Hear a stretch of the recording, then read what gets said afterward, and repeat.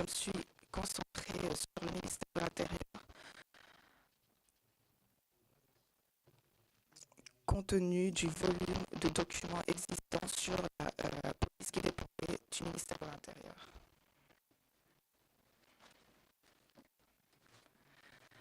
Surtout en ce qui concerne l'organisation interne et les normes du personnel.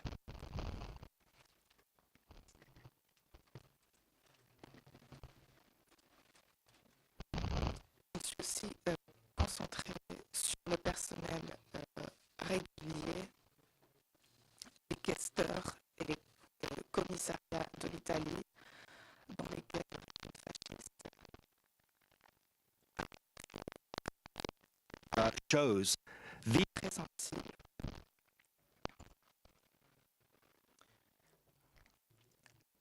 Comme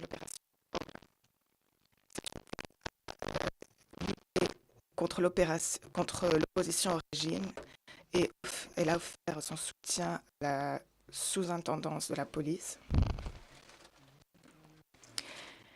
Et étudie également les forces de sécurité du ministère de l'Intérieur par rapport aux activités de police actuelles.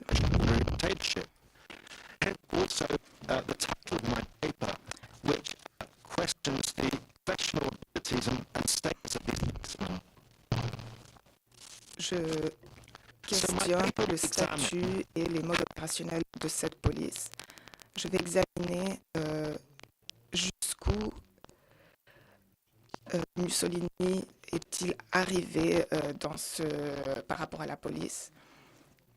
Quel a été le changement du régime libéral jusqu'à la dictature par rapport à la police. Et je vais évaluer également la capacité de la police pour mettre en œuvre les fonctions qu'on lui avait confiées.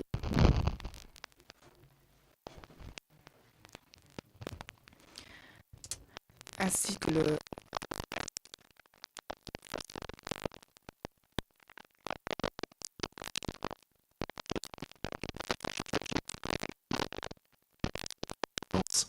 This includes an analysis of the extent of ideological control which the regime exercised over the police and of the wider culture of public office which characterized the fascist period. And it is indeed this second aspect which I see as a key factor determining attitudes among police personnel.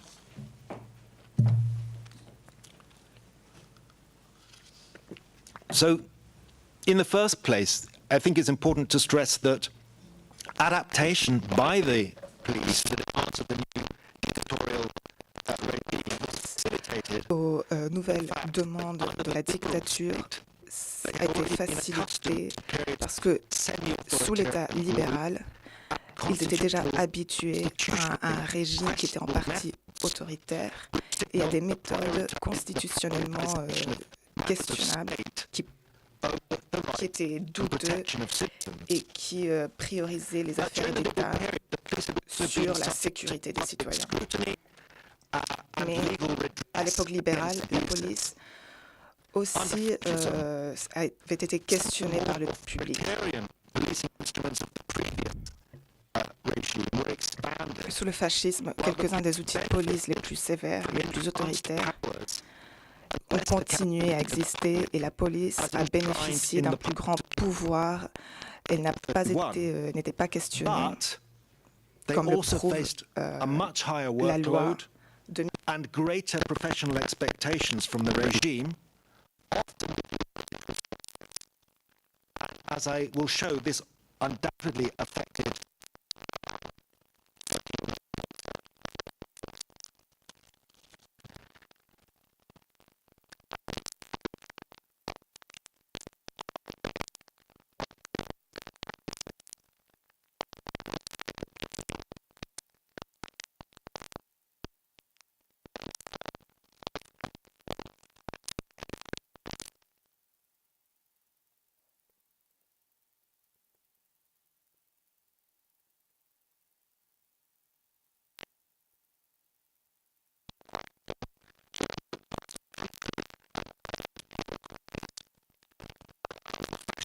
regime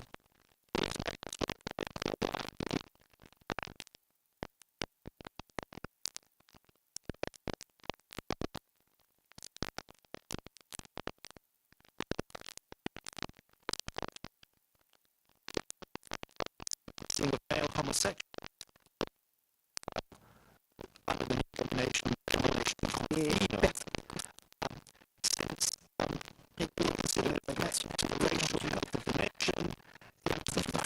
par exemple, considérer comme une menace contre la santé des hommes et même contre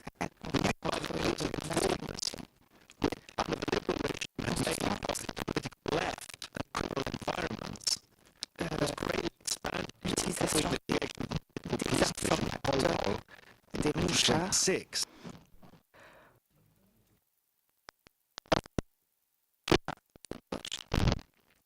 was subjected to firmer control than previously. But the regulatory authorities had no control les agents de police over special spécialisés organizations like dans des OFRA, affaires, dans les questions even though they politiques. operated across the territory of their jurisdiction. Mais la police ne Within the contrôlait field of pas political d'autres policing, organisations. the police also helped to eradicate dissidents within the fascist party, and alongside the Carabinieri, assisted the head of the province, the prefect, in monitoring the performance of local party organizations.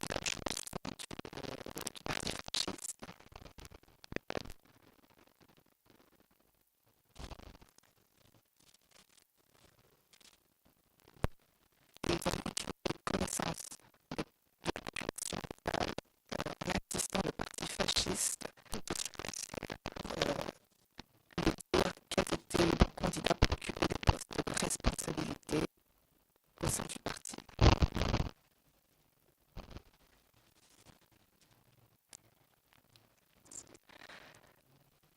La police a recueilli des renseignements sur les citoyens et élaboré des dossiers sur les personnes considérées comme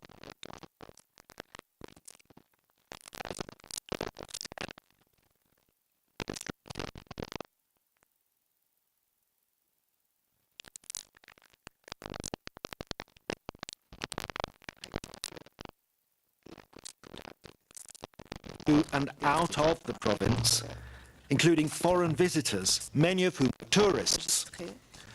The majority of reports on that during their stay in Syria, their behaviour had certainly been it was a requirement that when guests checked out of their hotels, the next destination. This destination was communicated to the local police, who in turn informed the police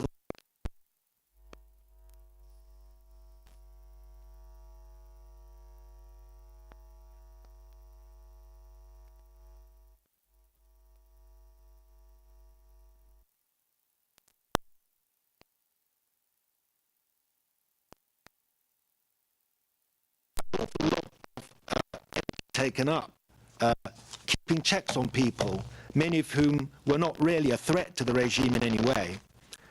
Additionally, visitors to Vienna might have arrived there having already been signalled as suspicious by the authorities of the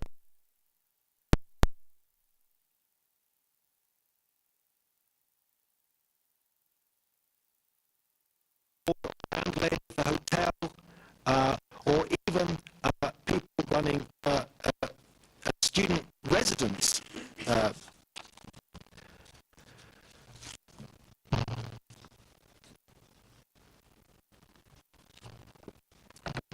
In addition to political policing, in response to the regime's much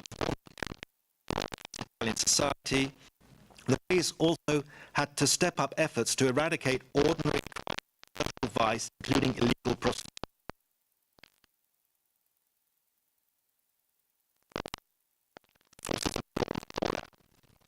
At the same time, the police benefited from press censorship, which made them less accountable to the public regarding their ability to solve crime in practice. Though what statistics are available do suggest a drop in crime levels during the 1930s.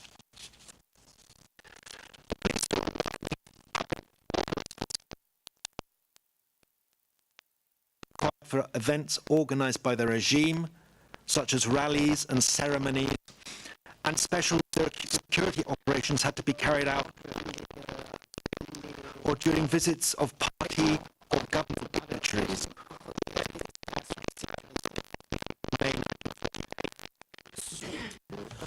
Sorry, I've jumped a slide. The police had to ensure that there were no disturbances by the opposition and prevent assassination attempts on these occasions.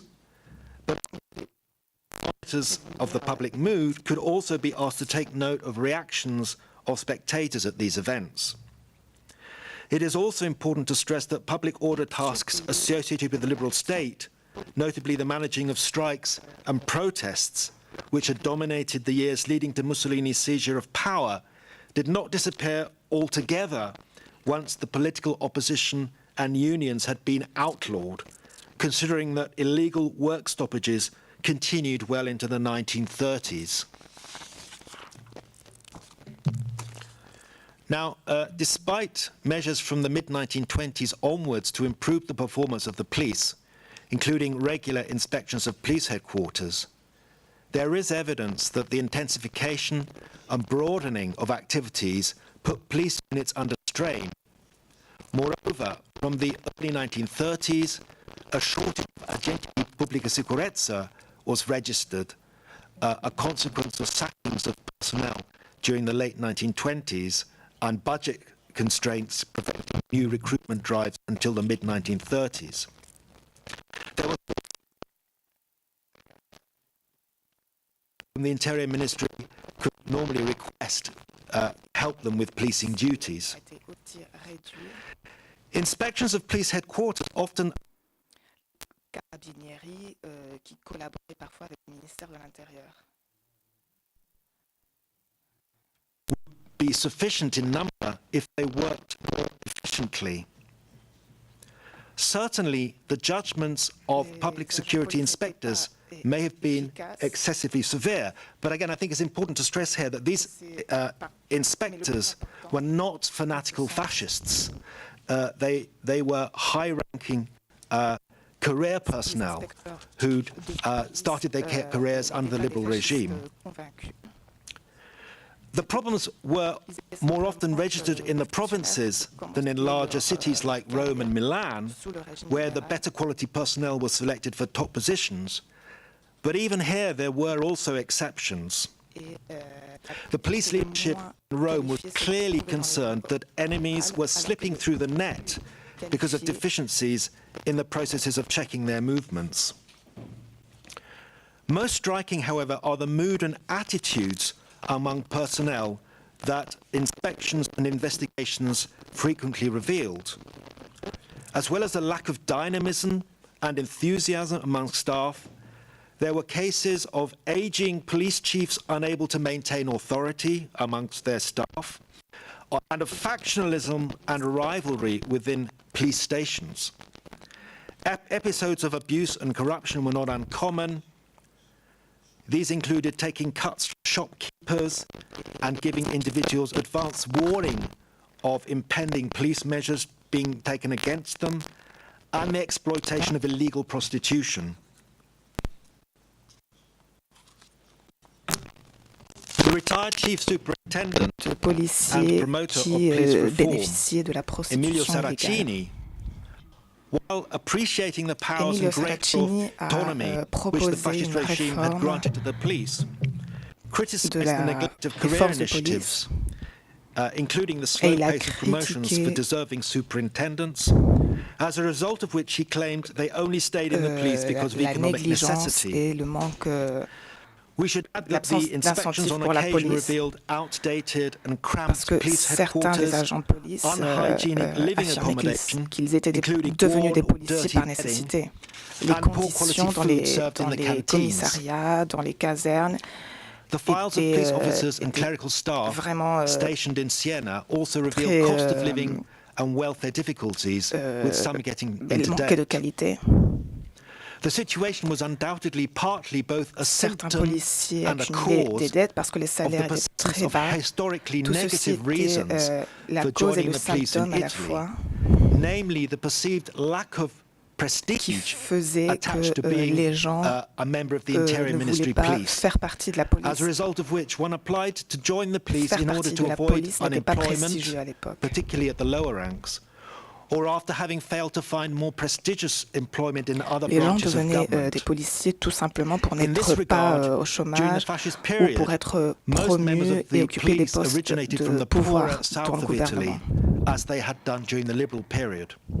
Sous le régime fasciste, Beyond lack of les investment in regular policiers policing, we should ask how provenaient far the surtout attitudes des I zones have les plus outlined pauvres, also reflect les the plus déprimées inability of the fascist regime to l'Italie. foster an esprit de corps and ideological loyalty, to which I wish to turn now. Le régime fasciste in ne analysing how the newly réussissait pas appointed à fascist government promouvoir une approached loyauté policing, politique a de key la part de la question police. is, how far was it actually necessary to change personnel to ensure loyalty to the regime? The period of ascendancy to power of the fascists after the First World War had seen episodes of active police support of the black shirt movement, but more often the police had to tolerate squad Certains violence, thanks also policiers to ont the soutenu des ambivalence of mouvements liberal politiques, mais governments dans la plupart des towards cas, fascism. And there had also been episodes of violent la confrontation police between the police and the black devait shirts, subir especially when the des latter attaques had challenged de la part des directly fascistes. the authority of the state. While most policemen were undoubtedly patriots and had been trained to see the political left as a La plupart subversive des agents de threat, police étaient des the patriotes fascists, qui avaient particularly été those on the right formés of the party, pour voir were les skeptical libéraux about comme une force their subversive. ideological reliability. It is also important here to distinguish between, on the one hand, the question of how far the police and their personnel were institutionally fascistized. On the other hand, the Il development faut of se informal demander jusqu'à personal quel point la relationships police between a individual vraiment policemen assumé les idéaux and representatives fascistes of the et quelles regime. étaient les relations entre This is an les important policiers et les distinction représentants du régime. and the basis of the following analysis. Ce sont deux questions importantes en ce qui concerne la recherche et l'analyse. Suggesting the government's prioritization of a professional over an ideologically sound force, the police were formally integrated into the regime but were not directly controlled by the fascist party or subjected to radical ideological La interference. police n'était pas directement contrôlée This was par largely le parti thanks to the establishment fasciste during the mid-1920s of the supremacy of the et existing vers organs le of the milieu du state XXe siècle, over the party, la and subsequently suprématie to the privileged des organes de relationship l'État a été between établie par Mussolini rapport and the au chief parti of lui-même. police, Arturo Bocchini, who had previously been a career Et en prefect. conséquence, He was not a la fascist, or he was relation only entre opportunistically Mussolini fascist. et le préfet. Il However, n'était pas, Bocchini could il not n'était pas always un resist fasciste, mais était un measures to fasciste enhance the fascist opportuniste. character of Mais the police, Bocchini ne as pouvait I'll pas show. se résister aux Now, mesures there is some evidence visant of à political améliorer appointments and promotions in the le late caractère 1920s, fasciste de la police. but on the Il y a eu des whole, nominations ideological politiques control dans les was to be années 20, maintained through the passing of mais en legislation général, le contrôle enabling the sacking of idéologique se professionally maintenait and politically undesirable staff in the wider des lois context of a qui wave of permettaient inspections of le police licenciement headquarters des to personnes qui overcome n'étaient poor pas working practices désirables and indiscipline during the mid to et late dans les 1920s. commissariats Those who were hostile to locales. fascism, if they were not purged from the ranks of the police, had little choice but to Et conform. surtout vers la fin des années 20. Recruitment Ceux qui procedures saw n'acceptaient a pas les idées du tightening of measures fascisme to avoid devaient politically accepter la undesirable situation personnel, s'ils ne voulaient pas être which licenciés de also la meant that police. applicants with relatives who had been involved in left-wing En ce qui concerne le politics were recrutement, likely to be turned down, il y avait beaucoup de suggesting the candidats qui avaient introduction participé of à la racially politique de gauche motivated principles in quelques vetting années avant. practices. They could also be rejected if they or relatives had suffered from mental Et illness, ils including pouvaient être epilepsy, refusés si or had a eux ou reputation for d'autres sexually immoral behavior.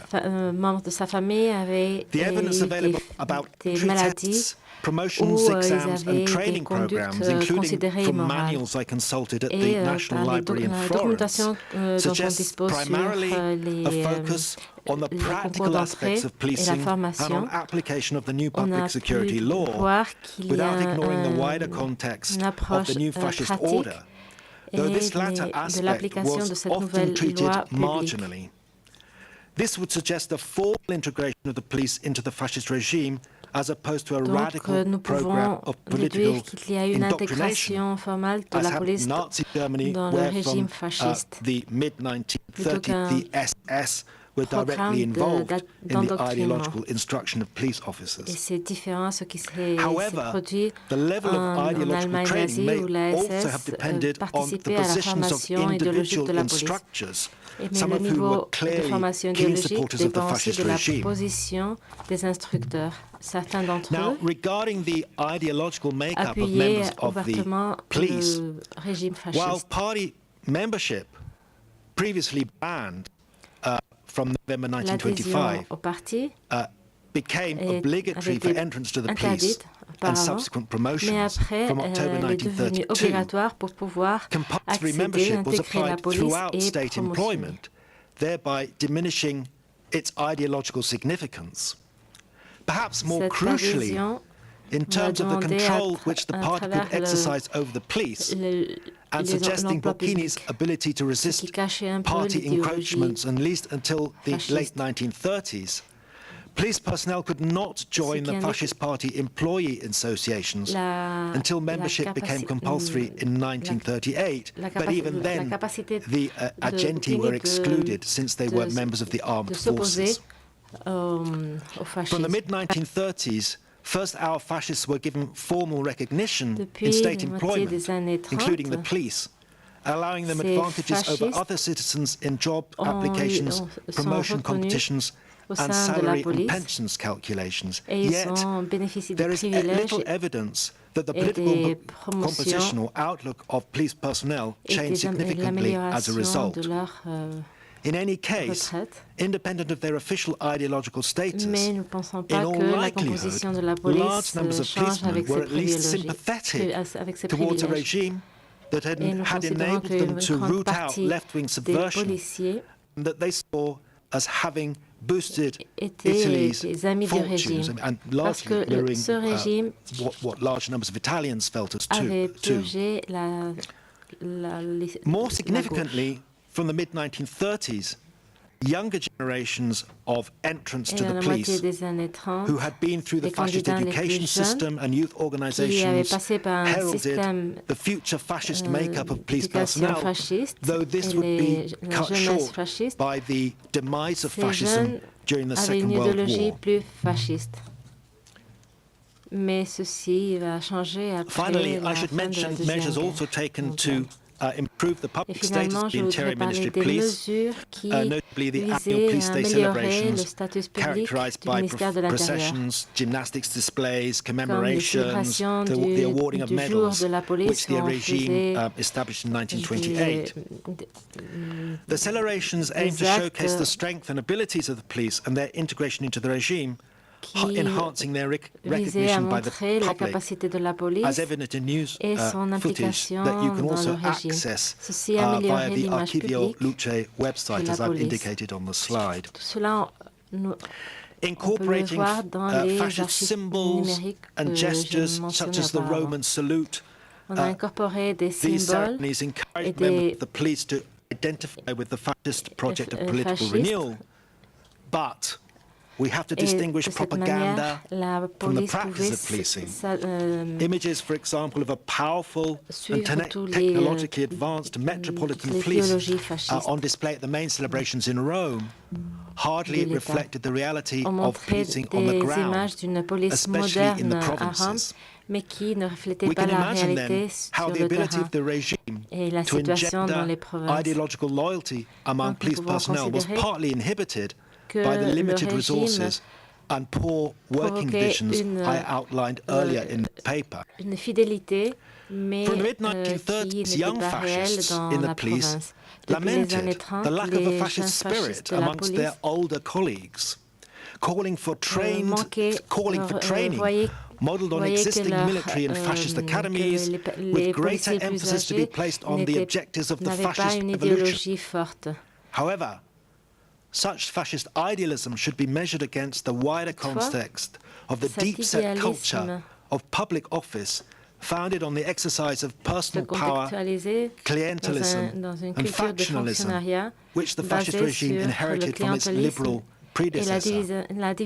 While the fascists claimed they were destroying an archaic and parasitic system of state administration as part of a radical campaign of national renewal, they failed to eliminate much of the culture underlying that system. Indeed, they often appear to embrace it.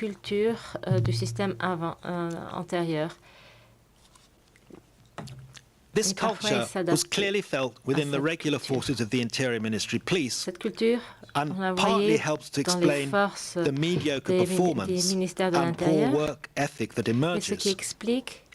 Entrance to the police or career advancement could be facilitated through personal connections in the party or government, with little consideration for professional qualities, as high-ranking fascists and government officials acted as patrons in order to extend their personal power and influence. This amounted to a highly personalized form of fascistization, carrying little ideological substance. In this environment, there is evidence that police superintendents went to great lengths to demonstrate their often dubious fascist qualities and engaged the support of high-ranking fascists in the hope of being promoted or avoiding unwelcome transfers, when professionally they proved to be rather incompetent. These attitudes created resentment among colleagues. They inhibited professional reform.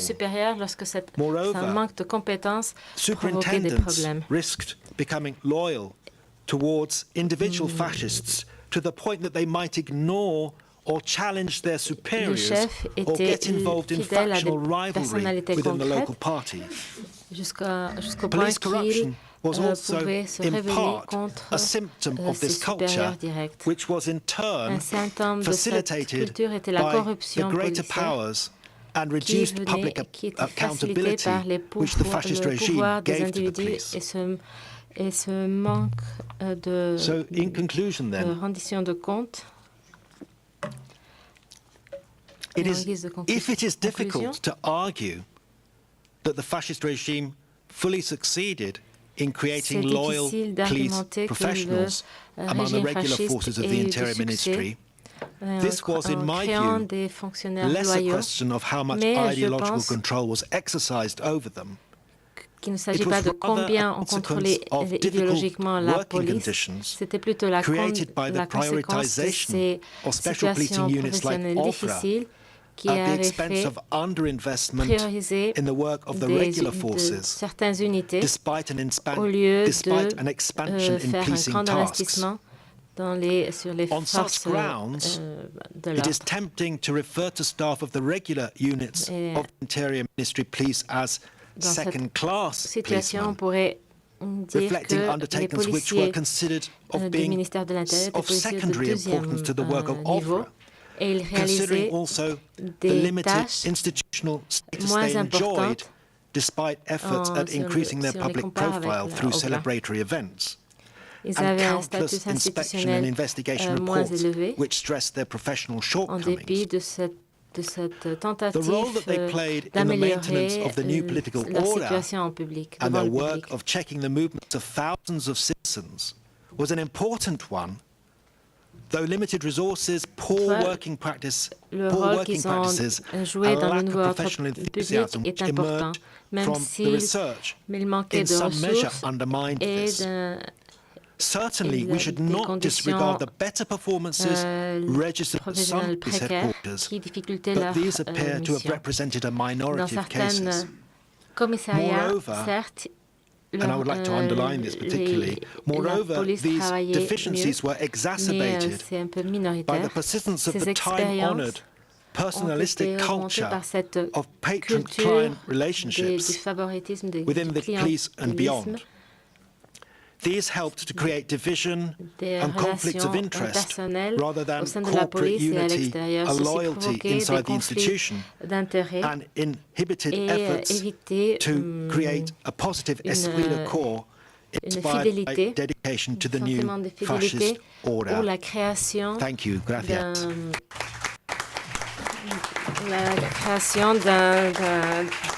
d'un ordre et d'une unité au sein de la police. Merci beaucoup. Muchísimas gracias. Merci beaucoup, professeur. Je pense qu'on a assisté à une conférence magnifique et on voit comment il y a des études qu'on peut encore faire parce que ce genre d'analyse en Espagne plus intense des corps de la police est encore à faire. La deuxième conférence, la deuxième présentation est d'Aaron. C'est une jeune promesse de espagnole. Il complète son enquête pour obtenir son doctorat à Tenerife. Il travaille entre les universités de Laguna et Las Palmas. Il a un master en philosophie de l'histoire par l'Université autonome de Madrid. Et il travaille actuellement sur un travail collectif appelé Gouverner le danger, subjectivité dangereuse pendant le franquisme, la dictature de Franco et les années suivantes. Et dans ce projet, il a déjà publié plusieurs travaux sur la loi de fainéants et malfaiteurs et comment elle a été mise en œuvre pendant la dictature. Aaron, s'il vous plaît. Vous m'entendez? Merci beaucoup pour la présentation, Diego. Je voudrais aussi remercier la Faculté de Géographie et Histoire de la Complutense ainsi que le Centre de formation de la police pour avoir organisé ces conférences et pour m'avoir invité à participer. Pour moi, c'est un plaisir de partager avec vous quelques progrès réalisés dans mon doctorat qui aborde le sujet d'un individu dangereux dans l'espagnol à partir de l'étude de cas de l'application de la loi des fainéants et les malfaiteurs. C'est une des dimensions, l'agissement de la police. Donc, je vais présenter une analyse panoramique de ces agissements de la police,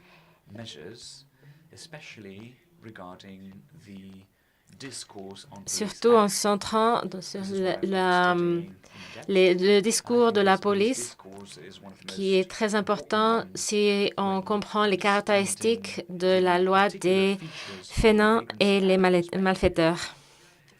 Les dossiers judiciaires et les procès-verbaux et toute la documentation de la police utilisée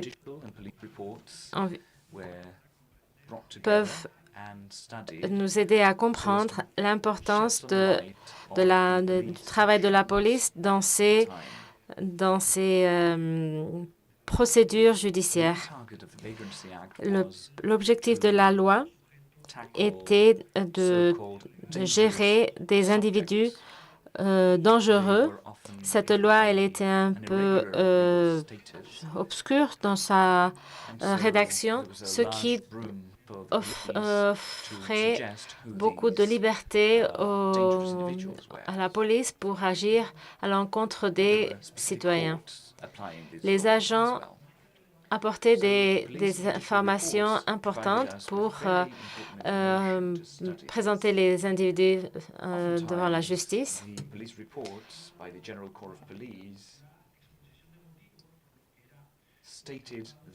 La justification des procédures contre les individus présenter des aspects de la vie de cet individu. Les dénonciations de la police représentaient plus que la moitié des dénonciations. Donc, la police nationale jouait un grand rôle dans l'application de cette loi.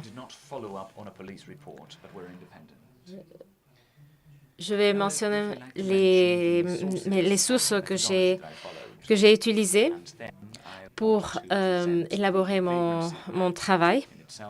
Et je vais analyser le comportement de la police.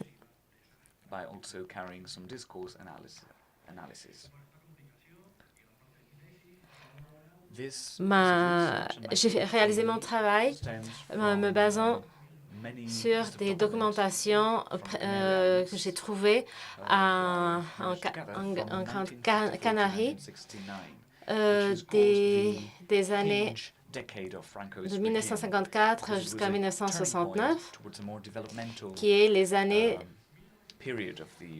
les plus importantes pour cette loi. En 1954, j'ai choisi 1954 parce que c'est la date de la création du tribunal spécial des fainéants et des malfaiteurs. Il y a eu 948 dossiers entre 1954 et 1969. Tandis qu'entre 1934 et 1953, il y avait seulement 63 documents.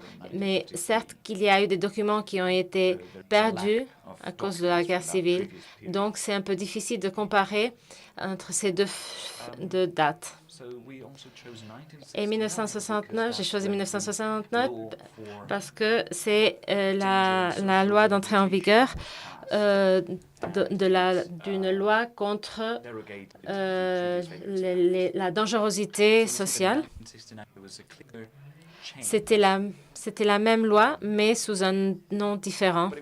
Et cette loi a été appliquée jusqu'en 1986 et elle n'a pas été éliminée jusqu'en 1995 lors de l'approbation de la loi criminelle.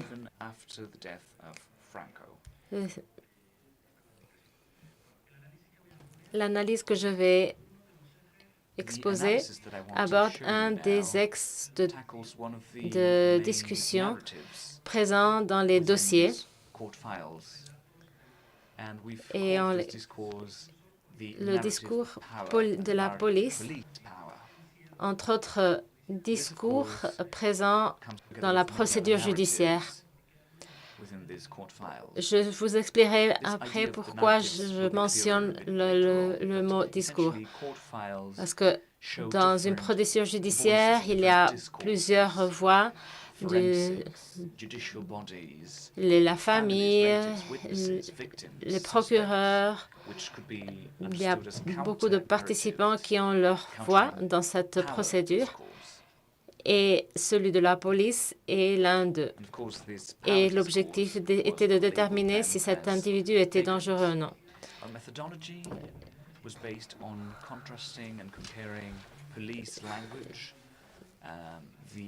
Je voudrais expliquer ces narrations, la cause de ces narrations de la police.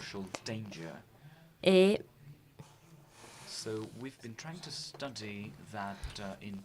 donc, mon objectif, c'est d'étudier ce discours indépendamment des autres discours présents.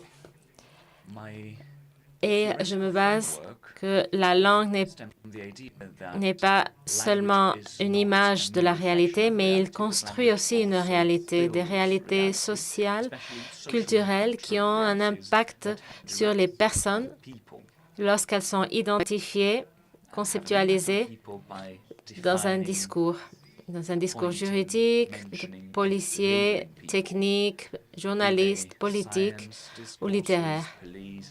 Lorsque j'aborde la dimension du discours au moment d'appliquer la loi de fainéants et de malfaiteurs, je n'aborde pas seulement un phénomène de répression, mais aussi un phénomène de production, c'est-à-dire de production sociale, d'identité, de subjectivité, d'expériences qui ont été étiquetées comme dangereuses pour la société.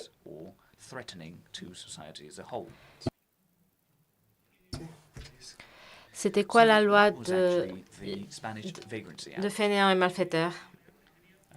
Elle avait comme objectif de traiter le sujet, l'individu dangereux. Ce n'était pas une loi contre des actions typifiées, sinon contre des états de dangerosité. Dans ce sens, c'était une loi inspirée par le droit criminel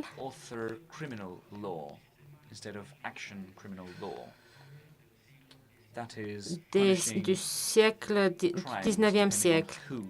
Le droit pénal d'auteur est né vers la fin du 19e siècle. Des savoirs qui ont été employés pour élaborer la théorie de la défense sociale, d'après laquelle on a commencé à croire que pour freiner l'avancée de la délinquance, il fallait créer des programmes préventifs spéciaux pour localiser les délinquants avant qu'ils se manifestent comme tels. C'est pour cela que cette loi, dans le deuxième article, mentionne 10 états de dangerosité prédélictuelle.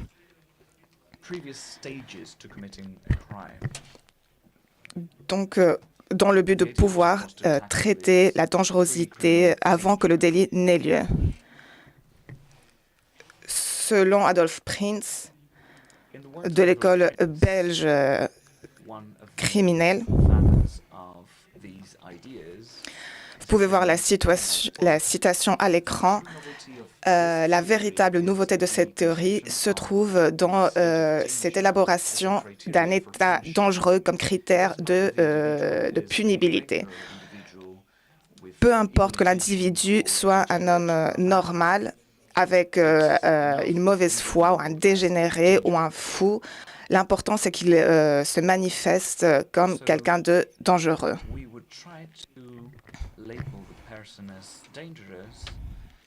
This person affirmed,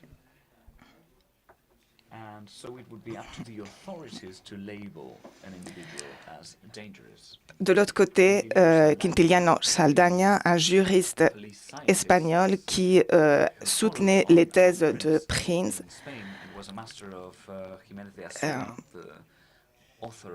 a déclaré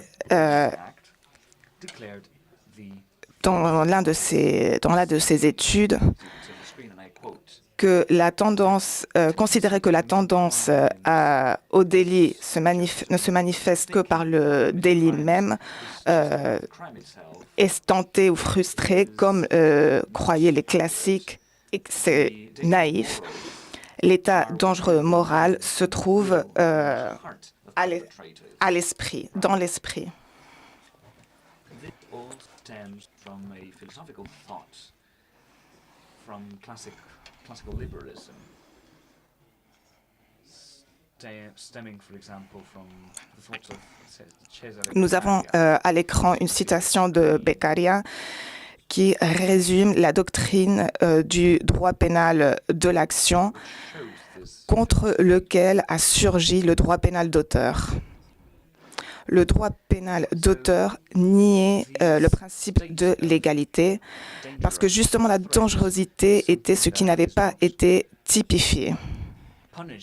Le droit pénal d'auteur niait la capacité d'agence des individus ou le principe de la libre volonté compte tenu des théories du XIXe siècle d'après lesquelles le délinquant était considéré comme quelqu'un d'anthropologiquement différent, avec une composante de volonté qui ne fonctionnait pas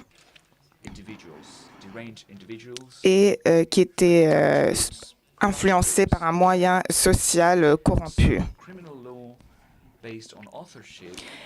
Il n'y avait donc pas de vraie correspondance entre les délits et les peines. Parce que la loi des fainéants et des malfaiteurs ne posait pas des peines, mais des mesures de sécurité. Cette loi a été promulguée en août 1933 pendant les mois du gouvernement réformiste présidé par Afania. Le règlement a été élaboré en 1935. C'était les forces conservatrices et antidémocratiques qui dirigeaient le gouvernement à l'époque.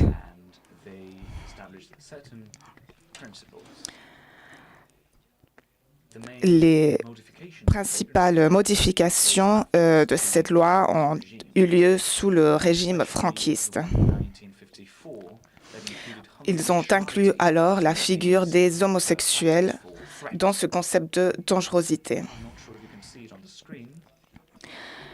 Ils ont dressé un inventaire de tous les états de dangerosité jusqu'à la dernière modification qui a eu lieu sous le régime franquiste en 1958. Cette loi incluait des figures comme celle des mendiants professionnels, des personnes qui aussi ont parlé d'une certaine tendance au délit, à la délinquance. Tout ceci pouvait être interprété de diverses façons. Il n'y avait pas donc de sécurité juridique. Ces concepts de dangerosité ont eu des conséquences importantes pour les personnes qui étaient déclarées comme dangereux.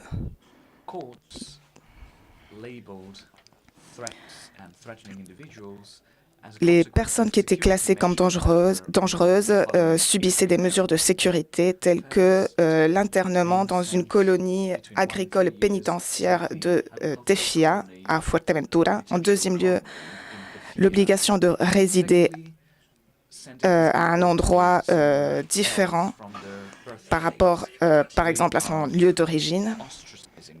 Et en troisième lieu, ils étaient soumis à la surveillance de l'autorité en devant se présenter devant un conseil de surveillance pénitentiaire. L'internement dans cette colonie pouvait se prolonger pendant plus de 3 ans en fonction de ce que le juge décidait, compte tenu des rapports sur la conduite de l'individu.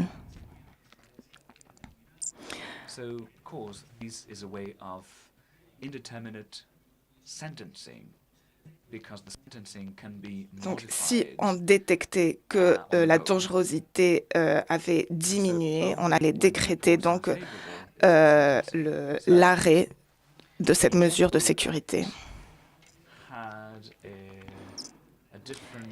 Il y avait toute une panoplie de mesures de sécurité qui devaient être appliquées de façon individualisée. Les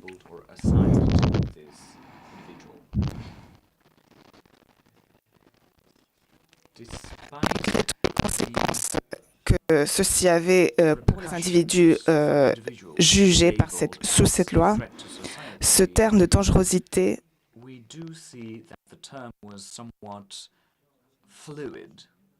and open to interpretation. As José Morenilla stated in 1978, he already criticized the Vagrancy Act by saying, and I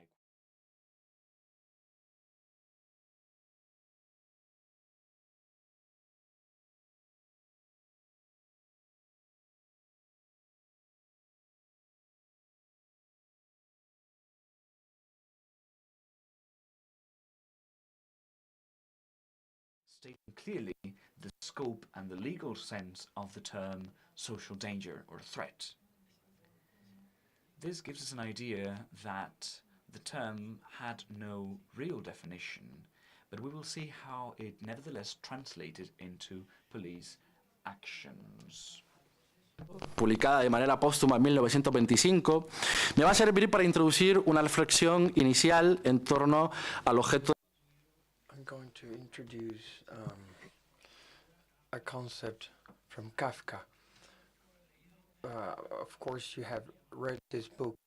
This is a story of Joseph K., who doesn't know why he's arrested for a crime that he doesn't know in a repressive society. Now, throughout the story, the main character tries to understand what he did wrong, but he doesn't receive an answer. He goes through a maze, endless maze of criminal proceedings. This is a dialogue between Joseph K. and one of the agents. The agent says, "We are just civil servants. We don't know about red tape.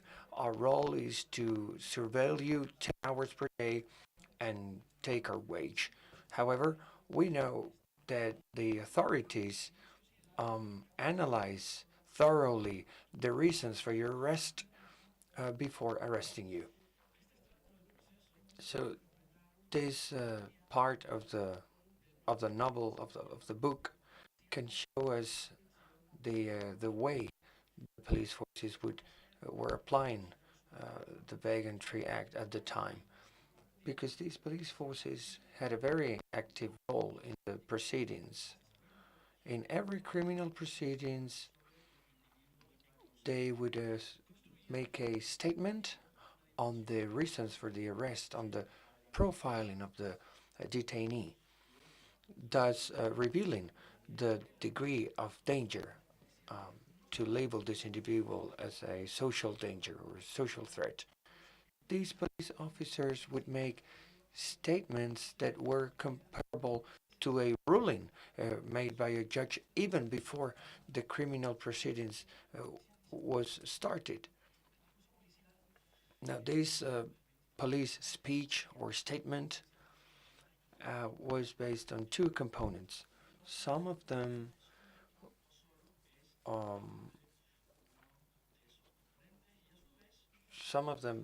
had looked like a ruling, like I said before. As you can see on the screen, there was a component, a mechanical component to these reports, or a narrative component to these reports. Sometimes one component was more present, sometimes both were present. Now, this first mechanical component involved the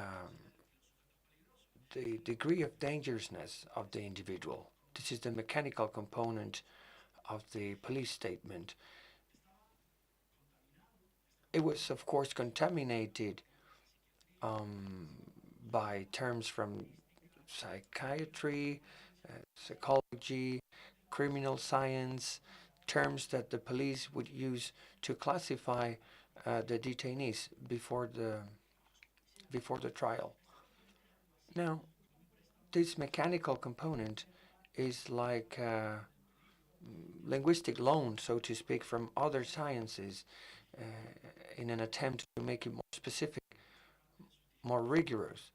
Now, police officers would include here formulas like, and I quote, "The proposed element is considered dangerous and is showing a bad moral behavior." So these formulas, end quote,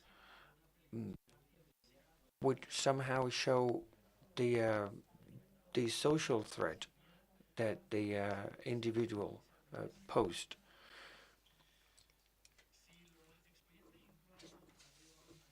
Now, when the reports, sometimes the reports were intended at judges to consider the individual dangers. Now, these reports were just a ruling before the ruling, where agents would include, open quote, they are dangerous for private property, this individual is dangerous for public health or is dangerous for the society, end quote. This component in these pre-trial reports would come often, would be shown very often in these reports, and it was linked to some paragraphs in the Spanish Bigotry Act that would be established as a crime. So the report, the police report, would use terms included in the act to let the judge infer that a crime is being committed.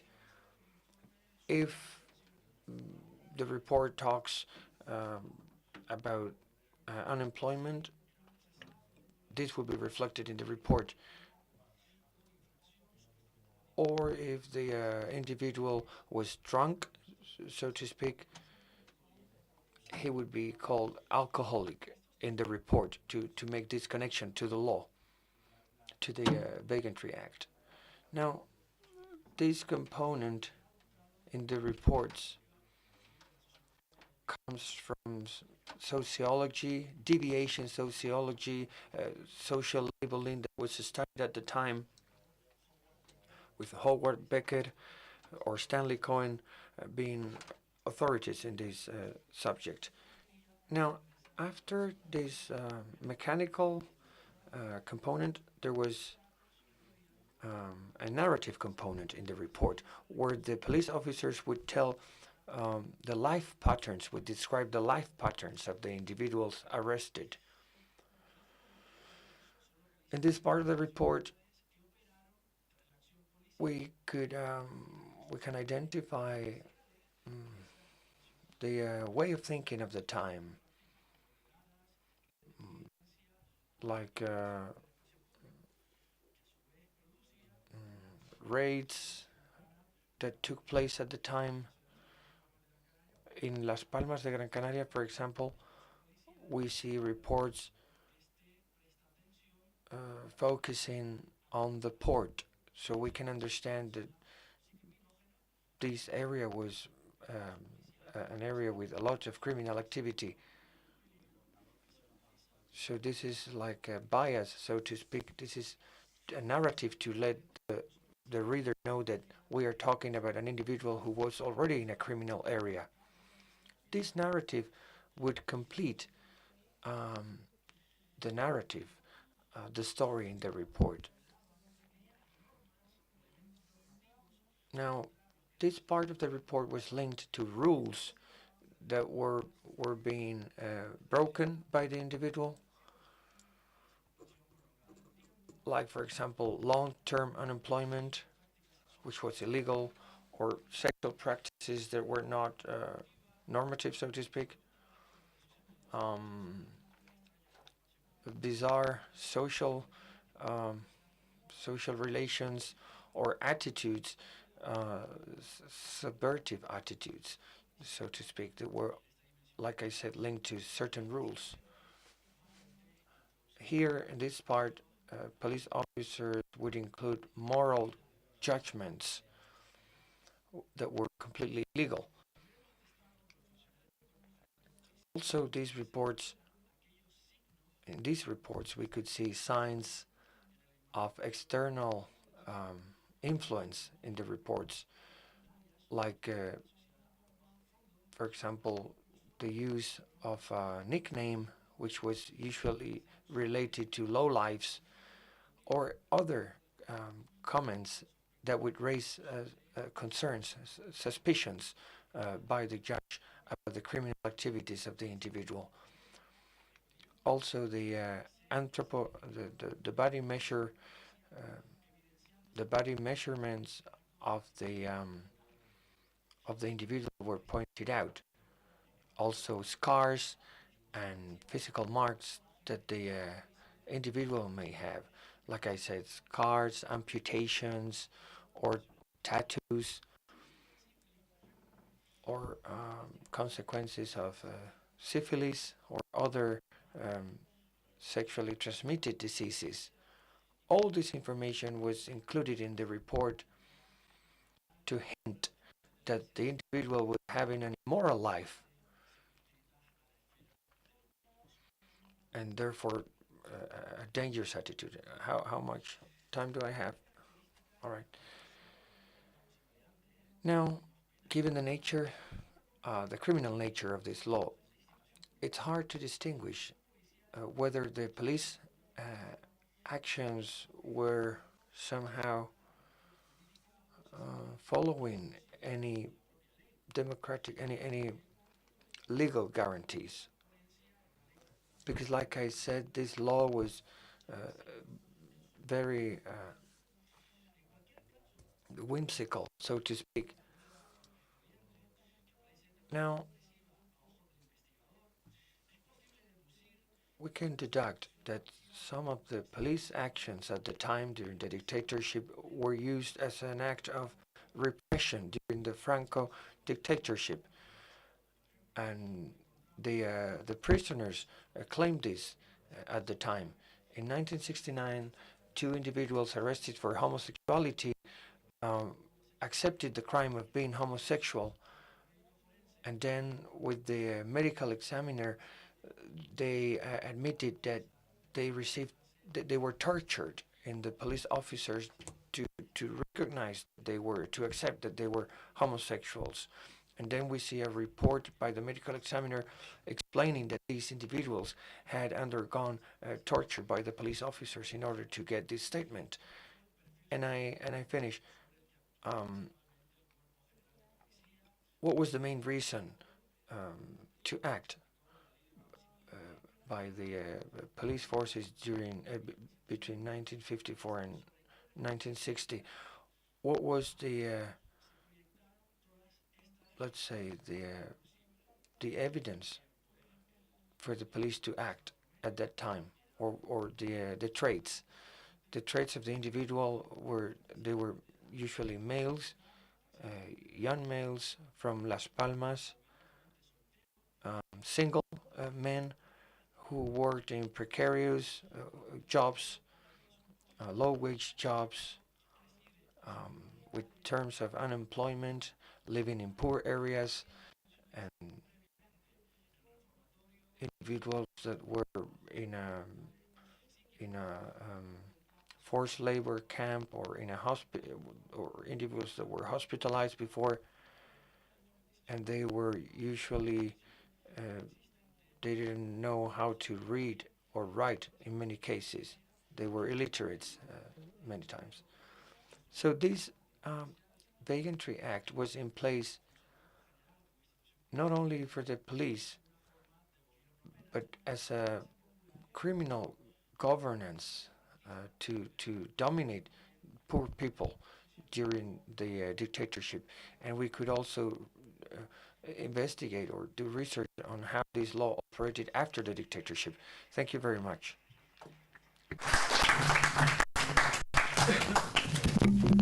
Muchísimas gracias, Aaron, por tu... Thank you very much, Aaron. Now we give the floor to Duncan Simpson, British with a French passport, who works in Portugal. It's a very multicultural, too, like the previous colleague. Es doctor por el King College de Londres. He's a professor in King's College, and he's now an associate professor to the University of Lisbon. He worked initially in the relations between the church and state during the 20th century, and his last big project that brings him today is work on the political police during the Salazar dictatorship in Portugal, and the relationship between the police and society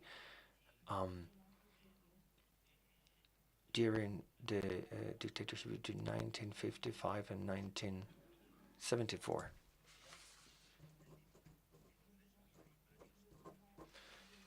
And he's going to talk about this relationship, like I said, between people and the political police during the dictatorship. The floor is yours. Is it working? Yep, yep. Okay, buenos días a todos. Good morning, everyone. Thank you for the invitation.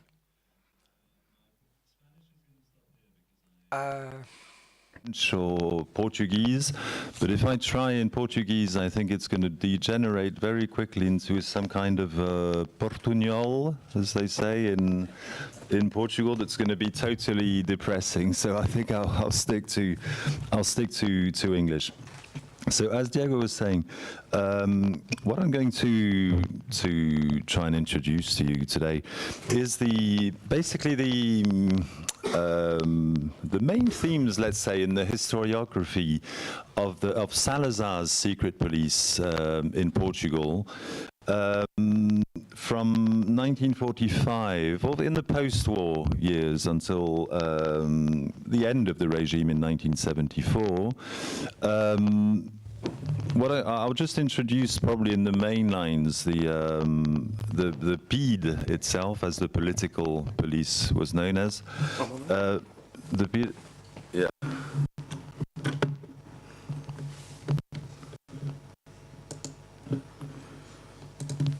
Es que si no, no podemos ver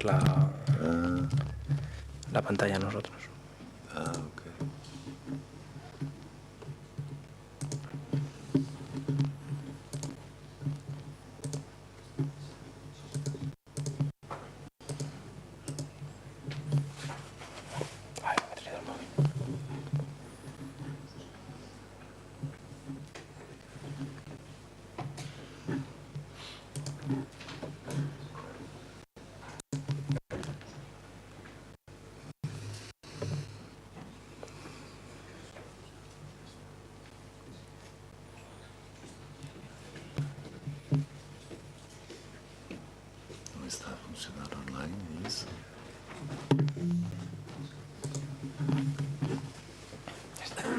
Okay, thank you.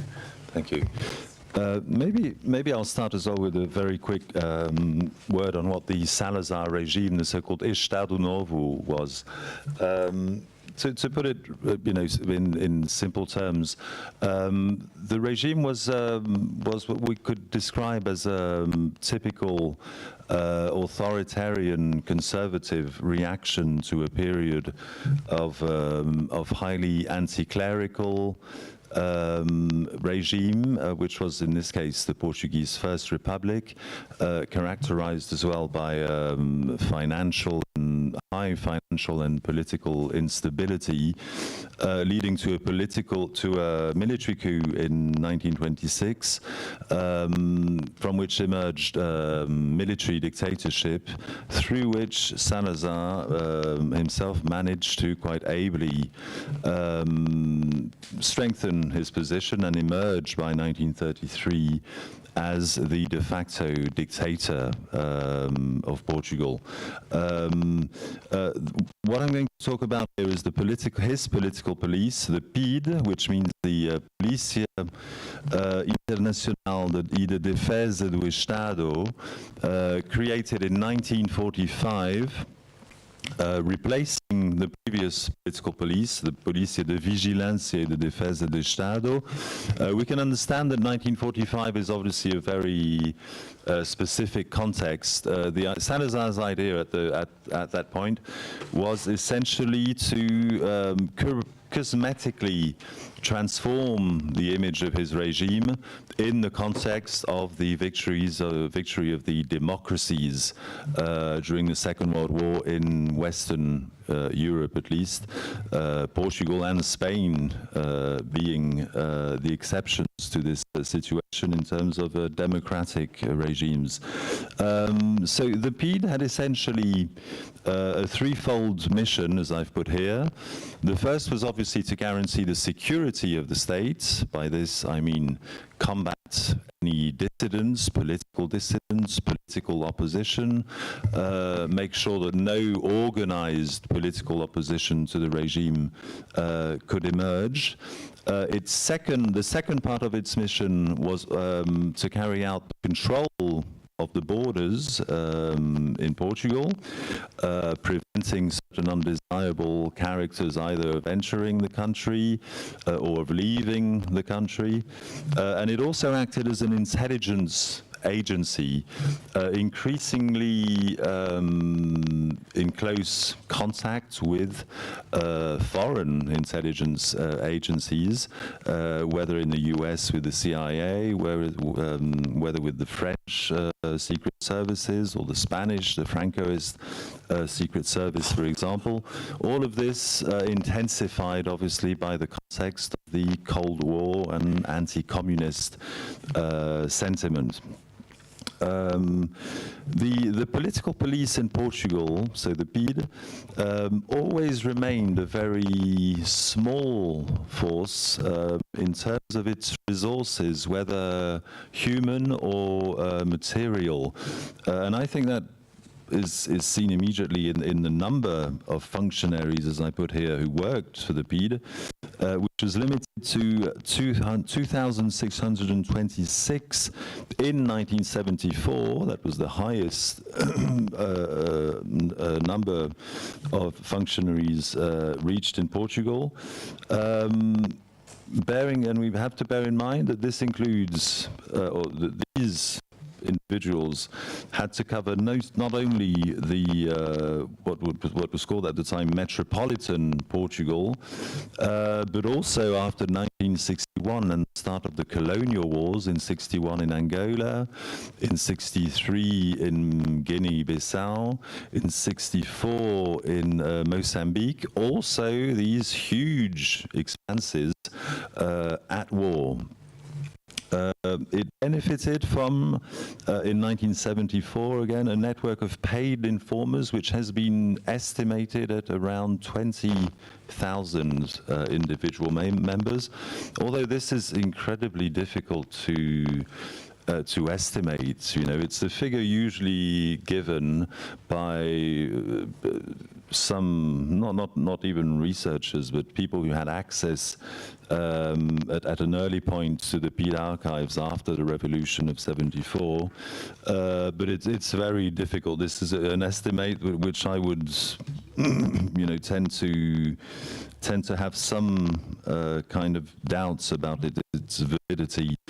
To go into the kind of powers that the PIDE could exert at the time, these powers were extremely extensive.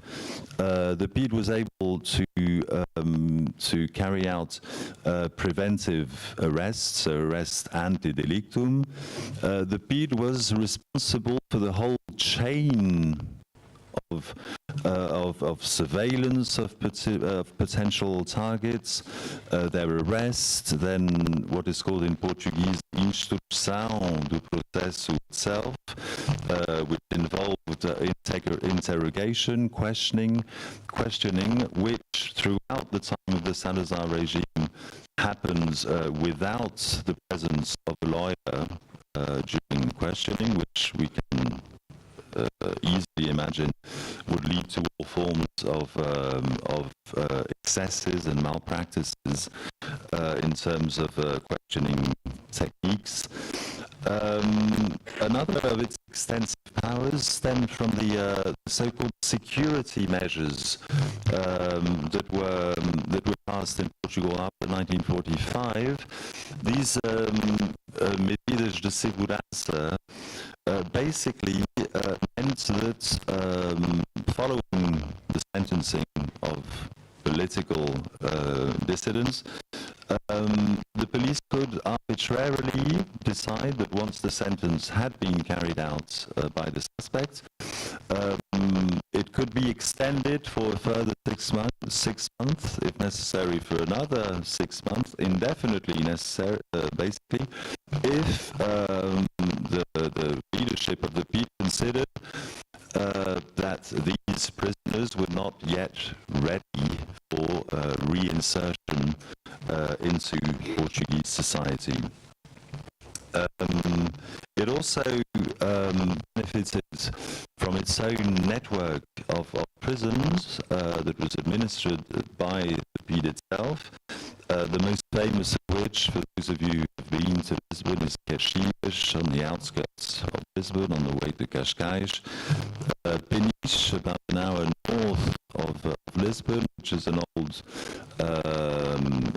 fort, which was transformed into a political prison with very harsh conditions, and even what can only be defined as literally as a concentration camp, Tarrafal, located on the distant islands of Cabo Verde, which was characterized by the harshest kind of conditions one could imagine in this kind of geographical area, in terms of sanitation, in terms of the health services provided, food, etc. So all this signifies political police with significant power, but I think it also shows by its diminutive aspects. I've put here a map that indicates the main headquarters, obviously in Lisbon, a delegation in the central city of Coimbra, another in Porto, and a scattered series of posts, mostly on the frontier. You can see in northern Spain, in the east as well, on the Alentejo, in the south, in the Algarve, mainly through the international airports at Faro, but also with vast expanses of the country left basically without the presence of the people being felt to a very strong, very large extent. I would say that there's a reason for this, but we'll get to it gradually. Just to finish off this introductory presentation of the PIDE, the stated enemies of the regime, so the targets of the PIDE itself, obviously changed throughout the existence of the regime itself. In the early 30s, the main target of the PIDE were the so-called old Republicans. These are the relatively liberal-minded supporters of the deposed First Republic, who were engaged in activities of what was called revirario at the time. The idea of going back in time and reasserting the predominance of the Republic itself. From the outbreak of the Spanish Civil War in 1936, which obviously had a huge impact on the Portuguese regime and on the Portuguese political scene as well, the main target of the PIDE became the Portuguese Communist Party. Salazar and his supporters and his political entourage were obviously extremely worried about the eventual victory of the Red Menace in Spain, which potentially would signify as well the end of the Estado Novo in Portugal.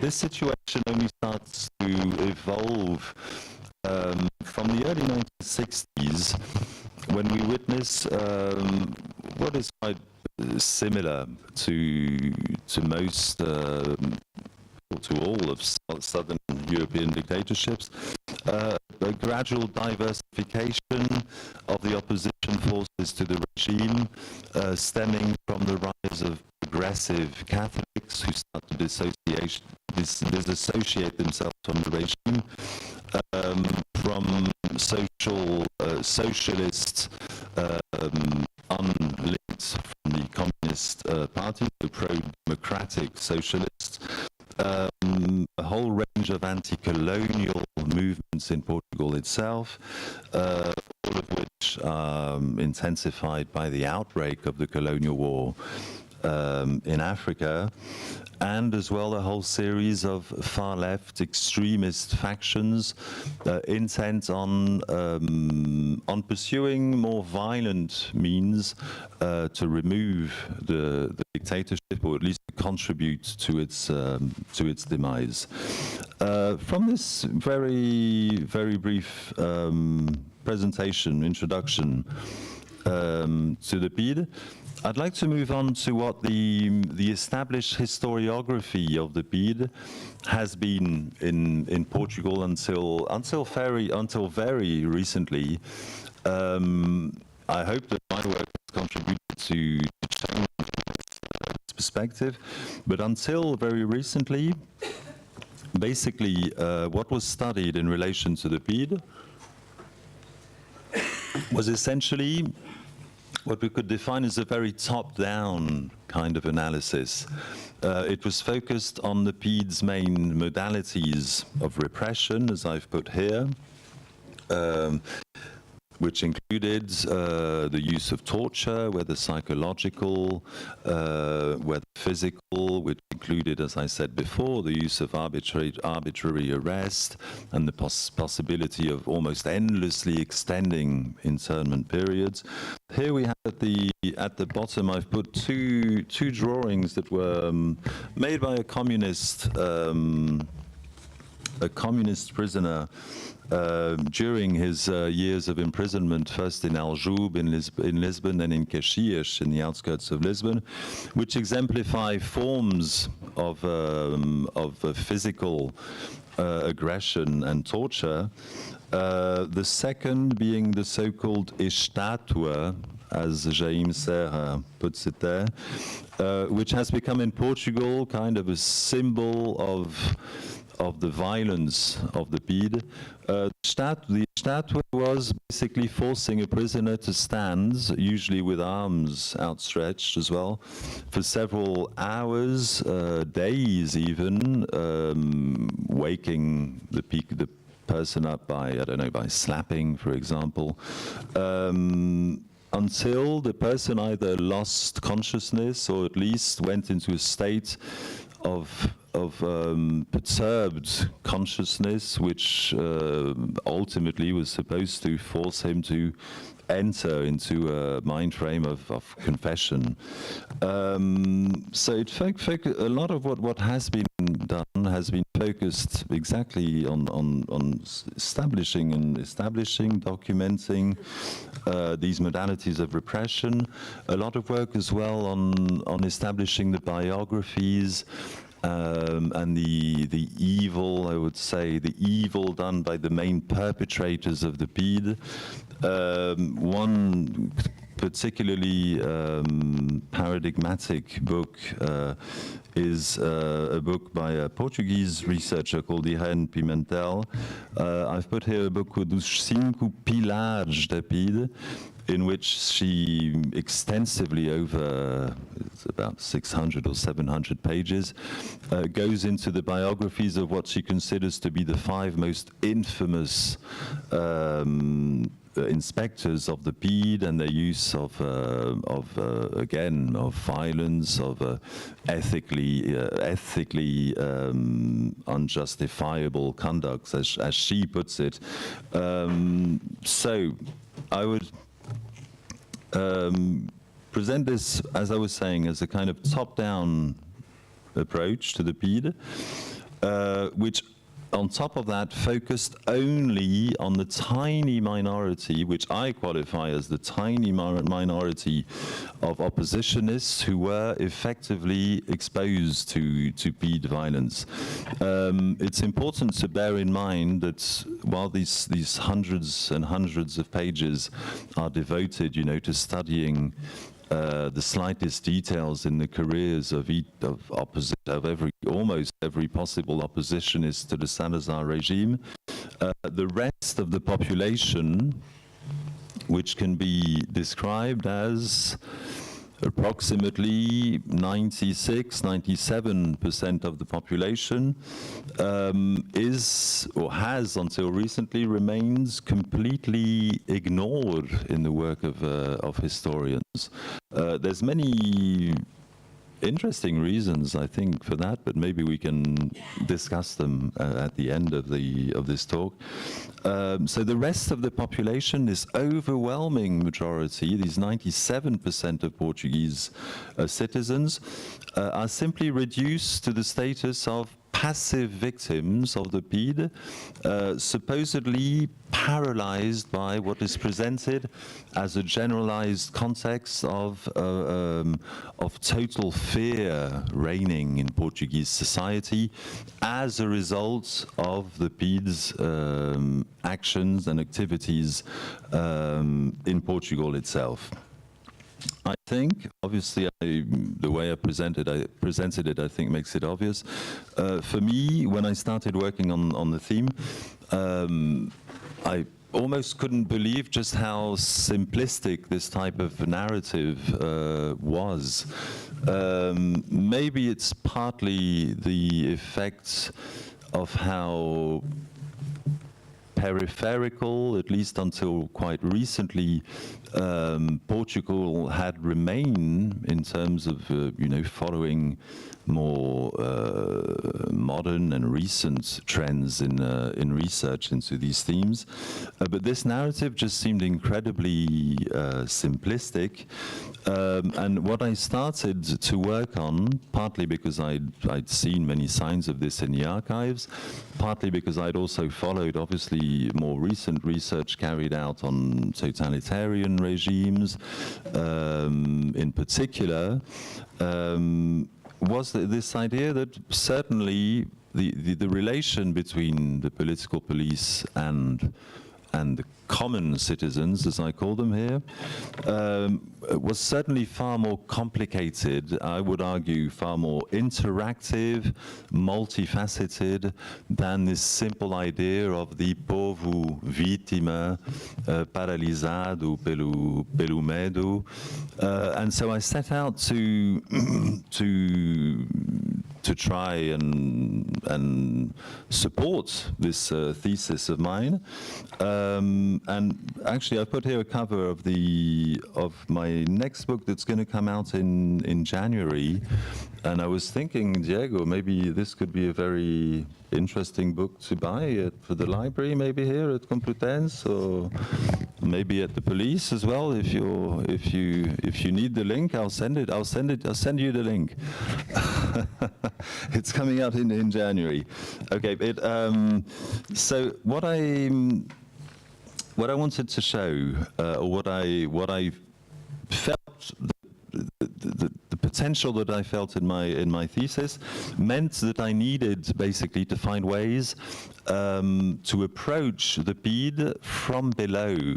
That means from the perspective of these common citizens who effectively never engaged in politics for a whole series of reasons, who were never troubled by the PID in any way, and perhaps had very little fear of the PID, because they understood that the PID was not an institution that had any impacts on them. The PID was seen more as, an institution that would be looking for troublemakers, communist troublemakers, makers on top of that, which in Portuguese society, the conservative Portuguese society at the time, was not seen as necessarily a negative thing. And I'm talking here not only about educated segments of the population, but wider popular circles in Portuguese society.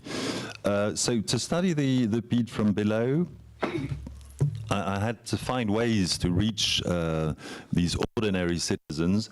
There's many ways of doing it. In this book, I've used oral history, interviewing precisely people who had never been arrested by the PIDE, but who'd lived for a certain amount of years under the regime.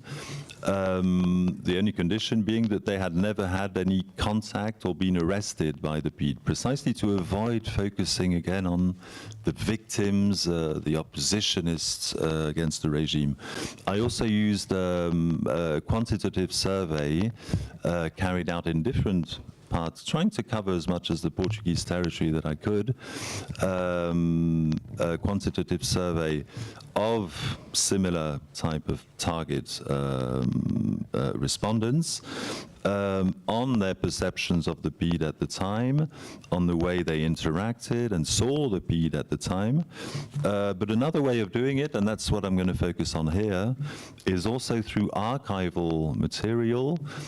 In particular, there isn't much archival material on these ordinary citizens with no interaction with the PIDE, for the obvious reason that first, these kind of citizens tend to leave very little traces in the archives, and secondly, because precisely they had little contact with the political police itself.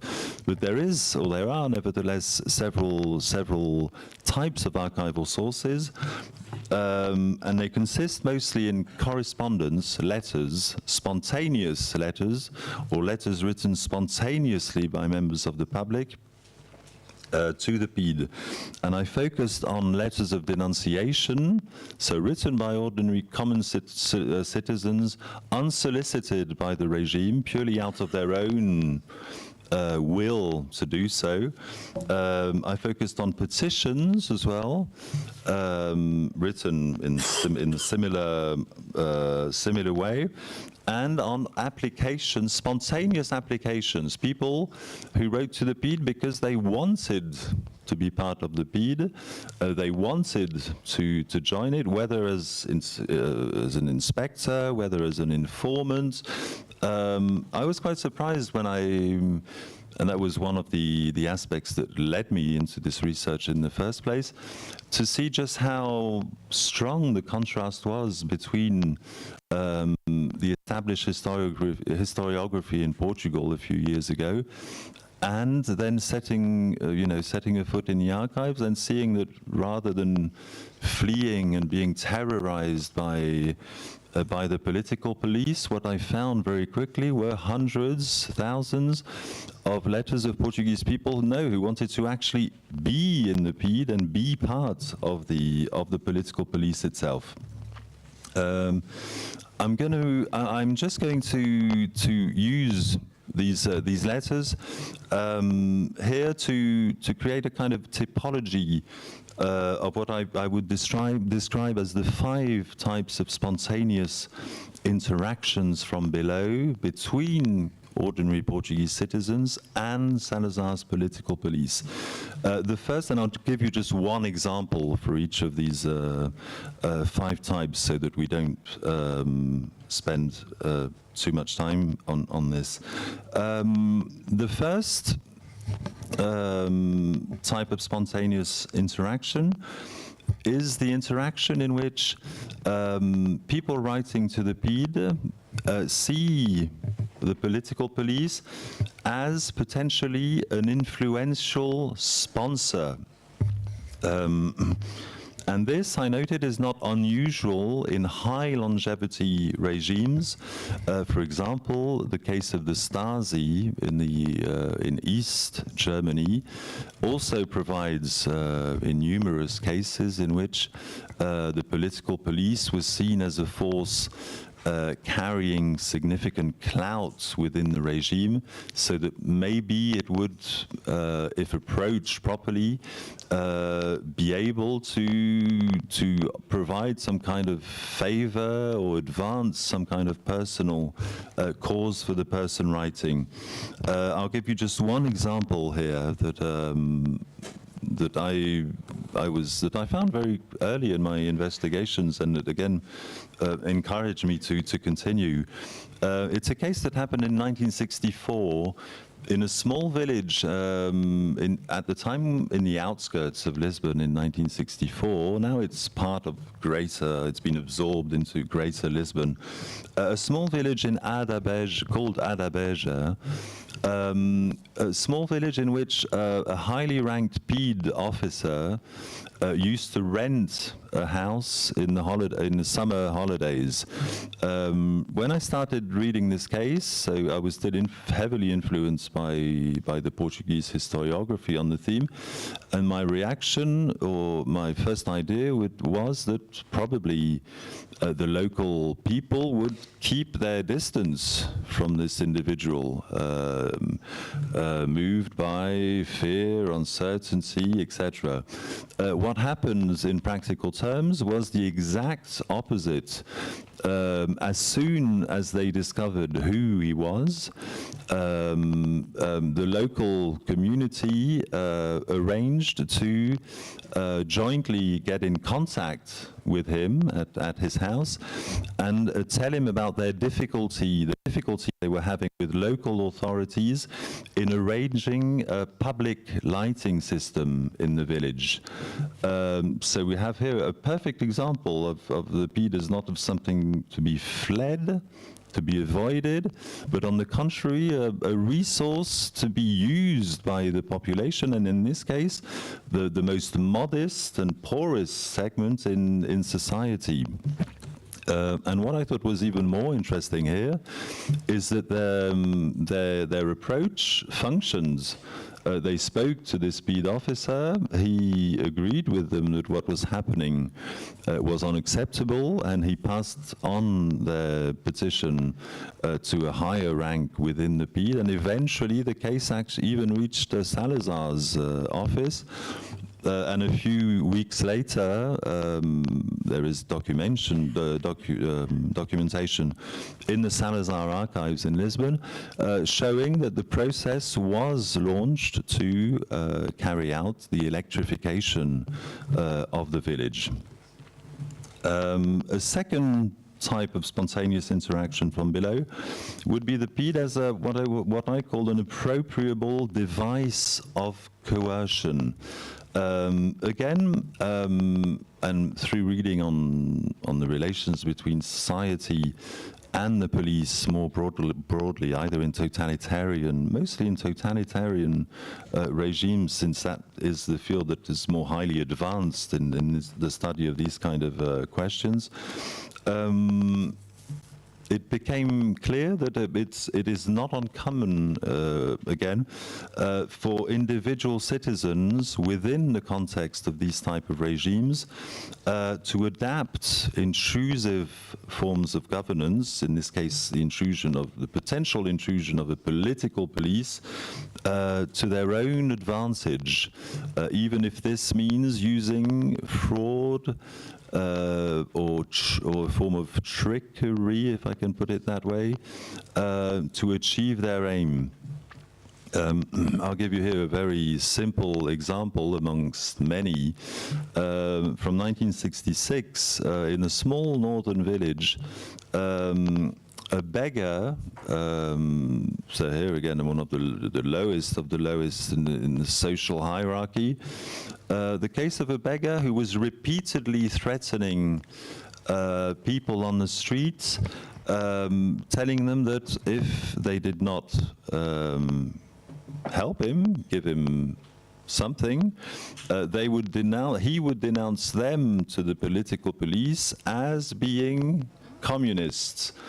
Unfortunately for him, someone from the public wrote to the PID to denounce his own behavior, and the PID actually investigated him. But it shows, I think, in quite in quite a vivid way just how likely it is that this form of behavior was relatively widespread. I mean, if even a beggar is doing this, we could imagine that that the rest of society would also be not necessarily participating in this kind of activities, but at least imbued with a sense of that this kind of relation with the PID was possible.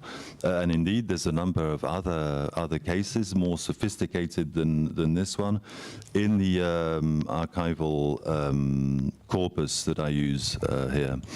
The third type of everyday interactions from below between the population, between Portuguese citizens and the PID, what I would call here as seeing the PID as an economic opportunity. These sorry. This is one of the most frequent types of letters in the archives. Letters by individuals, mostly, again, the more modest, affected by material destitution, unemployment, very common features of life under Salazar still in the 1960s for the majority of the population. We have here a letter which is, I think you can read it from Spanish. It's relatively easy to understand. He's writing directly to Salazar, explaining his difficult situation. Até falta-lhe braço direito. He's lost the use of his right arm. He needs to support his aging mother, etc. So he asks Salazar for some kind of help, and discreetly gets to what is moving him ultimately in his will to prestar serviços importantes à nação, and then he starts to denounce a series of miliantes. I don't know if the word in Spanish is the same. Miliantes would be disruptive people, and he gives the three names that I've had to taken out here.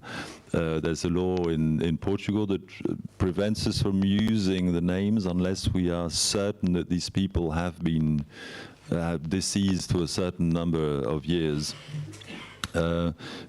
People who não fazem outra vida a protestar sobre o regime de Salazar, das suas contribuições, dos impostos, etc. We understand that what he wants basically is a position as an informant, and preferably paid for it. What's also interesting is that you can see at the top of the letters on the first page, you can see how PID agents quickly decided how to use these letters. The inscription written in diagonal, so written by a PID agent who received this letter, says deve dirigir-se às autoridades locais. So this is, there was no continuation of this case in the archives, means that that's often one of the first steps taken by the PID, and then the PID would also contact the local authorities to see if this person can be of interest or not to him. So the PID is not saying yes or no immediately, but there's definitely going to be some kind of process to see if he's useful or not for them. And the second inscription by another PID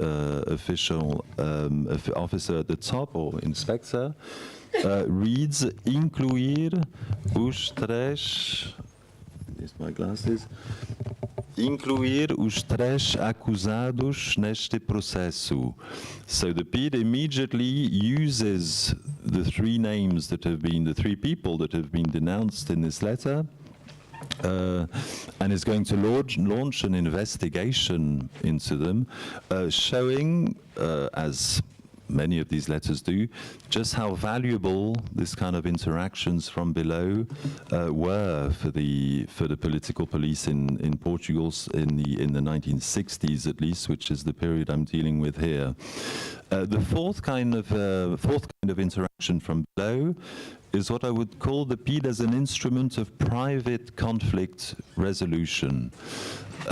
This again is something in this case very common in most forms of dictatorial regimes, the idea of using the political police and the might and the danger associated with the political police as a means of creating problems for someone with whom we have, as sociologists would say, we entertain negative ties.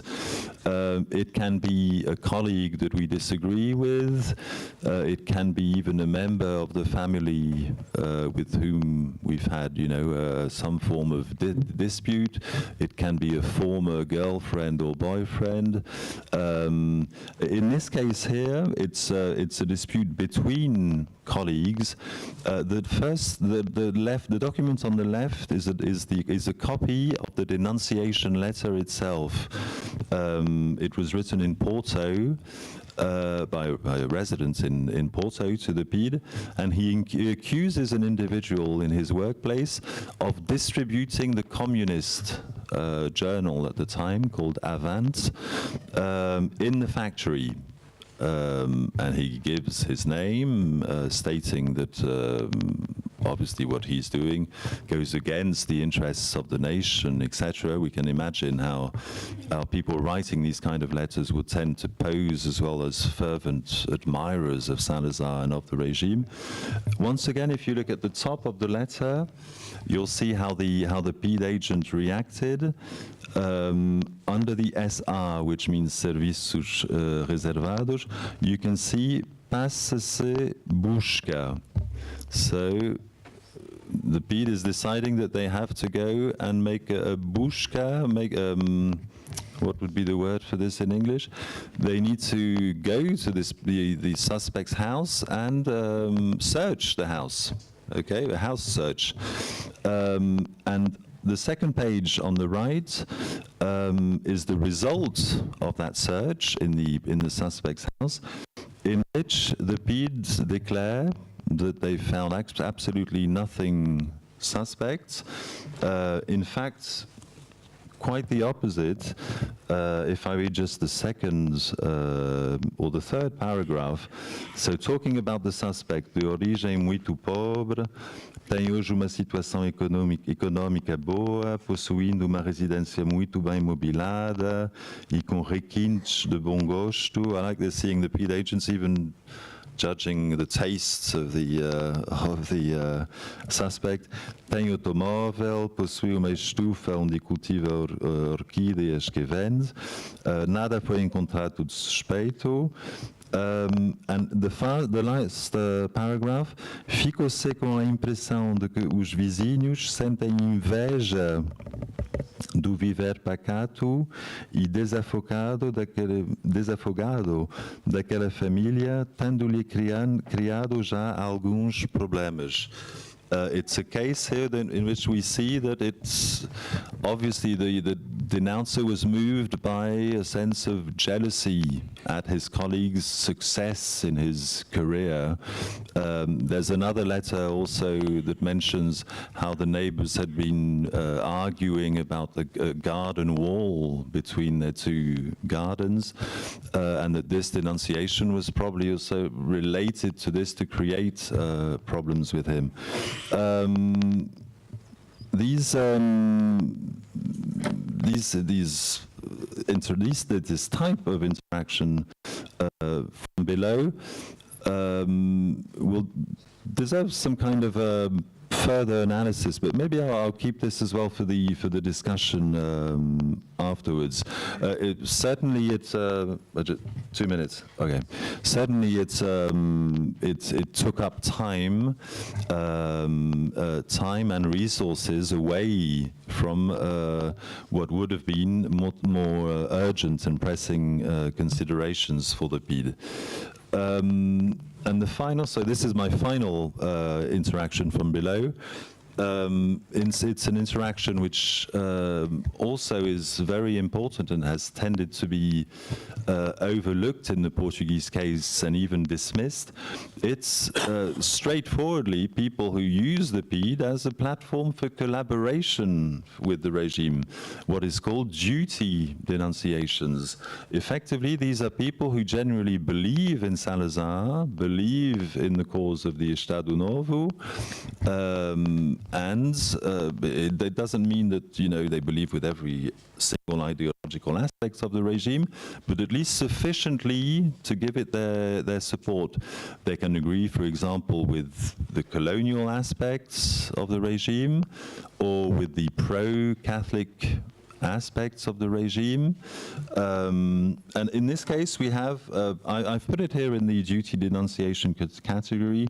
It's an anonymous denunciation of a carteleiro in Lisbon. A carteleiro was one of these persons who used to sell lottery tickets in the streets. I don't know if in Madrid that profession also existed. You can still find some in Lisbon. They walk around shouting normally and selling their ticket. Lottery tickets. So they denounce him for supposedly preaching the cause of communism and anti-Salazarism wherever he goes, nos cafés, nos restaurantes, etc. Again, what's interesting is to see how the PIDE reacts. You can see what the PIDE agent wrote on top of in this letter. Mandar comparecer a fim de esclarecer. So they found this carteleiro and they got him back to the PIDE headquarters and interrogated him to find out exactly what his position was. And in this case, they found that there was some truth in the fact that he was acting, or at least speaking publicly in criticism of the regime. I'm going to move quickly to the conclusions for us to finish.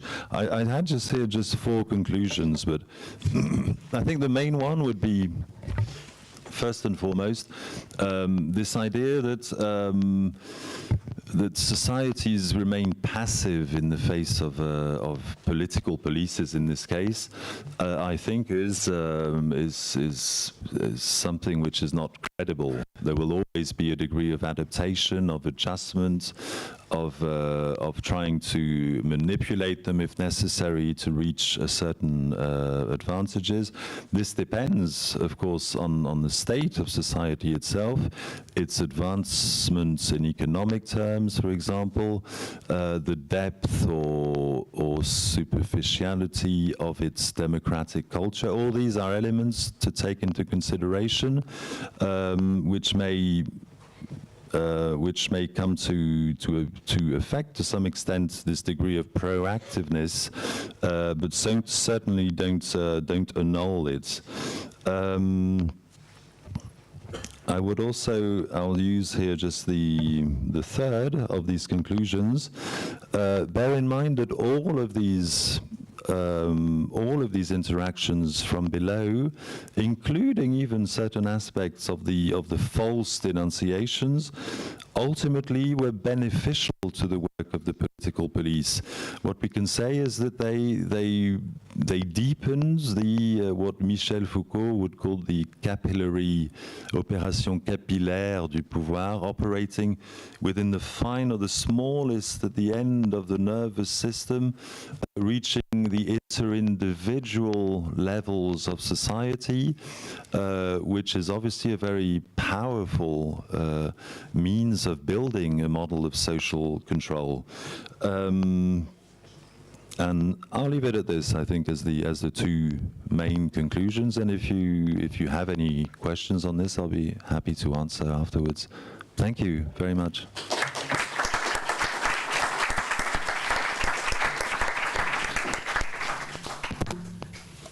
Muchísimas gracias, Duncan. Hemos tenido. Thank you very much, Duncan. We had 3 interventions on police forces during dictatorships in Spain, Portugal, Italy. This is a lot of food for thought. So we now start the debate. Any questions? If you have any questions, please go on.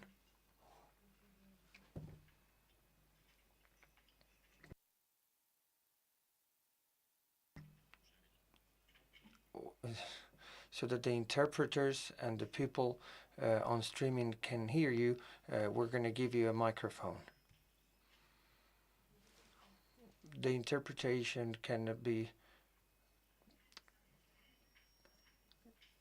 assured. Now, so in the research, you went through the rulings, or do you know what actually happened to these people who were sentenced for social threat? What about the torture that you referred to? There was any criminal consequence to this torture? And finally, for the other two panelists, I want to suggest something. I don't know if you are interested in diving into the Franco dictatorship, because I have the impression that the conclusions would be similar to the ones you got. My opinion is that in every society, even in democracy, people don't participate in the whole process. People are focused on, going ahead, getting money and, providing for your family. So in these periods of time that are decontextualized, we see them with a present view, without the context of the time. Do you think that most of the people live outside the reality of police, even now during democracy? Aaron, the floor is yours.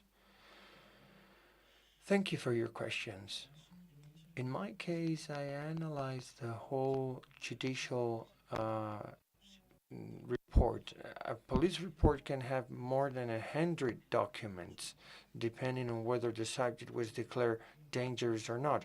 So all the documents before the ruling, all these documents that I showed you, this includes medical examiner reports, doctor's reports, prosecution reports, lawyers' reports, police officer reports, or even judge orders with a public defense lawyer. Then we would have the documents regarding the trial, so all the documents involved in the trial, and then the documents after the sentencing. So when the individual is in exile, or when it goes to the penitentiary institution. And I analyze the story with all these documents. I think this makes sense. If I only read the ruling, that would be biased. And regarding the torture, the answer is no.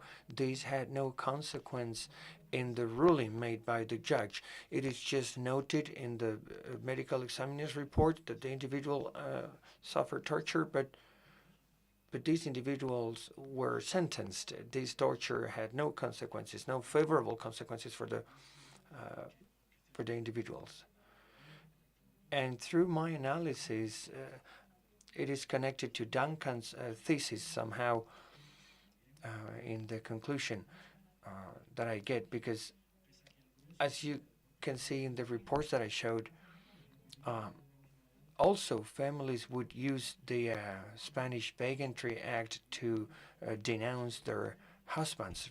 There were many cases of wives denouncing their husbands for what we would call today gender violence. There are many cases of these wives that are being abused and are in a terrible situation, and they would resort to the Bigotry Act judges to have justice against their husbands. So everyone would use the act, even to remedy a case of alcoholism, or in order to they would resort to this act to help children who had an erratic life, so to speak. This was very interesting. I don't know if I answered to your question properly.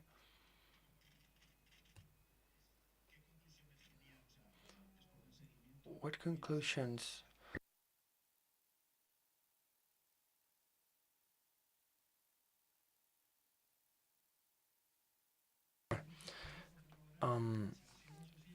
Now, this sentencing led to no reinsertion because measures like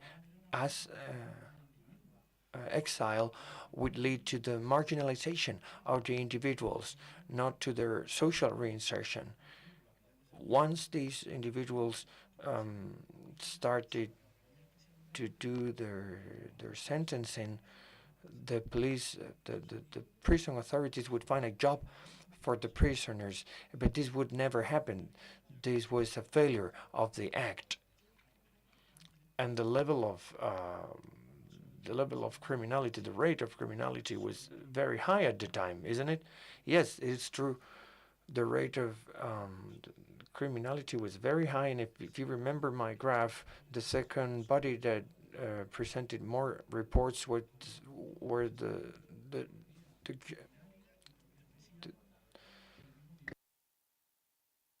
the courts, the ordinary courts.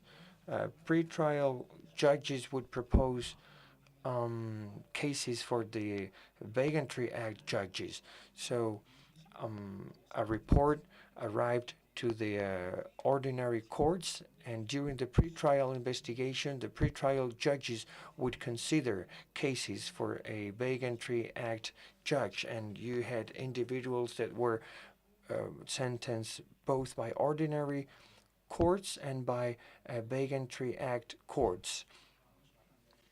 So this was a double punishment and didn't achieve the reinsertion of the prisoners. Sometimes there were members of the family that would provide a job to the prisoner. In these cases, there was a reinsertion of the detainee, but the process itself didn't guarantee any employment of the prisoners. I hope I understood it correctly, because you speak very good Spanish and very fast Spanish, but I hope I understood it.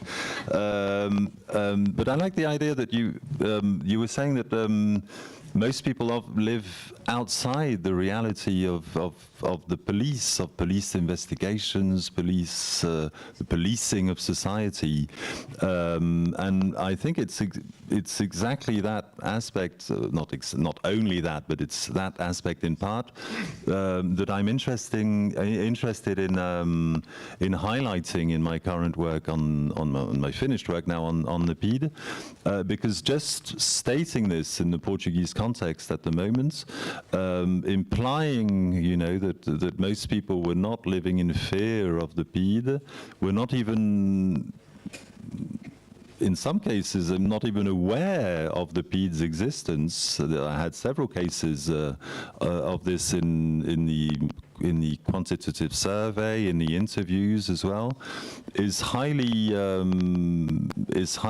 difficult to accept for many of the established historians who've managed to create this narrative of the omnipotence, omniscience, and fear-inducing PIDE. That simple aspect that you highlight here is pretty provocative, a big part of Portuguese society. When a few years, 2 or 3 years ago, I published a Portuguese shorter version of this book that's now going to come out. And at the time, I was branded by many of these historians of whitewashing the regime. I was branded on social networks. It's even worse. Obviously, I became a fascist. I became someone who needed to be tortured by the PID to understand what it was like for dissidents under the Estado Novo. So that simple idea, which for me is pretty obvious, in practical terms, when you defend it within, you know, a scholarly work, it still generates a lot of resistance in society. I think in part because the collective memory of the PID, obviously in Portugal, has focused on these aspects of repression, and which is completely legitimate. You know, it's important to preserve the memory of those individuals who were effectively tortured, repressed by the PID. The problem is when that memory starts to contaminate historical knowledge and the work of the historian, which has been the case in Portugal, in my opinion. That's when, you know, collective memory and historical investigation have to be considered as two separate aspects, interdependent but autonomous in their operation. I don't know if that elaborates on what you were saying, more or less. Thank you. Muchas gracias, Duncan. Jonathan, yes. Okay, yes. So really just to add to the discussion and what Aaron and Duncan have said, and I think it's also worth pointing out here, if we consider dictatorships, what is it that they do? Well, they also make citizens, members of the public, do things that they probably wouldn't have done under a democratic order. I mean, as part of my research on the province of Siena, undertook sort of an exploration of this sort of bottom-up relationship with, you know, with the police. And I mean, just to cite one example, you witness a crime, you witness something that you realize should be denounced, but the impression the researcher gets from reading the various reports is that this particular person went to the police to denounce this, not because they wanted to do so, but because they were frightened that if they did not do so, they would be denounced for not having denounced a crime. But then going back to sort of more specifically to your question, I mean, in Italy, and something coming across in my research, the question is partly related to how far the public trusted the police anyway before the fascists came to power. The majority of police personnel were not actually from your region or your area, so there'd always been this problem of police personnel who might not understand your dialect, for example. So that relationship was already quite tricky. Certainly, the police were more easily able to rely on informers. And I'm not only talking about the police, however. I mean, the police had informers, the Carabinieri had informers, the fascist militia had informers, and so on. So there were informers everywhere, so to speak. The majority of there were denunciations, but they were anonymous mainly, and that in itself says something. People generally didn't want to sign their names at the bottom of a denunciation unless they considered themselves upright fascists. But the conclusion I had from my research on Siena was that it was easier for the police to use informers because people could be coerced into informing. It was often members of the underground Communist Party who'd been arrested and been forced then to go back underground and inform on their comrades, and so on. Another thing I would say is that the impression from my research, again relating to this sort of question about the relationship between the public and the police, was that people might go first to the fascist party because the local fascist party was basically run by locals. So you go to someone who you trust as a member of your community, and then they might then pass on the information to the police. So I hope that has helped in some way. Muchas gracias. Thank you very much. Gonzalo, and then you.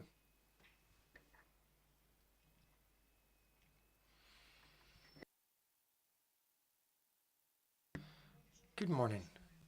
For Professor Suarez, we know that in 1933, the Spanish Bigotry Act was established in 1933. I wanted to know if there was any connection to the 54 change in the law when the homosexuals were included in the law. I don't know if you could establish any comparison between both acts, the act during the Republic and the act during the dictatorship.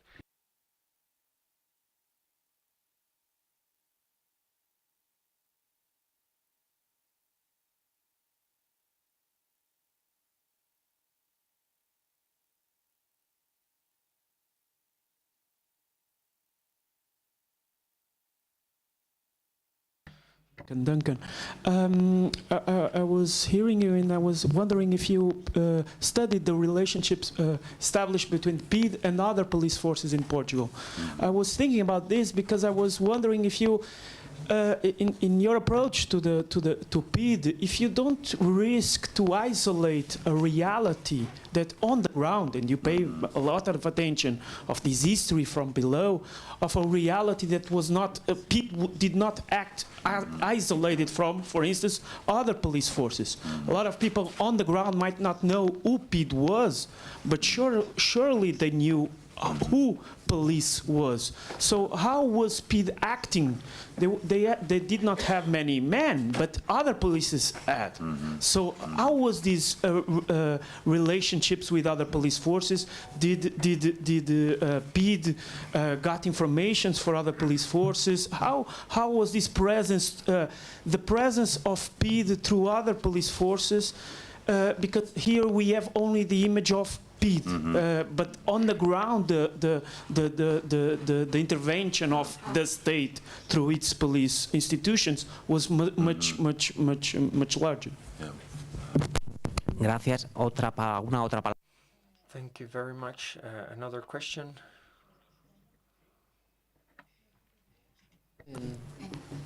Señor, sí. Hola, tenía I have a question for Jonathan regarding, now in Spain in the 30s, during the democracy, the fascist model was a model for the police, even though we had a democratic regime in Spain at the time. We remember this Day of the Police as a day of communion between the police and the people that was imported to Spain. Now, my question is, in the case of Italy, what were the models, the foreign models that were taken into consideration beyond Germany? I'm interested in knowing if there were also models from liberal or democratic states that were included in the Italian model.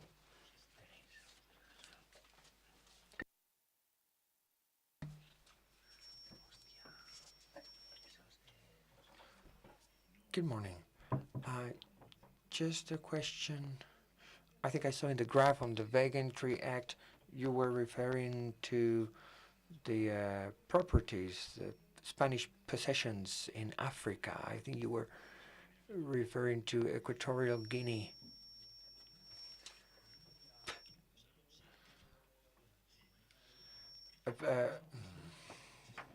Una cuestión que se me olvidó. This is something that I forgot to mention.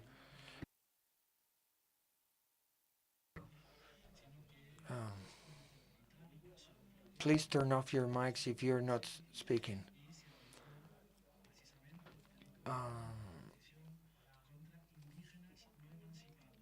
Yes, as you said in your question, the provision regarding colonies was intended at subversive individuals in the colonies. One dangerous state was being an indigenous individual that left his job while being hired, because this would be a threat, a state of social threat.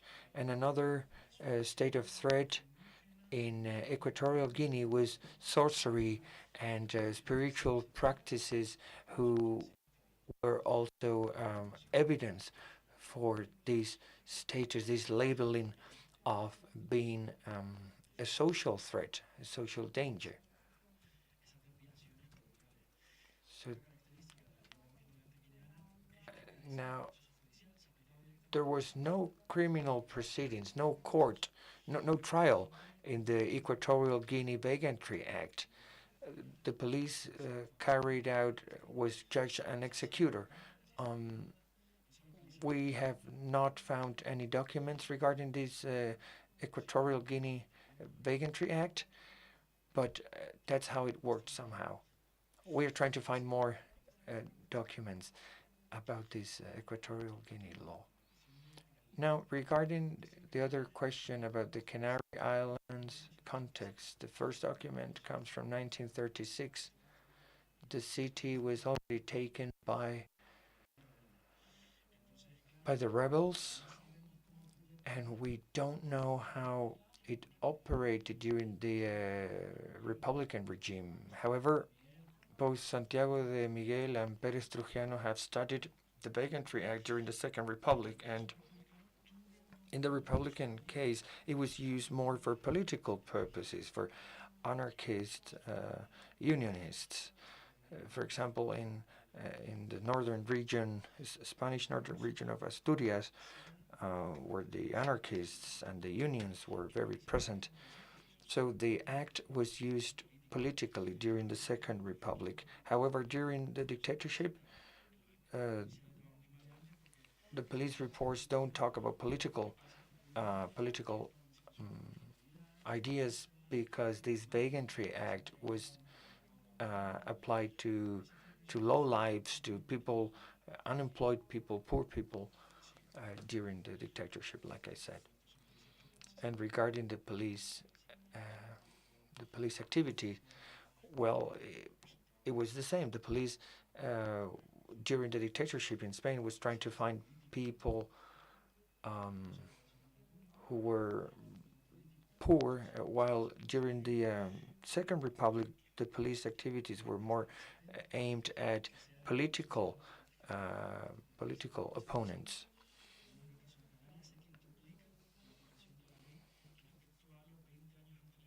So during late Franchism, from 1970 to 1985, the number of detentions is quintupled, because, you know, new forms of sexuality appear, new ways of behavior, the youth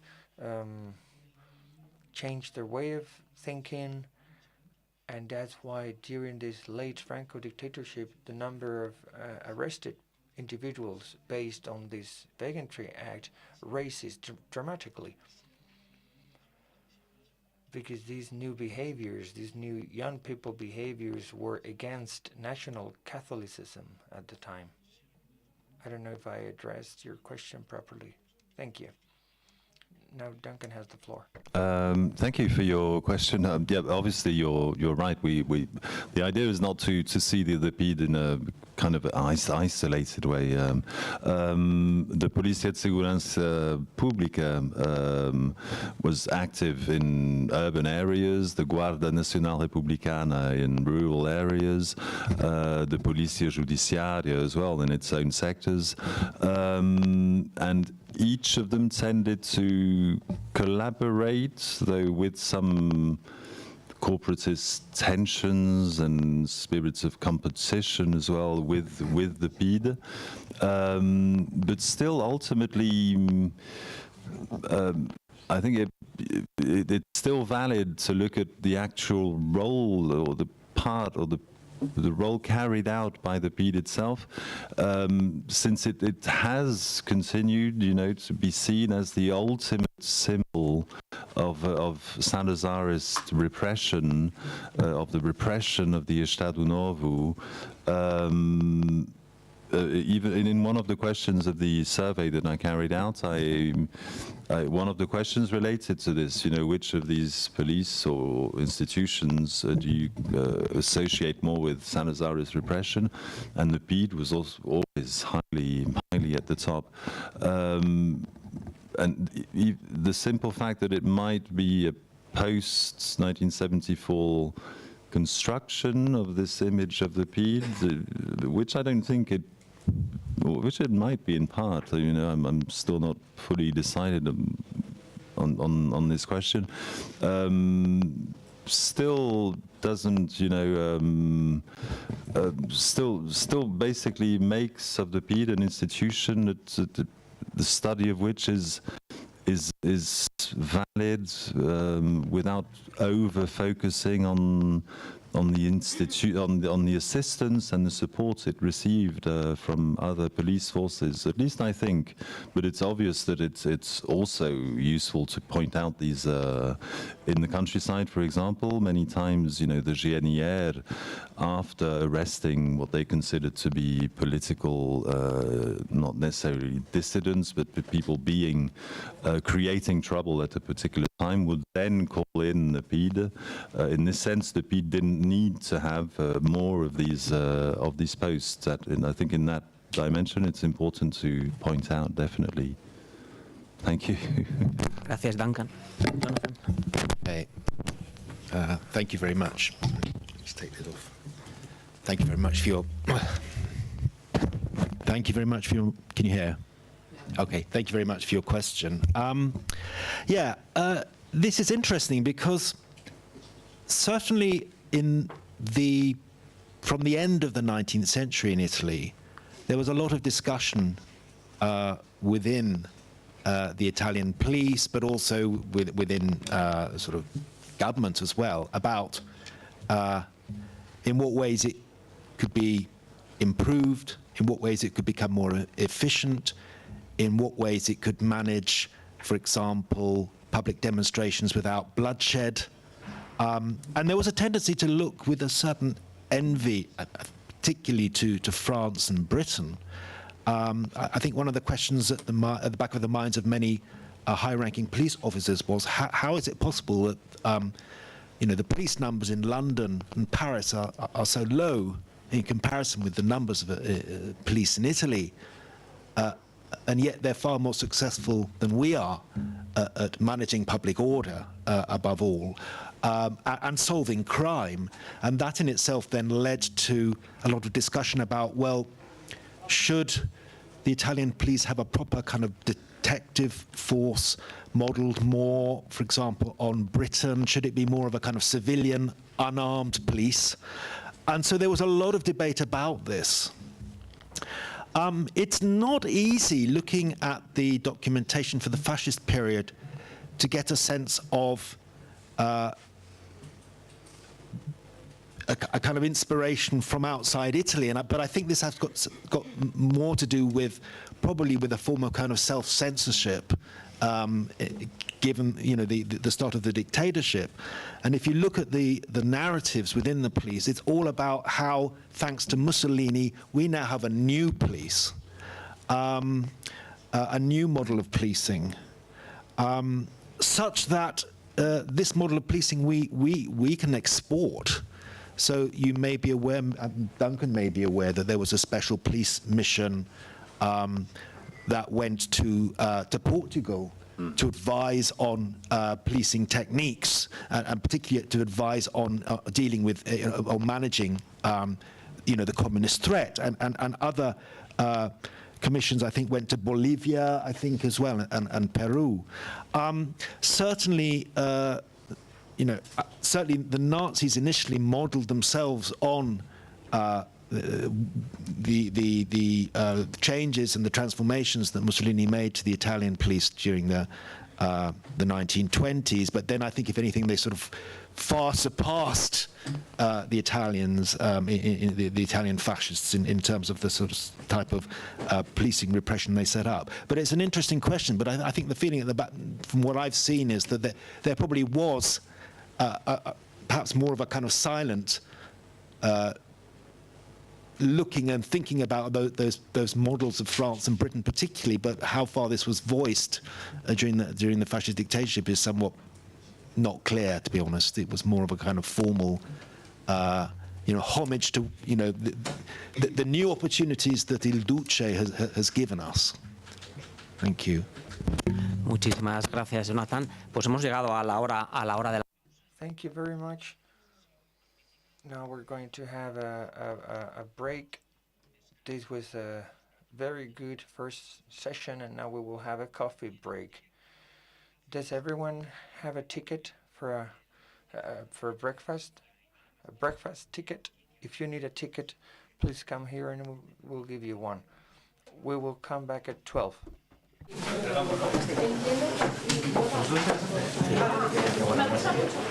Salió genial la mesa.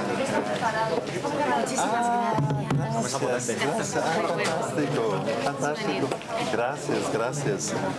Enhorabuena, me ha encantado. Gracias. Espero que fue interesante para todos. Gracias.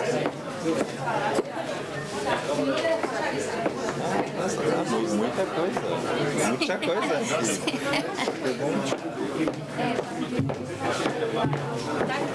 See? I have one ticket, yeah, thank you.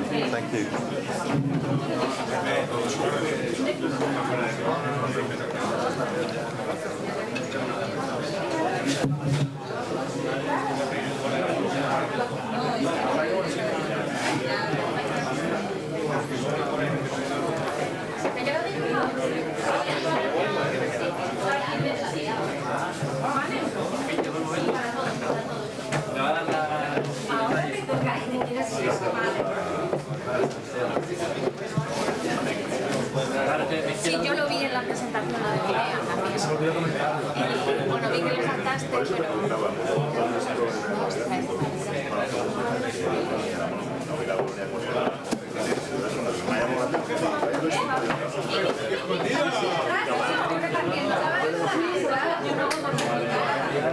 A ver, dile dónde estaba yo cuando estaba fuera. ¿Qué estaba haciendo yo cuando me lo fuera? Tienes que firmar otra vez. No he tenido problemas. Hoy no tenía muy claro. Claro.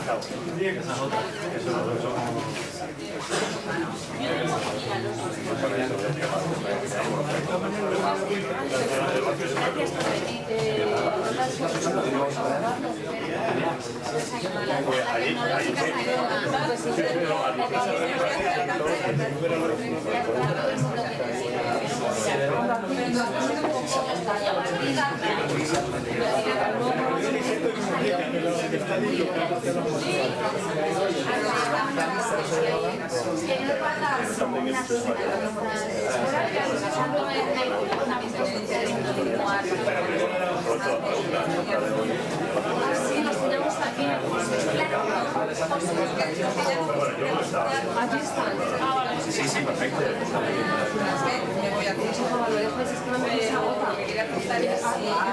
Las revistas, hemos traído revistas antiguas para que las conozcan.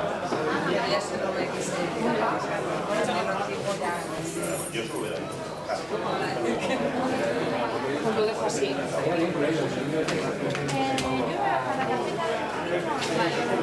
Tengo a la izquierda, porque si no...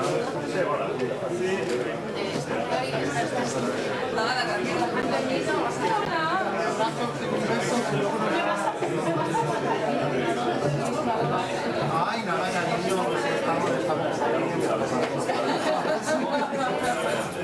que me voy a practicar, que me he parado, que mañana no paso. Hola, yo soy Cirino, me lo dijo, y me lo ha dicho Lola. No sé por qué se me... Ah, vale. Al del autónomo, ¿no?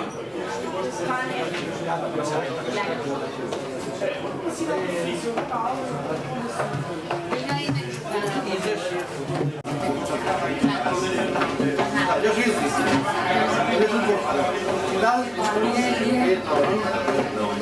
y Ya han dado ya. Porque ahora hay media hora de descanso y esto es, estamos aquí a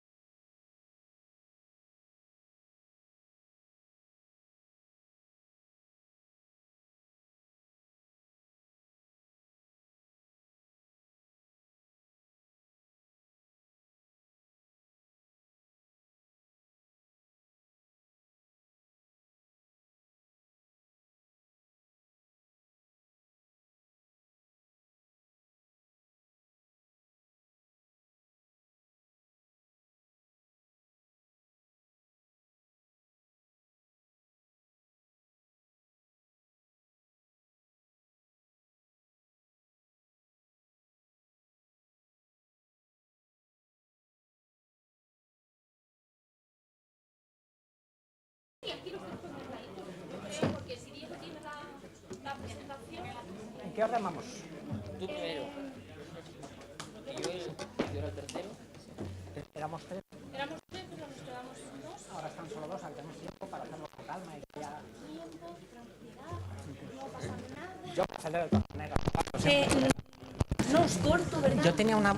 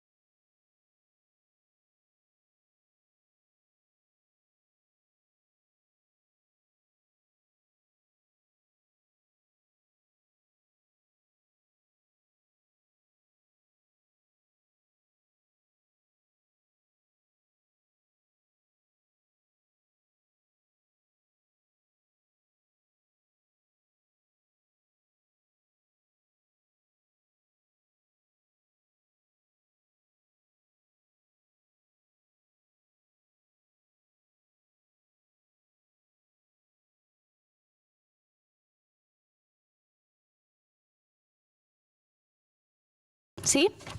Vale. Bueno, pues sin más dilación, damos paso a la mesa 5 después del descanso. Espero que todos hayan podido disfrutar hoy sí del descanso. Y vamos con la mesa 5 titulada Las policías de la tercera ola de la democratización, 1974-1992. Y es para mí un placer presentar al profesor Diego Palacios Cerezales, que es profesor titular de la Universidad Complutense, de Historia del Pensamiento y de los Movimientos Sociales y Políticos. Anteriormente ha sido investigador Ramón y Cajal de esa misma universidad y también profesor de Historia de Europa en la Universidad de Stirling en Escocia e investigador predoctoral en la Universidad de Lisboa. Ha publicado ampliamente sobre historia portuguesa, española y europea, sobre revoluciones, sobre protesta popular, sobre Estado, sobre policía, sobre motines y recogidas de firmas en los siglos XIX y XX.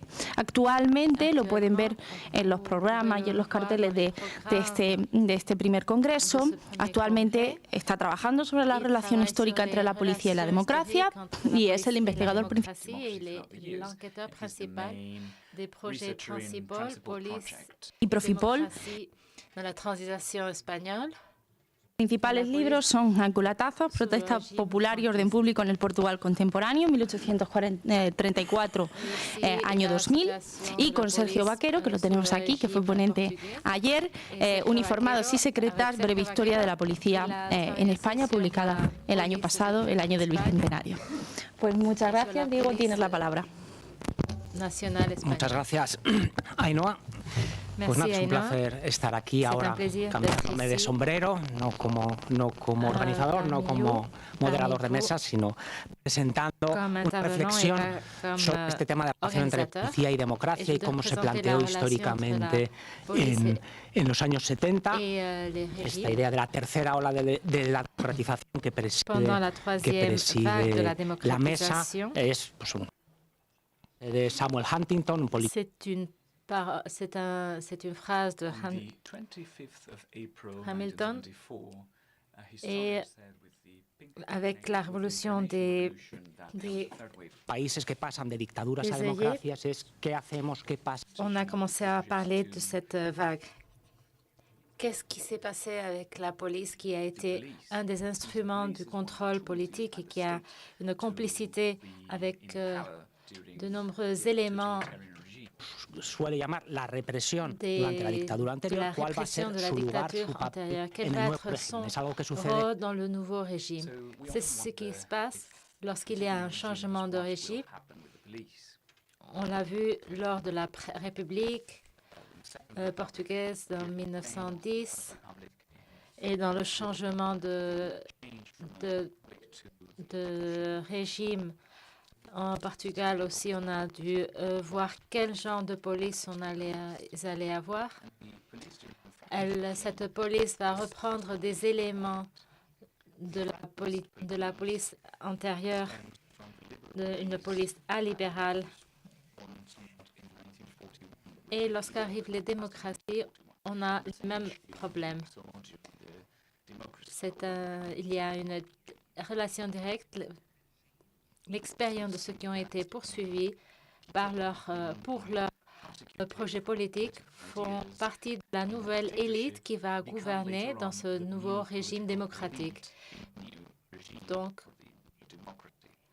cette relation qu'ils ont eue avec la police va être décisive pour concevoir cette nouvelle police. Qu'est-ce qui se passe lorsqu'on sort des prisons de la police secrète et on devient ministre, dans le cas du Portugal? Et le 25 avril 1974, lors de la révolution des œillets, c'est une révolution militaire non hiérarchique. Ce sont les capitaines des forces portugaises qui vont mener cette révolution contre ses supérieurs. Et va se confronter à une chose vraiment particulière, c'est l'enthousiasme de la société qui va vivre ce coup d'État comme une libération. Une partie de la population de Lisboa qui va sortir dans les rues et recevoir à ces militaires avec des œillets dans les mains, et ils vont les offrir aux soldats. This is something we can see on the picture on screen. Citizens on top of a tank. It was a peaceful revolution. There was no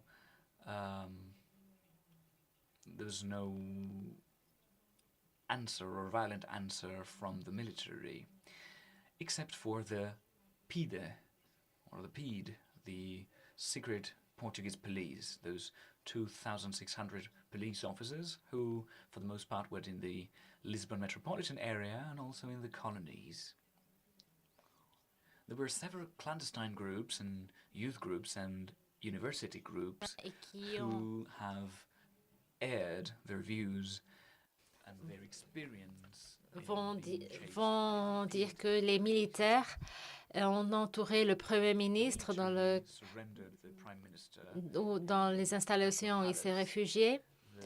Les militaires ont annulé le corps d'intervention, la police de choc de la dictature, mais ils n'ont rien fait avec la police politique, et ils lancent un appel et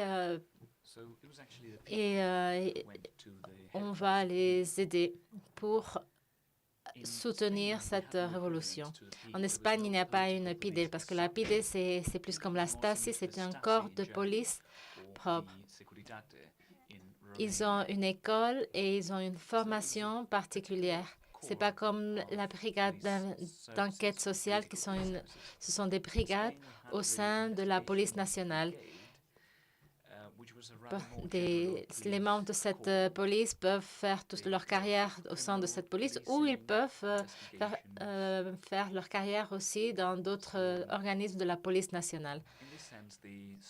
Les gens qui ont pris la rue et qui sont en train de saluer, de célébrer la libération avec ce coup d'État des capitaines, ces personnes vont se mobiliser pour entourer le siège de la police politique. Il y a 5 morts, 4 à cause de la police secrète qui a tiré contre les manifestants, et un autre mort, c'est de la police suite à cette manifestation. Nous avons des images dans la rue des militaires qui sont en train d'arrêter les policiers politiques. Et c'est un phénomène populaire qui va rester dans la mémoire de la Révolution, la chasse aux PIDE. cette image de Duncan Simpson qui va avoir un impact sur la mémoire. Qui sont les méchants? Qui représente la partie la plus noire de la dictature? C'est lapidé. Et en Espagne, à ce moment-là, on est en 1974. Le général Franco est très âgé. C'est après l'assassinat de Carrero Blanco avec Arias Navarro au gouvernement. Une équipe espagnole de la télévision va enregistrer dans les rues de Lisboa ce qui s'est en train de passer.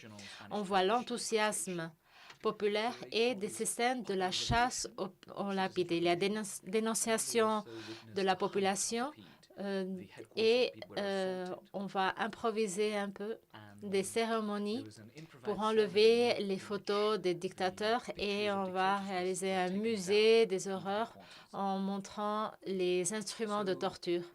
L'équipe de télévision espagnole retourne en Espagne avec tout ce matériel et ils pensent qu'ils ne peuvent pas présenter ces images de la chute de la dictature, que c'est la dictature sœur de la dictature espagnole, et ils ne peuvent pas non plus montrer la persécution des policiers. Ça, c'est un policier d'enquête auquel on a ôté les vêtements parce qu'il cherchait un pistolet.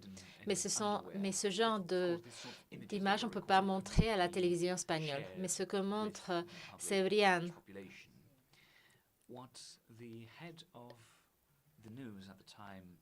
Cebrián va organiser une session privée pour voir tout le matériel, pour montrer ces images aux politiciens et aux responsables de la sécurité nationale. Tout le monde est très inquiété et un des escortes va s'approcher. Il va demander, est-ce que nous, on va avoir le même sort? Donc, commence un élément narratif intéressant. Nous savons qu'il n'y a pas eu on n'a pas eu le même cas en Espagne. La démocratisation de la police espagnole et de la police portugaise va suivre des chemins différents. Mais la peur qui s'inscrit dans l'esprit des agents va être présente pendant toute la transition. Mais ce qui m'intéresse, I would like now to remember the words by the Director General yesterday. He mentioned that there are many narratives and they can be problematic. There are narratives about what happened in the past, about how the transition was, about our history, and they cloud our vision when trying to understand what the decision makers at the time were thinking. Currently, one of the narratives that's very prevalent and clouding a critical approach to historiography is an interpretation, a pop interpretation, if I may, of the Coronation Revolution. This revolution is seen as just what happened during this day and what happened to the police during this day. There were officers who were judged and brought to prison. Some of them managed to flee. There were several administrative processes to determine qui vont être condamnés à des peines très légères. Il y a 6 ou 7 qui ont eu des condamnes de plus de 6 ans. Et de nombreux d'entre eux ont fui le Portugal. Mais l'idée, c'est que le modèle de police, la police politique va être fermée. Mais en Espagne, il y a un récit, c'est qu'en Espagne, on n'a pas fait la même chose qu'on a fait en Portugal avec les tortureurs. C'est une tâche de la qualité démocratique espagnole. Et en même temps, lorsqu'on construit ce récit, on construit sur ce récit. C'est vrai qu'il n'y a pas eu il n'y avait pas il n'y a pas une chasse grâce à la loi de l'amnistie qui a pardonné les crimes réalisés pendant la dictature. Il y a un récit qui circule que rien n'a changé avec la police. Donc, il y a le premier récit que le tortureur n'ont pas été condamnés.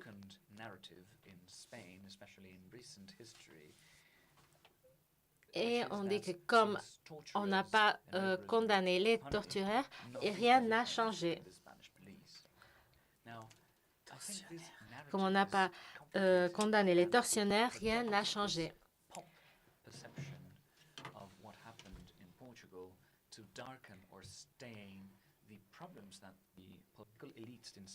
Les ministres, les responsables, lorsqu'ils ont pris des décisions, ils ont tenu en compte la révolution pour voir, et le récit pop, pour... Mais après le coup d'État de 25 avril 1950, after the Carnation Revolution, there were 2 years of revolution, actually, in which the question of how to handle the police was at the core business. And public order and security and the need to create coercitive police forces to support the provisional governments in their transition to democracy would be a central problem.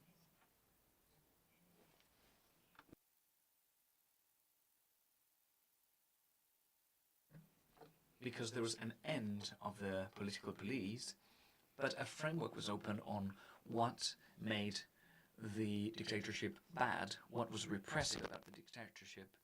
La dictature. Il y a les étudiants qui ont été poursuivis par la police, il y a les travailleurs qui ne pouvaient pas se manifester, il y a des répressions qui sont placés tous dans le même lieu de manière symbolique. Ce sont les crimes de la dictature. Et ces militaires qui ont pris le pouvoir, et seulement 2 généraux qui n'ont pas été purgés vont être appelés par ces révolutionnaires. Et ces militaires, ce qu'ils sont en train de dire, c'est qu'ils n'ont pas commis de faute, parce que celui qui dirigeait la dictature, c'était une autre personne. Eux, ils n'ont rien à voir. Ils s'éloignent de tous ces crimes commis par la dictature.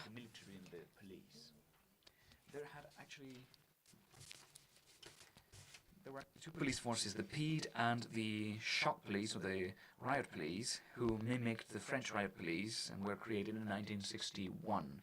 They did not use fire weapons, and they tried to solve issues in non-lethal methods. In 1974, these riot police were also dissolved, and the National Republican Guard are told to drop their weapons. And so the riot police and the National Guard were told not to intervene in social conflicts. So we saw that the military were very well received as the new ruling power, and they do not want to solve social tensions by recurring to the same police. However, this posed a different issue, which is they had no armed forces to tackle social issues. As a result, the social movements in Portugal after April 74, which, by the way, were very similar to the ones in Spain, workers, people from the fields, agriculture, they were mobilized. And they were mobilized in Lisbon and Porto. Portugal is not an industrial country, but these 2 main cities did have some industry, and so there were student strikes, worker strikes, and also in the southern parts of Portugal, as happened in Spain, we saw many people working in the fields who were also mobilized. Now, all of these people saw that their mobilization was not met with backlash from police forces.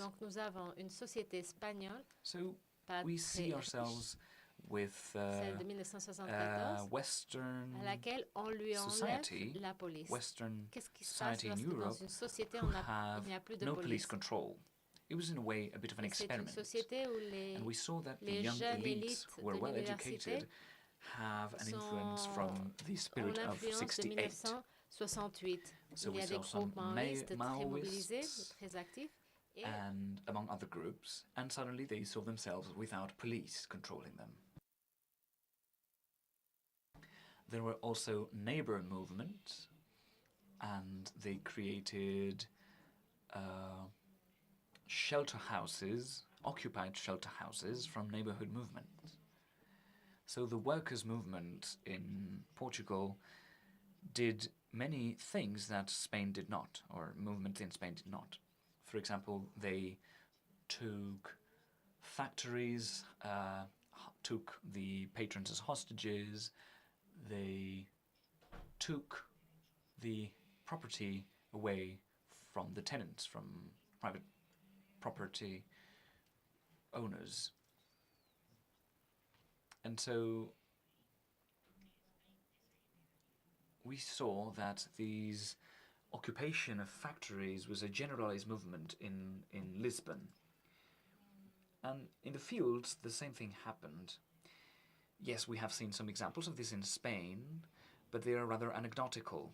In the case of Portugal, these were much more generalized movements, and so they pushed for an agricultural reform, a political and agricultural reform. So, as we see in Portugal, the amount of development and culture that the society had, the fact that the police were not present did not turn into an increased criminal rate. But it did turn into, or did result into a stronger response from social movements and popular movements. This was not the case in Spain because there was always a police, even during the transition. So, in a way, the range of actions to be taken by the social layers of Portugal was wider because there were no repercussions. And actually, the military recognized and acknowledged them as being participants of their own revolution and being heralding now the revolution that the military started. So in September 1974, General Espínola, who is now president of the Portuguese Republic, tries to gain control over the Republic. And he calls for a general demonstration of the silent majority, that is, calling over Portuguese citizens from abroad to call for a general strike and so take control over the democratization process. However, coordination in factories said that they shouldn't take part there. There was a conspiration by the fascists, and the same thing would happen as it had happened with Pinochet in Chile. Espínola calls the police, and he says that they have no weapons, so they call the military police troops, and they say that, yes, this is a fascist coup, and so they sided with the workers' movement, and they put an end to the demonstration of the this silent majority. So Espínola resigned, and another general was named president of the Republic. But now it's completely clear that there is no police whatsoever in Portugal. There was a council created, and so they come in touch with politicians and politically cultured people, and so a group of military started tabling the conversation with the communists and other political parties and other political associations, and they keep their promise of celebrating general elections on the 25th of April 1975.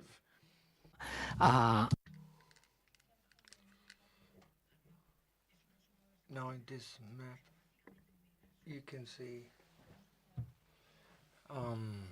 the result, somehow the result of the election, the coalition in favor of socialism that has radicalized only wins in the big lands, which is very big but has few inhabitants, very few inhabitants. Also in southern Lisbon, in the car factories, where the working class is. Now the Socialist Party, who proposes an Occidental, Western democracy, wins the majority of the vote, and the right is very present in northern areas with a more conservative proposal and opposes revolution. So the coalition in favor of the transformation of Portugal into a socialist country doesn't reach 10% of the votes, but they make it to the government. This leads to a social mobilization so that the polls results turn into political power. The military said that the only power the politicians have is to write down a constitution. So the political parties say, all right, if these are the rules to be a candidate, to put forward a candidacy to the election, then we will respect that. But after this election, when they see the results, they push forward. They push for a real change, for more political influence in power. Now, the rate of participation in the vote is very low, and the socialists and this coalition only amount to 18% of the votes. However, they managed to gather military support and social support. The other parties understand in this election that most of the people is in favor of them. Now the military say they don't want to give the power to the parties that have won the election. They started closing the stock exchange. They nationalized the National Bank. Also, the press is nationalized. Saramago becomes a member of this press industry under the state. The whole industry is nationalized. Everything is nationalized. Now the workers, of course, are very happy to earn a wage from the state and not be at the expense of private companies. But of course, the parties that have won the election, the Socialist Party and the Christian Democratic Party, with the support of the church, they mobilized to materialize the result of the election. They call people, they make a call upon people to go to the streets, and there's a big demonstration called the anti-communist demonstration. Because the idea is that the military are somehow linked to communism, and in this context, this demonstration is carried out to show that the people is against this military link to communism. Now, the picture on the right, that's the Bishop of Braga, which is an important church district, is supporting the demonstration. The leader of the Socialist Party is also leading another demonstration. All of these demonstrations are called the anti-communist mobilization. But what happens in the north of the country? Many protesters go to the headquarters of the Socialist Party. They take all the leaflets, all the propaganda. They burn everything. They make disappear all the physical spaces that belong to the socialists in the north of Oporto. So the National Guard says we have no weapons. Then they send the soldiers, and the soldiers refuse to shoot against people because the military agree with these people, with these workers. The same feelings that led to, working movements to occupy houses and private properties. Well, the same happens in the north. If these people want to occupy socialist headquarters, no military, no forces will stop them. The soldiers say we won't stop them, but if we don't shoot, we won't disperse the masses. So if there are no shots, there's no dispersion of the masses, and then what the parties do is they protect the members of the party, and then the workers destroy the headquarters, the socialist headquarters. The military empower members of the government, travel to the German Democratic Republic to bring water cannons to control masses.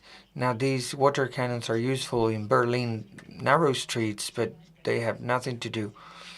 They are useless. These cannon waters are useless in wide Lisbon streets. So they don't manage to disperse the demonstrations. What the military do is they say they have no legitimacy to rule. They send people to Braga, soldiers to Braga, who shoot protesters, and this leads to new demonstrations. They, the whole thing, they named a street under these dead people, and there was a huge political impact. So the majority of the military don't want to become a repression force, so they refuse to disperse these demonstrations. Some of the heads of the military argue that they have to give the power to the parties that won the election, and that's the result of the whole process. It's a very complex process, of course, with many connotations, but the final result is that the military give the power to the parties that have won the election. Now, this new government, after the military has a mandate or a goal to modernize the police, if we have a police force that we can use to prevent people from entering a political party headquarters, let's use that force, that police force. And if this police force has to shoot to disperse the people, then be it. So be it. And they build a new narrative to show people what public democratic order is, which is very complex, to change people's mindset on this topic. Now, the biggest parties call on demonstrations in which people sing order, order, order. That's what the demonstrators shout in the demonstrations. So protesters somehow support a government democratically supported by a democratic majority, and these demonstrators somehow ask to have a police force. They need a police force to provide public security. I studied how demonstrators and protesters stopped doing radical things in many territories. However, in Lisbon, many military were radicalized and there were violent events there. These are the deaths of Braga when the Marine infantry intervened, and there were several episodes, several events that were very important for Spain, for Franco elites, for the Franco dictatorship elites. One in 1975, when there was a Congress of the center-right party who come from the International Christian Democrats. They are former German ministers and other prominent individuals that have to flee because the Maoists are trying to attack them, and there's no police force, like I said before. This image, Adrian knows this Christian democratic elite. They understood that politicians needed a police force for this kind of attacks.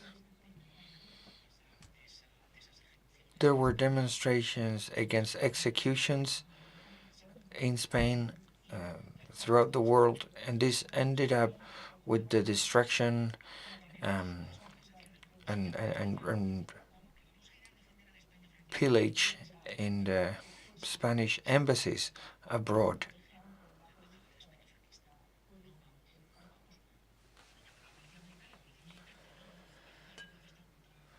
So these events, this public unrest, led politicians understand that they needed a police force in place. Now, Spanish elites understood this too, that you needed a strong police. Now, here you can see a demonstration of construction workers in Portugal that kidnapped all the members of parliament in Lisbon. They were asking for big and medium-sized companies to be nationalized. They said they wouldn't leave any MP go home until these companies are nationalized.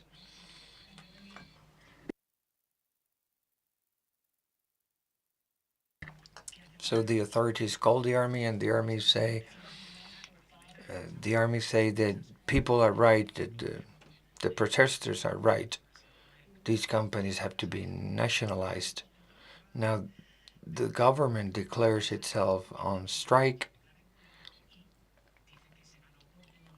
and they say they are going to Porto, where there's not so much conflict, and that they will only go back to Lisbon when the conditions for an effective government are re-established. This leads to an episode, an attempted coup on November 25th, 1975, which kills the heads of the radical movements in the country. And at that time, the military elite troops that were fighting guerrillas in Africa are put to patrol the streets. Now the police receive weapons. They all served in the military, so they know how to use these weapons, and they are given permission to use the weapons if necessary. January 1st, 1975, there's a big demonstration in Oporto to demonstrate against people in prisons that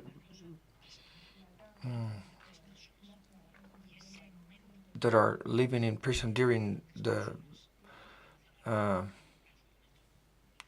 Christmas holiday. Now, in this demonstration, 3 people are killed. 3 guards are killed. 3 members of the military, actually, are killed. And the government understands that the police need to have weapons. Now, in later reports, we can analyze them and see that these shots were not necessary to stop the demonstration. But somehow this leads to the understanding that the police needs to be weaponized. And when the police is weaponized, nobody occupies a house again. Nobody goes on strike in a factory, because people start to understand that the military and the police will be willing to escalate violence, to escalate the use of violence if necessary. After that, the first election for the MPs to the Republic arrives. Now, this experience is very complex. So we cannot say that on November the 25th, 1975, the police, the political police, was punished. This is a very light conclusion. What happened was that the lack of weapons within the police was clearly dangerous, and that those who wanted to govern with the support of a democratic support needed a weaponized police. Now, this was a lesson that the Spanish elites learned. The Spanish regime knew that they could not criticize the police or remove the authority to the police. I'm going to stop it here, but it's very important not to remove the authority from the police. And that's what the transition politicians do. This led to a very interesting situation where the police doesn't change after the revolution. The political police disappears, but the public security police stays in place, and all the police corps maintain their same rules. They have no right to unions. The first officials school is opened in 1984. So in Spain, the transition starts 2 years later. But the armed police is replaced by the national police. The police has union rights and is in every dimension.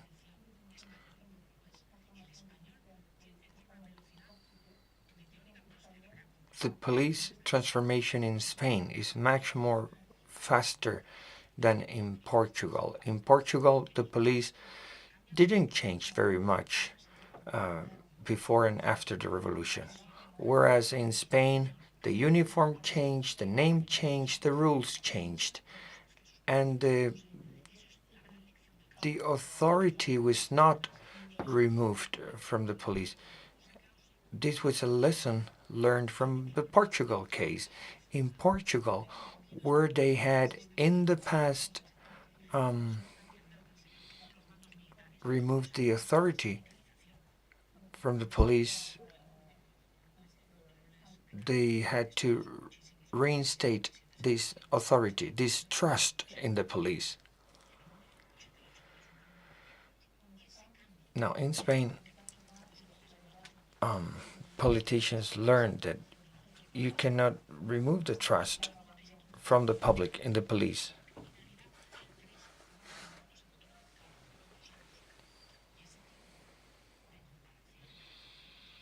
So the differences between the Spanish police and the Portuguese police has a lot to do with the differences in the transition to democracy of both countries. Thank you very much.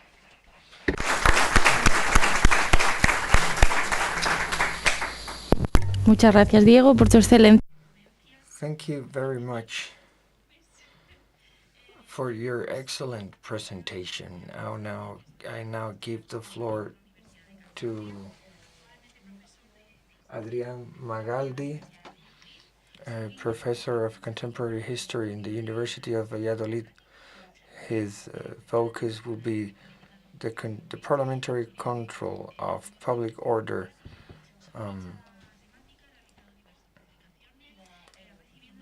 during the transition government in Spain. Now he has been a visiting professor to the London School of Economics, among other schools and universities. And I give him the floor now.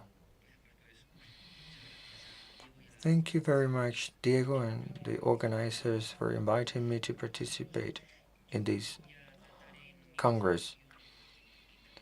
I will address the parliamentary control of public order and public order policies during the transition, specifically during the government of Spanish UCD between 1977 and 1982, a period in which the whole overhauling of the police was carried out, and that this was the first time in history, after decades of dictatorship, the government had to respond, had to be accountable to the shadow government, and every decision they made would be scrutinized by the shadow cabinet and the government opposition.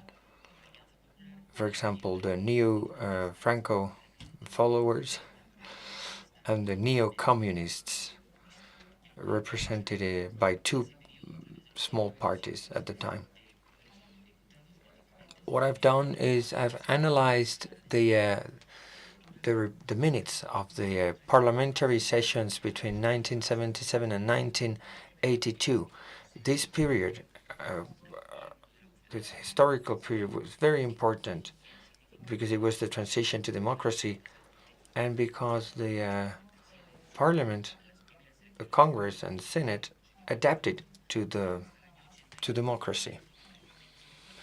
It wasn't until 1982 that the regulation of the parliamentary sessions was approved. This gives us an idea of this transition to democracy. Now, I've organized these minutes of the control sessions to the government among those when Spanish UCD party was in government, and also in the next governments. So I separated the control sessions minutes depending on the government that was in place each time. The Ministry of Interior was the one that was accountable for every action carried out by the police. Rodolfo Martín Villa was in charge of the Ministry of Interior up to 1979. Then it would be Antonio Ibáñez Freire, and finally Juan José Rosón Pérez from 1980 to 1982. So public order was a secondary issue in parliamentary debate. These issues did not make it to the parliament debates. First, because it was a time of consensus, a time of agreements to elaborate the constitutions, and second, because the Congress was working according to a temporary regulation inherited from the dictatorship time. And third, because the shadow cabinet was unable to establish a narrative in this sense. left parties had no speech on public order, so this led also to this topic not making it to the parliamentary debates, but also because the left parties did not want a conflict between the parliament and the police forces. They didn't want their speeches to lead to civil unrest. So public order was a secondary issue for these reasons in parliamentary sessions. So these government control sessions in the parliament were used to attack the Ministry of the Interior Minister. So the shadow cabinet would use these government control sessions to just attack the minister to gain political advantage.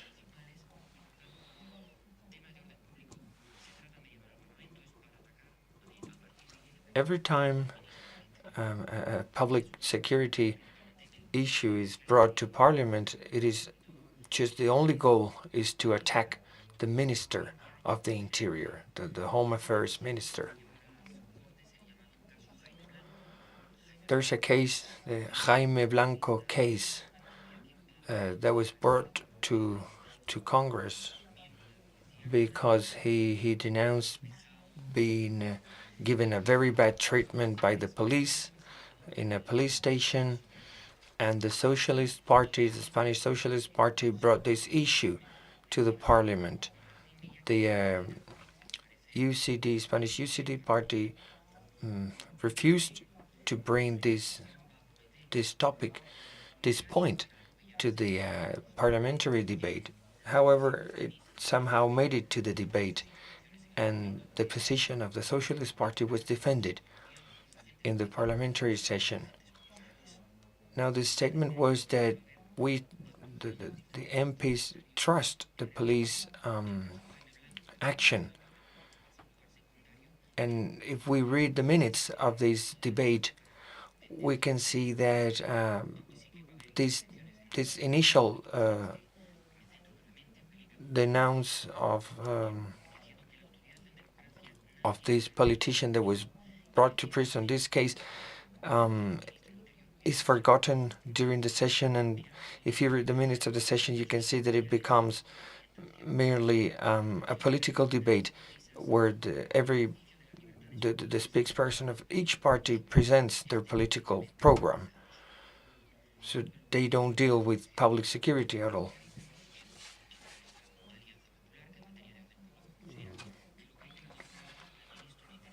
Now the spokesperson of the right party says that the police force did what they have to do. And finally, the spokesperson of the Communist Party says that, yes, we need to reform the police, but he tries to establish a difference between the high-rank police officers who come from the Franco regime and those new police officers who, he says, are forced by the Francoist police officers to attack political opponents. So, like I said,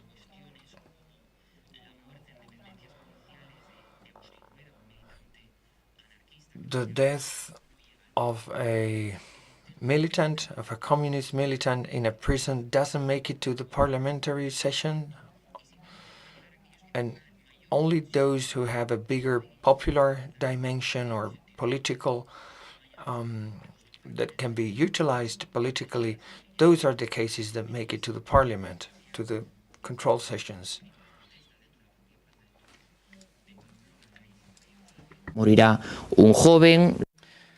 Another issue is the death of a young man, and the next year another one would be killed, and so these would end up with this trend, and this would lead the minister, Martín Villa, to go back to the parliament for accountability. And he said, and I quote, "It's not an easy task, and it's not a desirable position to lead the public order politics. I think we've never faced a challenge such as the one we live, because it's hard to find the middle ground between the rightful actions from the authority and also the exercise of freedoms and liberties from our citizens." End of quote.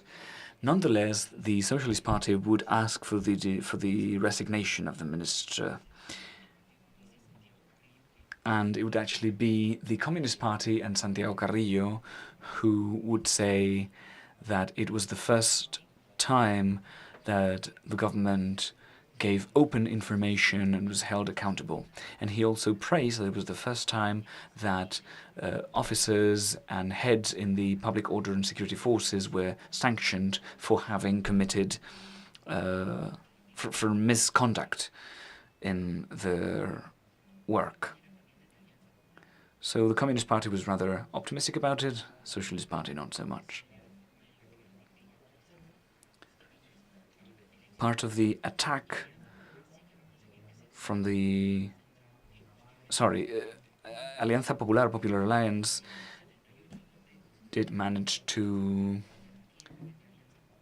make a commission, and facing the chaos situation, they would propose the following points: substituting the concept of public order for citizenship security and safety.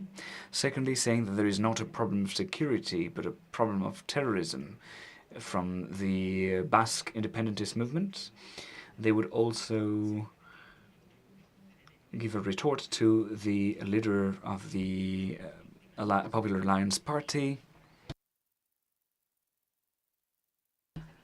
And fourthly, a police reform in the month of December, where the police corps would be reformed and changed, and the idea of public order would switch to rather the guarantee of the freedoms and rights of the population, which would then take form in the Spanish Constitution of 1978.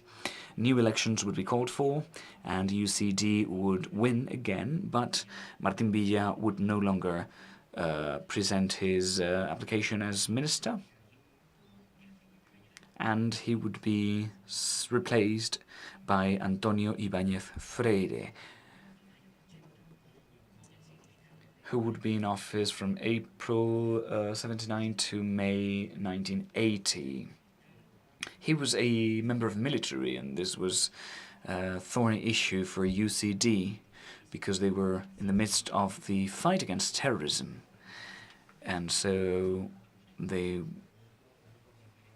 were thinking maybe it was compensation because the Ministry of the Defense would now move from a military member of the military to a citizen.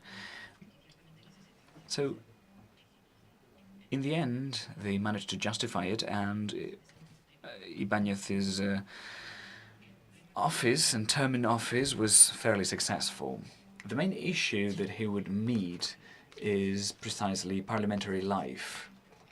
He's, in the end, a soldier, member of the military, and he arrives at the parliament at a time where the constitution already states that the opposition should control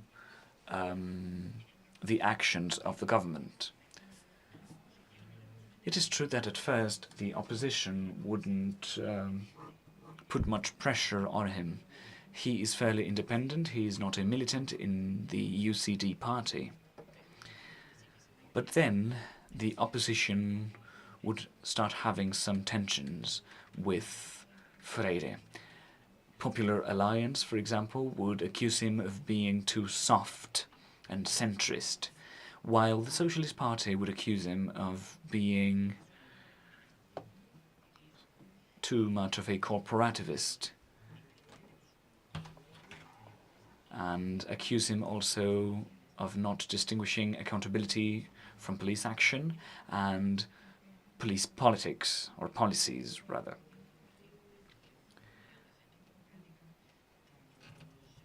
In the end, this would also cause some tensions with his own party, UCD, because of when he answered, but also when he chose not to answer.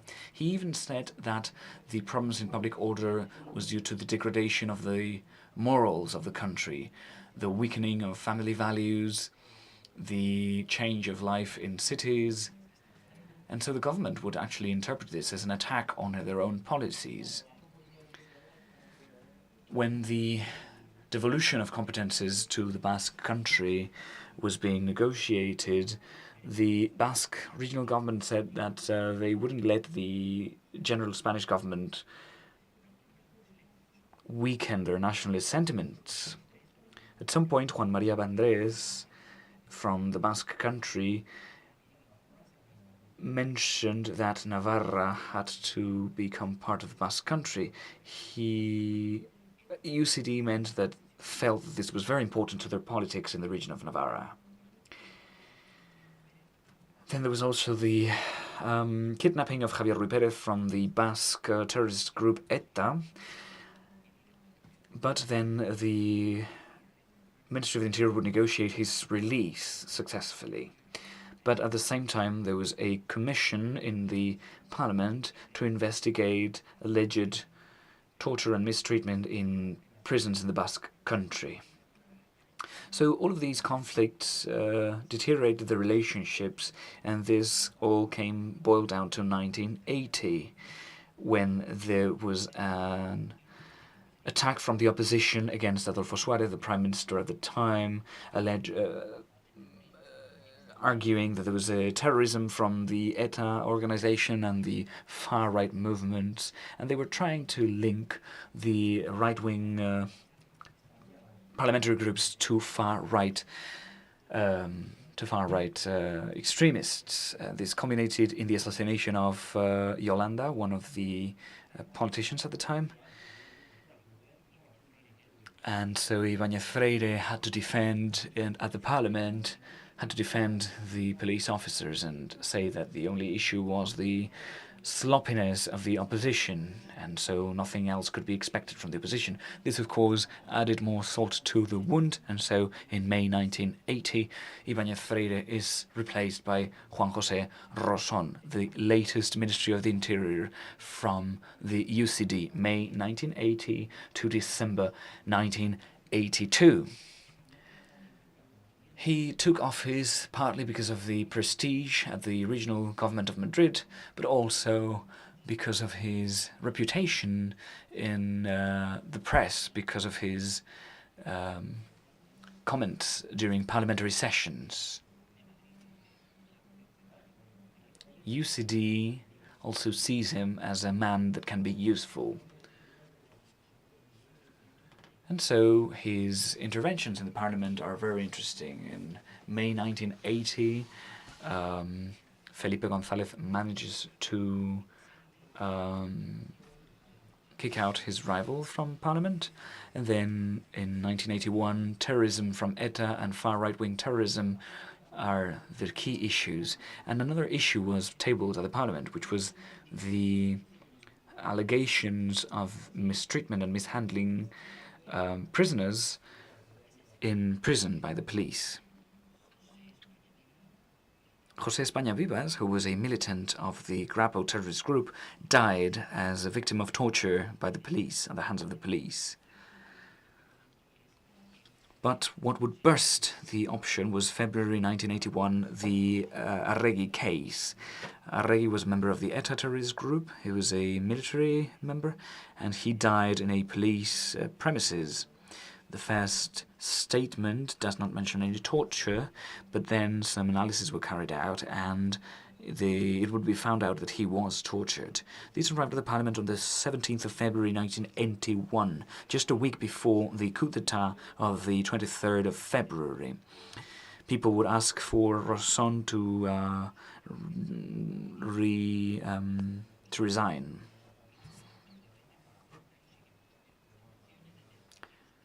The Socialist Party, for example, with Gregorio Pérez Barba, would label the death of Arregui as a slap against, or a backlash against the Basque nationalist movement. Others would ask for Rosson to resign, saying that there should be a spirit of concord and good spirit and good faith among all political parties, but democracy calls for a deep analysis of the of the police apparatus of the Ministry of the Interior, and maybe carrying out a purge of the personnel at the core of the police forces. Santiago Carrillo from the Communist Party would see that this is all a result of the inability of the UCD to rule, and so on and so forth.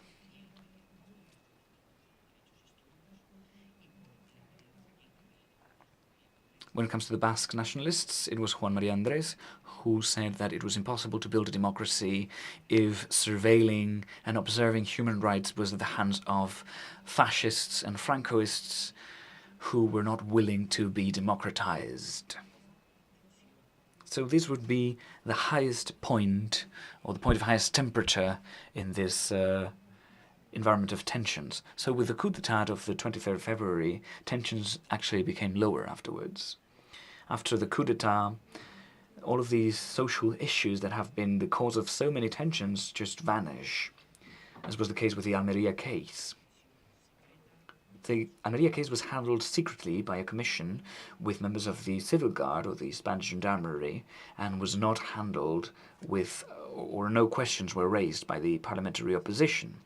So issues dealing with public order and security suddenly started to be normalized and deal with more regular issues regarding legislation, trade union rights for the police, or maybe the consequences of drug addiction among the general population.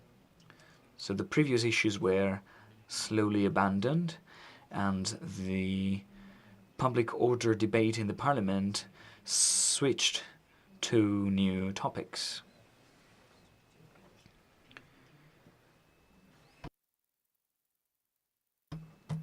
So this was the period between 1977 and 1982, the government by the UCD party, and in conclusion, they were characterized by this transition, parliamentary control of public order, with three elements: the provisionality of the regulations when it comes to controlling the government; secondly, actions framed by the ideas of ministers and the fact that the Prime Minister decided to trust his ministers; and finally, the context of the transition, which somehow paved the way for the different issues that were raised by the opposition at the parliamentary sessions. And they switched from sound debate to alarmism, and this would also determine consensus and dissent at the parliamentary session. Thank you very much. Muchísimas gracias, Adrián. Ni siquiera has agotado la media hora. Thank you very much, Adrián. You haven't even used up all of your time. So we have plenty of time now for the roundtable and the debate. So I'd like now to open the floor to any potential questions.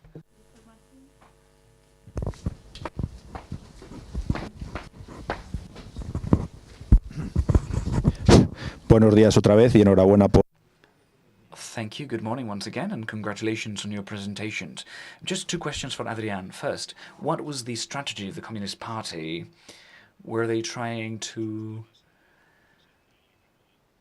somehow take these arguments away from UCD, sort of steal their arguments from them? And the second question would be if you have seen that in 1978, many national police officers replaced civil guard stations in many smaller locations.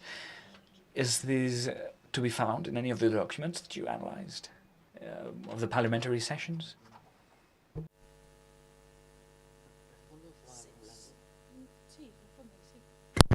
Vale, muchas gracias por la pregunta. Thank you very much for your questions. First, the strategy from the Communist Party in Spain. I think their strategy had to do with the traditional historical commitment of the Italian Communist Party. So, bridging the gap between reformists and progressive parties and the UCD.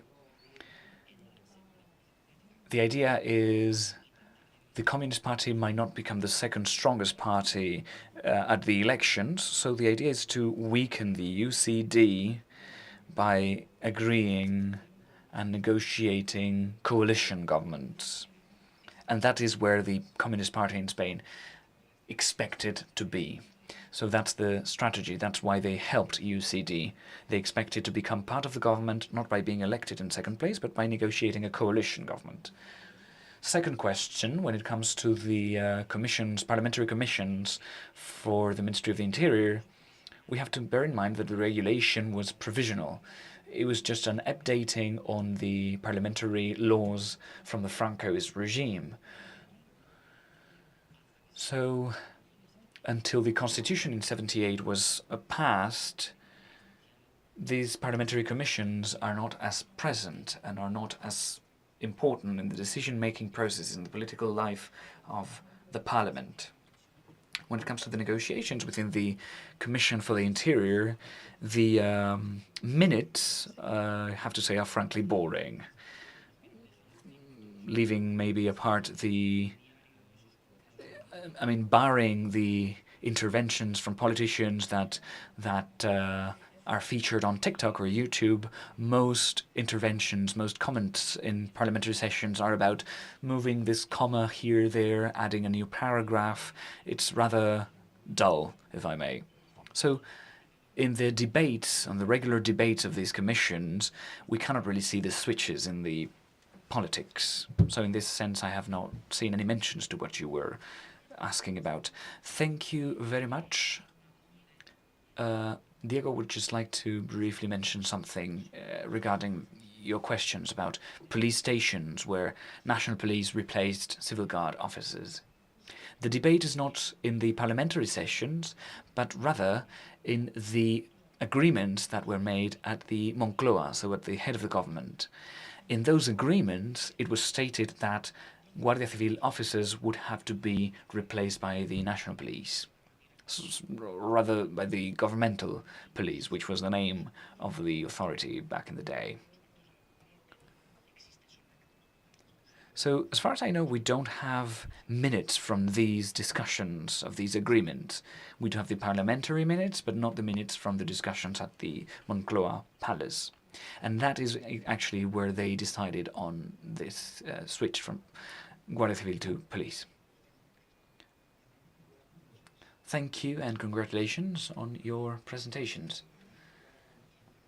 Diego precisely just bridged the gap between both presentations, which is precisely this agreement of Moncloa, where Carrillo was a key figure. Carrillo rejected the idea of dissolving the police, and he opted rather for a purge in the high-ranking officers. He proposed rather to have new people in higher ranks.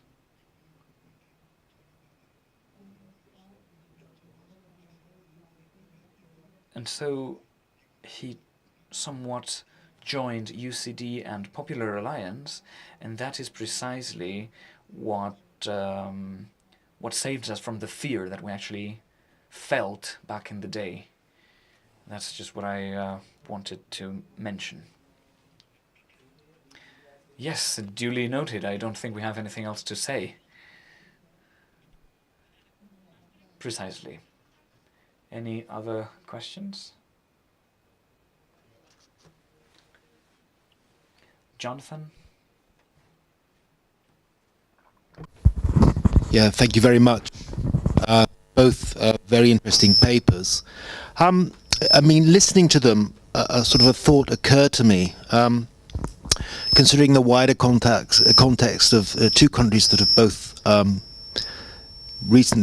both recently experienced decades of dictatorship, so I was wondering whether the various issues that came up in both papers indicated a kind of wider lack of democratic culture in both societies, a culture, for example, that paradoxically allows very violent demonstrations, even kidnappings in Portugal, if I understood Diego's argument correctly, or that sees, for example, Spanish government, the Spanish Parliament feeling somewhat, or the Spanish opposition, as in Adrian's paper, feeling somewhat sort of timid about taking on questions of public order, how the police are behaving. So it's just a question, really, just a thought. Thank you.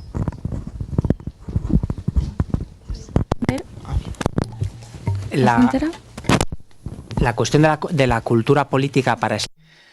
Yes, the role of the political culture to explain backlash and response movements in Portugal has been heavily debated. But political science and sociology had focused on this, and they couldn't really foresee that behavior. What we saw in the 70s, in the theories from the Americans and the ideas on development, is that in Portugal there was this idea of Catholic corporativism that would move them to be mobilized collectively. But actually what happened was the opposite. It was an outburst of radical movements. So it's actually a problem from the previous culture. This could be an explanation. But my personal preference is that it was a matter of opportunity, of a lack of boundaries, experimenting new forms of protest, and it's rather a way of fast learning, learning that you can be effective by being radical, and not so much because there is a culture of democracy that might limit the radicalization. So I think of that influence of culture only after institutions have collapsed. I think there's some learning process and that human behavior is much more open. That's my explanation. Respecto a... When it comes to the idea of fear when dealing with parliamentary issues during the transition, I think it has to do with the feeling of safety and security in the new democratic system. At first, we see that carrying an issue to the parliament, they didn't want to see it as a way of control.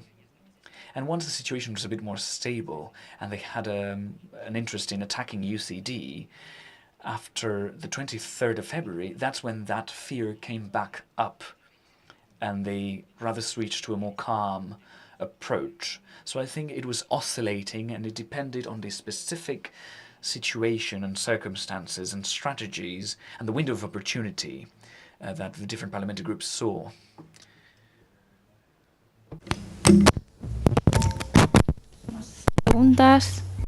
Any other questions? We do have plenty of time. Thank you.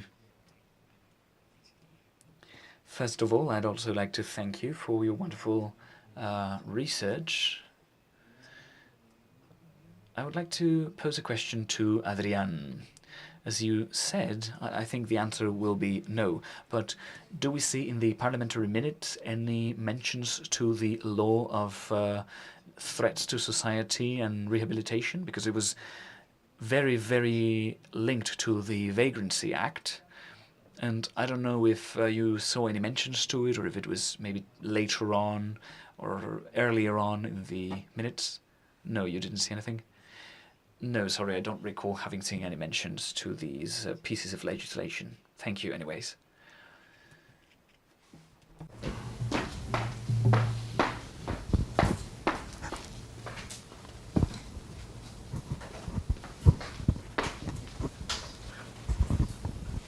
Buenos días. Good morning. Thank you both. I really enjoyed your presentations. I briefly wanted to ask Diego. I'm speaking without knowing much about it, so that's why I'm asking. What happened in Portugal was somehow beheading the power structures and leaving them powerless. So you explained it very thoroughly, what those 2 years of revolution involved. There was a lack of public order, of strong public order. And then there was the Spanish case, which was very different. Would you think there is a middle ground? That is, was there at any point any sort of accountability for the police before 1975? That is what the Socialist Party used against the UCD. Was there any of that? I'm curious about it. Or it was rather, as Martín said, they just chose the lesser evil to just cut ties and avoid the situation that happened in Portugal. Thank you. Well, it's difficult to find a middle point. There is always a middle point in a way, but in this case, I think what Martín mentioned was lowering down the retirement age, so meaning that the higher ranks retire earlier. I think it was at 55. So that was done. That is the strategy that they followed. And so opening also the access exams for commissioners and superintendents that hadn't been in the police forces for as long time. This fostered the generational renewal. This was a process that was actually much faster in Spain. In Portugal, it was in '84. That was the first promotion, or the first class that came into Portugal. And that was actually when the first high ranks of the police were going out in Spain, actually. So this middle ground for renewal was carried out in Spain. What wasn't done was punishing, be it literally or symbolically. This did not happen in Spain. This did happen previously in the past, for example, after Ferdinand VII. The absolutist regime had a police force, and there was a ceremony after Ferdinand VII was abdicated. And so they said, well, we are keeping the police, but it would be a renewed police. And there was a clear breaking point there. The uniforms were switched. The substance was changed. But in the case of the transition, there was no clear cut between the former police authorities and the new police authorities.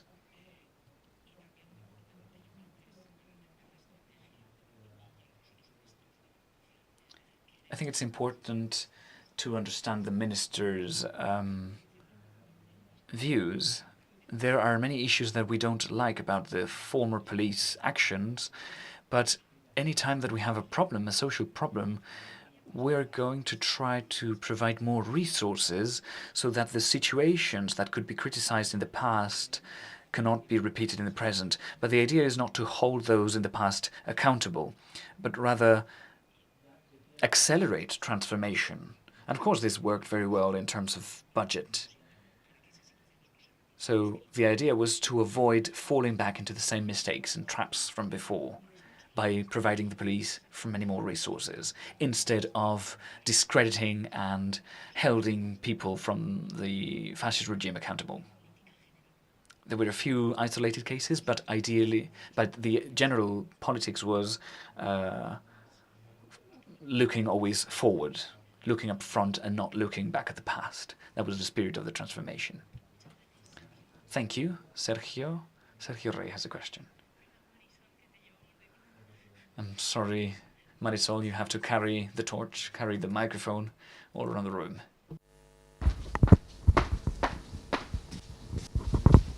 Ay, gracias. So, I have a question for Diego regarding this comparison between Portugal and Spain in this period of time. You emphasized this double legacy that Portugal had to cope with from the revolution and the Salazar dictatorship, while in Spain the only legacy was the Franco dictatorship legacy that the transition had to cope with.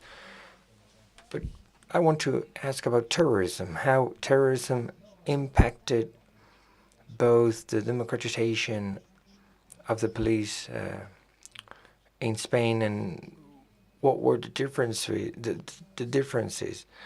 of in this democratization of the police in Portugal, having into account, bearing in mind that the terrorism was not an issue in Portugal. Well, there was terrorism in Portugal, something like the Spanish Grapo, but it started in 1979, so later in history. than the Spanish case, and that's right. It didn't have an effect. It didn't affect the transition to democracy. However, in the Spanish case, terrorism plays a key role in this democratization of the police. Now, a police that is the victim of terrorists cannot lose the trust of the authorities, because if they, as a police force in Spain that was the victim of terrorism, if they didn't have the support of the authorities, they would be demoralized. If the social investigation squads were transformed into intelligence squads, if they didn't have to focus on, spying communists, and they could focus on gathering intelligence to fight crime, this was, of course, a turning point for police activities.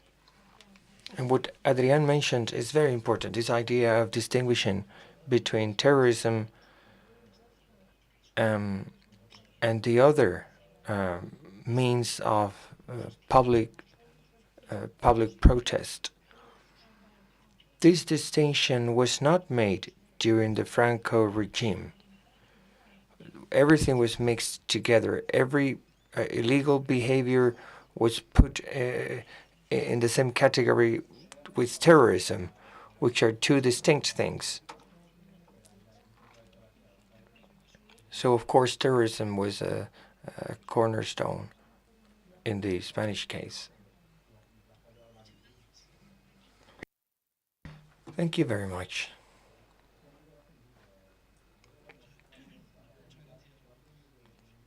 Thank you for both papers. Congratulations. They were both great. And now that we're talking about the transition to democracy, there was always a question within the police. That question is if during the preparation works of the attempted coup of February 23rd, 1981 in Spain, at one point, do you know if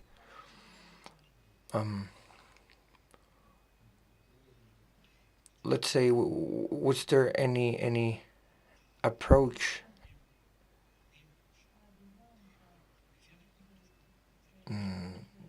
to the were the police forces contacted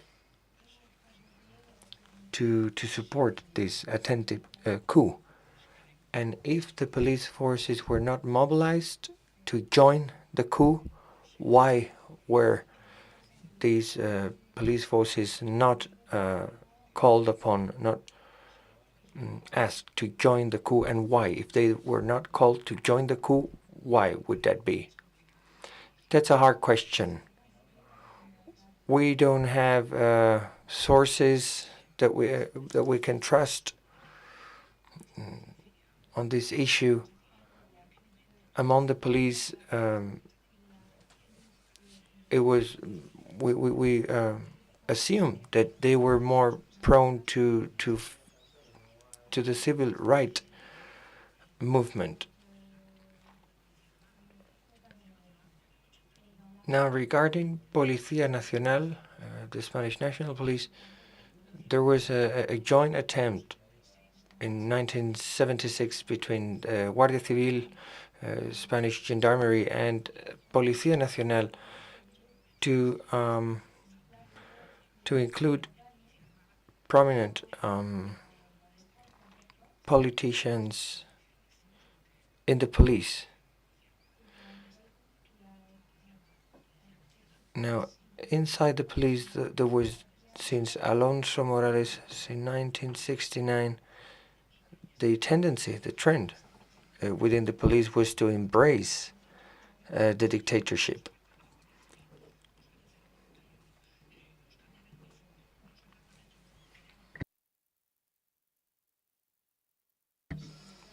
So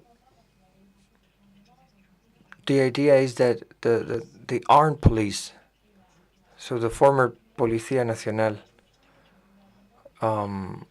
was very, very closely linked to the dictatorship. Now, in 1980, the police has more budget than the Spanish gendarmerie.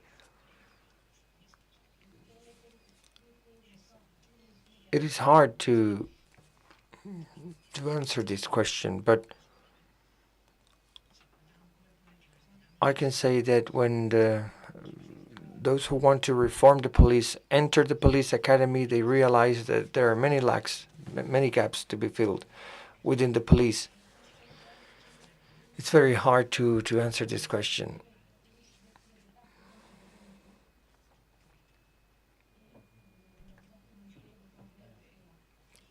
In my case, I don't know about this. Roberto Muñoz Bolaños is, I think, the expert on the attempted coup of 1981.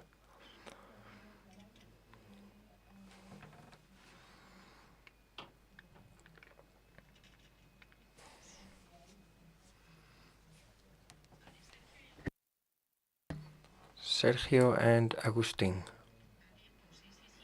Yes, we have time. We still have 13 minutes left for debate.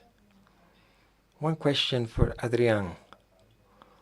Now, in your paper, you mentioned several MPs from the Spanish UCD party, from the Basque Country party minority, and the communists, and so on.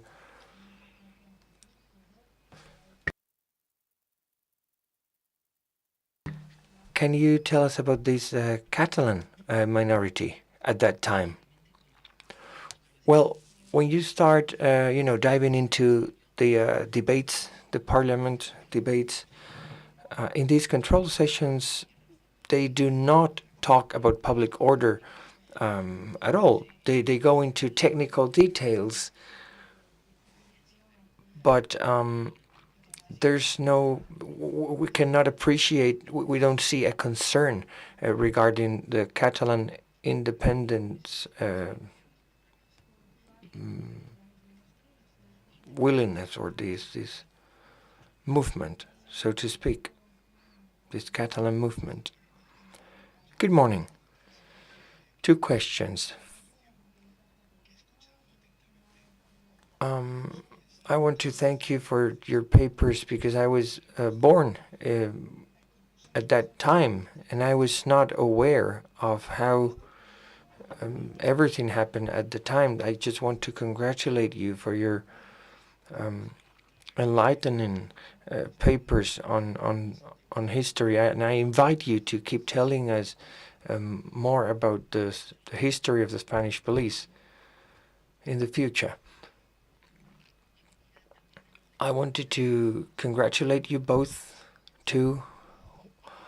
Your papers were very interesting. Now, in the context of the 200th anniversary of the police, we asked Martín Villa and Rafael del Río, who was a young regional head of the police at the time. We still have to keep working on this research, but in the future we will invite you to listen to these interviews and to read this research. I don't know if you have the fact, but these people that were dismissed when they were 55 years old to renovate the police force, many of them united and went to court. They brought their case as an illegal dismissal. They brought their case to court, and 20 years later they won. They won the case because they were dismissed when they were 55. And the ruling in this case is very interesting from a historical point of view. Thank you very much. More suggestions to read. We will read this ruling by the Constitutional Court. Thank you. Any other questions? I think that it's not the case. I just wanted to remind you that the Spanish Police Foundation and the Publications Division brought some journals, some magazines that you can take home. You can read them. They are at the table in the entrance, and we will resume at 4 p.m. with the 6th table. Enjoy your meal.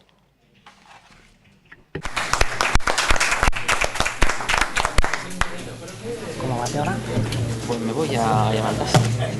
Guarda las facturas. Tienes que ir, ¿no? Sí, ya la pedí, porque se van al proyecto. Te lo mando a ti. No puedes quedarte entonces conmigo. Nada. Tengo a las 3:30. Voy a traerte... Gracias. Nada. Sí, hay que...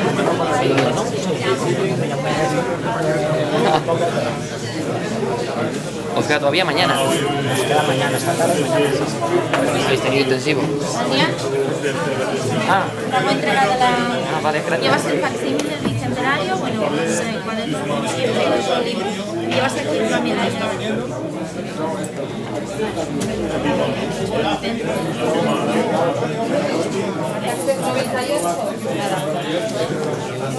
Muchas gracias. Sí, te vas un poquito cargado, pero bueno. Ya llego por fin porque sé que has esperado. Estás exponente. Aquí tienes tus chuches. Sí, esa medalla me falta. Esa, pues esa la tienes ya. ¿Vale?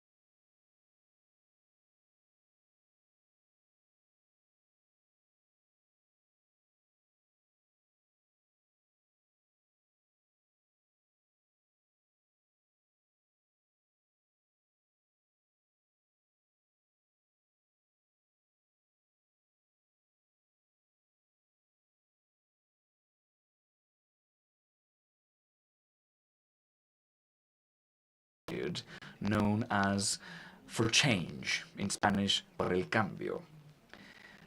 This movement introduced us to a pathway of democratic consolidation and economic recovery. With high economic budget and high social costs, and this was of course aided by the European Economic Community. Also social policies, the welfare state, reforms in healthcare, education, social welfare, and so on and so forth. And of course we became an international or an outward-looking country. We became part of the NATO in 1982. We took part in the Football World Cup in 1982. We received the Pope, John Paul II. And we also became a part of the European Union back in 1985. Nevertheless, despite being a part of NATO, there was a referendum to consolidate our stay in the organization. As time went on, we also contributed to other economic and trade agreements and political agreements, such as the Madrid Peace Conference or Peace Summit in 1991. It required a lot of security measures from the police authorities. Following this, we saw a reform of the military structure and a modernization of the military.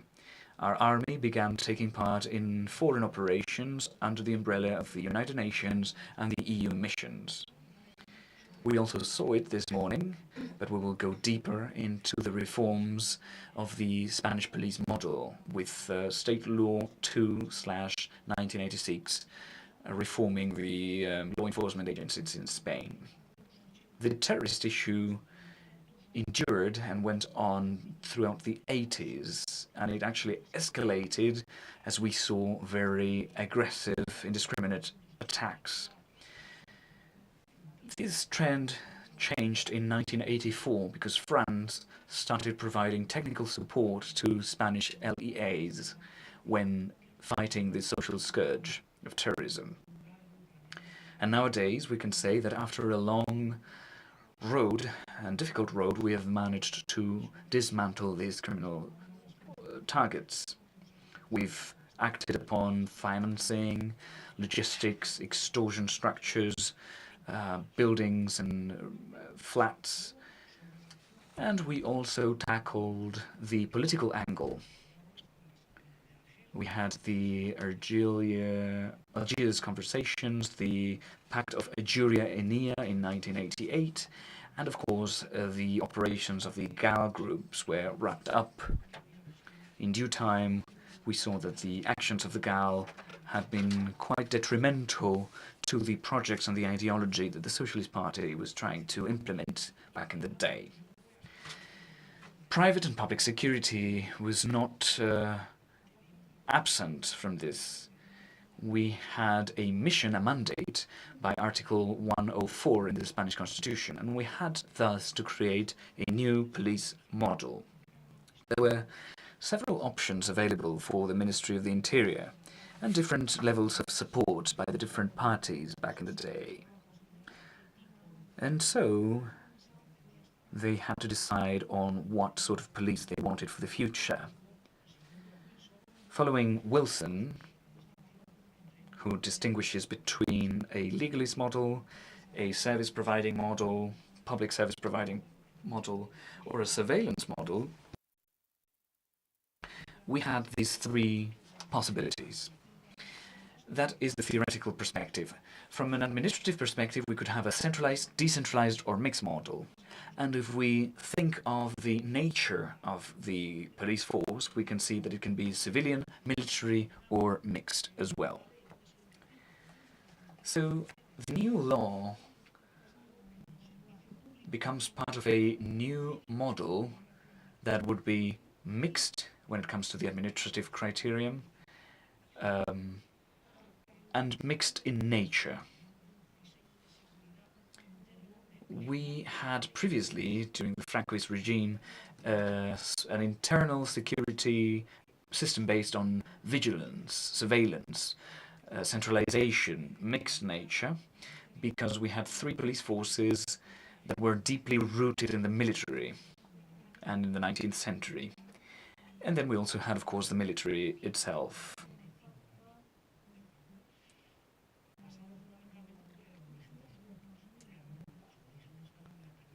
Now, the origin of these forces was in the mid-19th century, so there had been barely any evolution.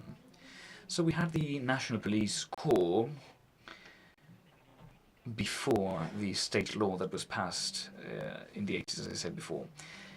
So back in the day, we had the National Police Corps with 52,000 police officers, and it was the successor of the Armed Police Corps.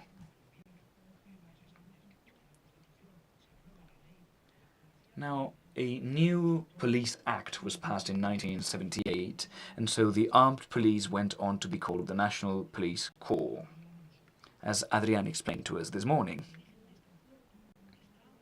But let's not forget that these police goes actually back to the general police forces of the kingdom, dating back to 1824. On the other hand, we had the Civil Guard, which had roughly 60,000 officers and dates back to 1844. And we had a third force, which was entirely civilian, devoted to criminal investigations. This was the Superior Police Corps, and it was the successor of the General Police Corps. And of course, it also dated back to the General Police of the Kingdom, dating back to 1824, and at the time it had roughly 9,000 officers. This whole structure was complemented by the autonomous regional police forces in the autonomous regions, such as the Ertzaintza in 1980, Mossos d'Esquadra in Catalonia 1983, Forales in the region of Navarra 1987, and then in 2008 the police force in the Canary Islands. And of course we had a third echelon, which would be the local police forces. At the time, we had roughly 50,000 officers in local police forces. And of course, as you know, they belong to towns with over 5,000 inhabitants. Back in the day, Spain had 38 million inhabitants and 40 million tourists. So, globally speaking, we had 4.5 police officers per 1,000 inhabitants. Now, those were the human resources that we had, and each of the police forces within their mandates took care of public order and security, ensuring that citizens could exercise their freedoms and rights freely, and essentially they were meeting crimes such as robberies in jewelry shops, banks, armored cars, a growing trend of drug trafficking. For example, in 1982,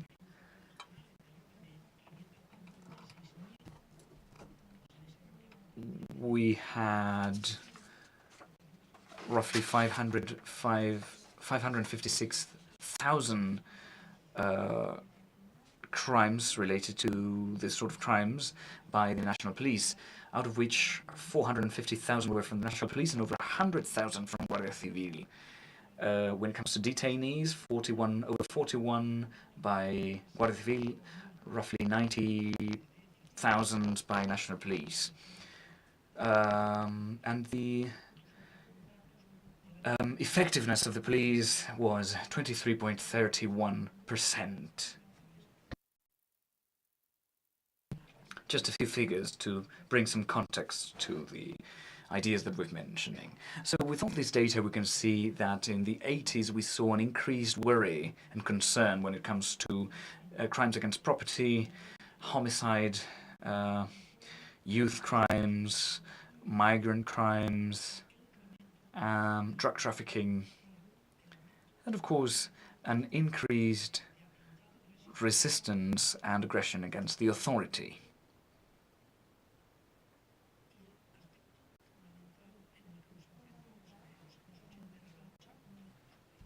And of course, essentially in the 80s, we also have the fight against terrorism, domestic terrorism.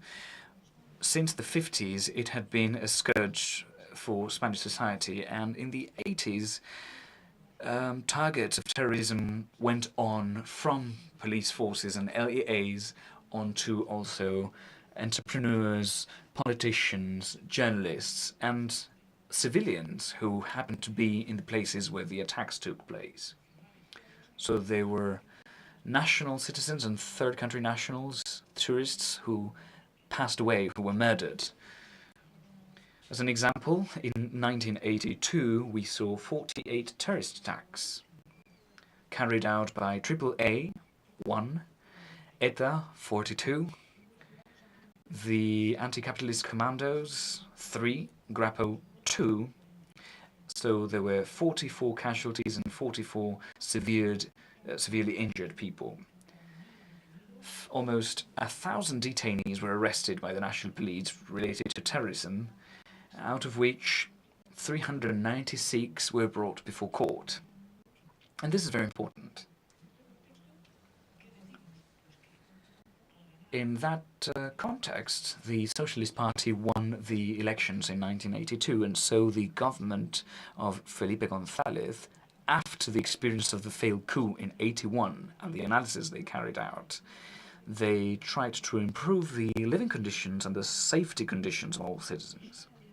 They analyzed the criminality and the criminal trends, as well as the situation of LEAs, autonomous regions, and local authorities.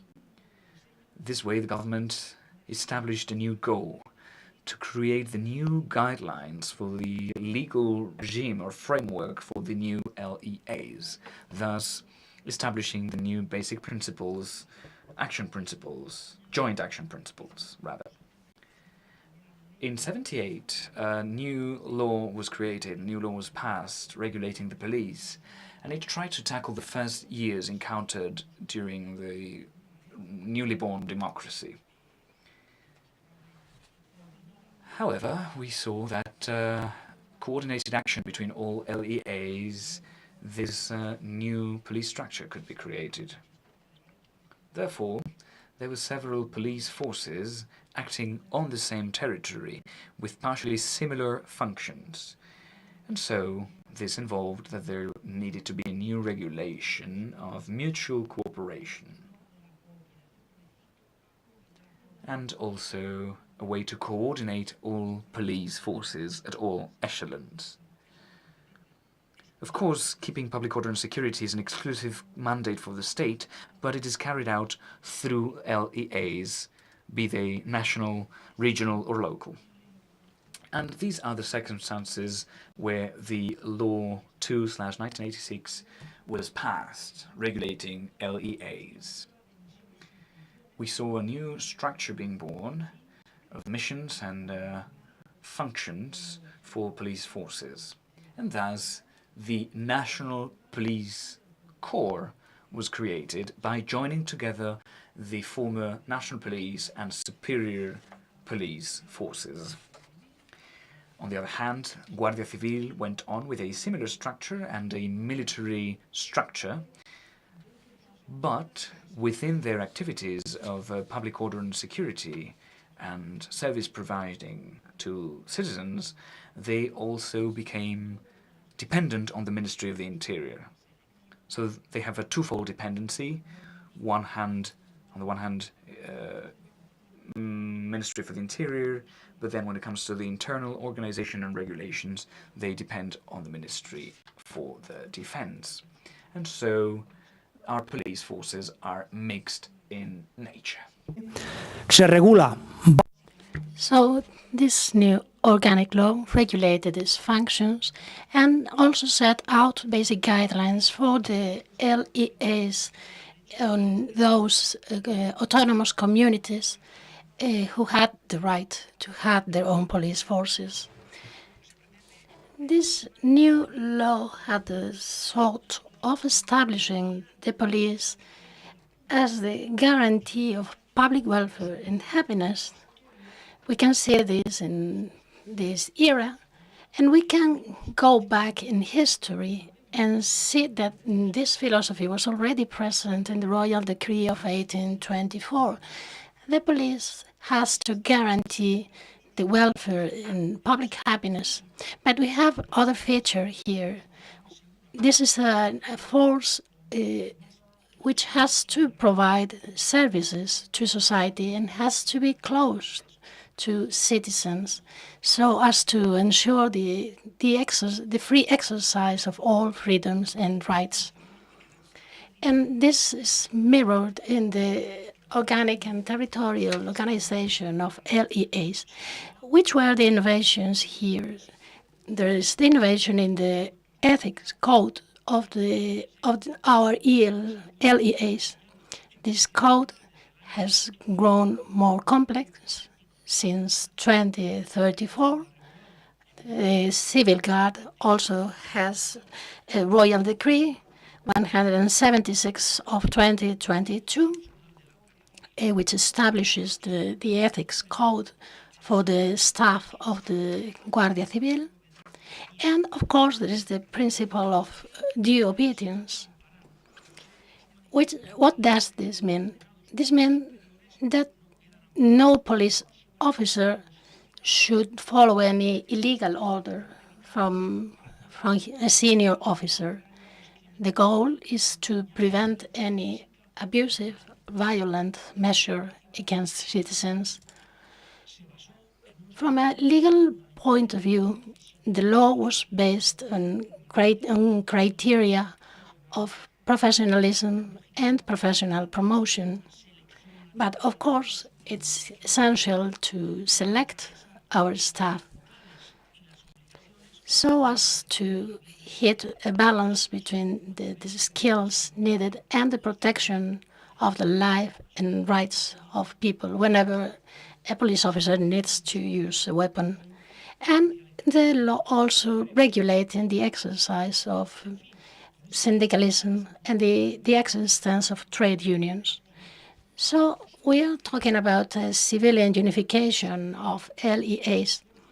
This was a great effort for both corps being merged. It required a great deal of coordination in order to obtain the result, in order to achieve the desired result. If we look back to the essential actions carried out in those years, we see that we were talking about training and professionalization of the staff. We are talking about the exercise of the rights of the staff. We are also talking about the integration of women in the corps, one of the matters we are going to discuss today. As far as the organizational and the structure of the corps,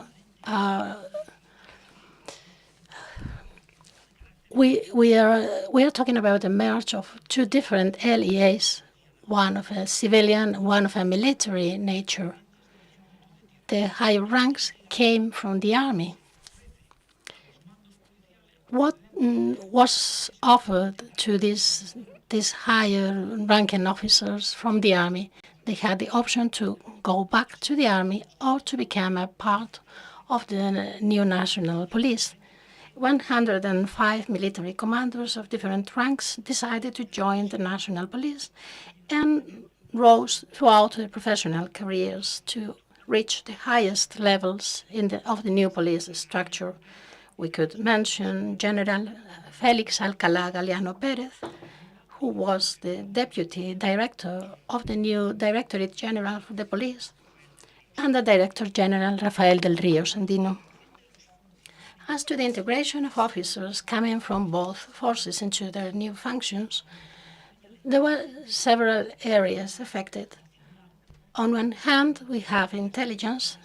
There was staff dedicated to intelligence work in the second section of the police. And these officers became part of the national police. But of course, this also affected public security, the selection process, training and development of the staff, and also the logistical services. And it also had an impact on the merger of the basic and sub-inspection ranks in all police functions, as the commanding officers continued to perform their functions after receiving the appropriate training. From these essential elements of the merger of both LEAs, we will discuss three. We will look at the integration of both forces from the perspective of police training. We have here Chief Superintendent José Manuel Pérez Pérez, who will share his personal experience with us. He's been the author of different books of legal nature. He has taken part in different summer courses and conferences organized by the Foundation for the Spanish Police. And he has a wide experience in other different matters. The floor is yours.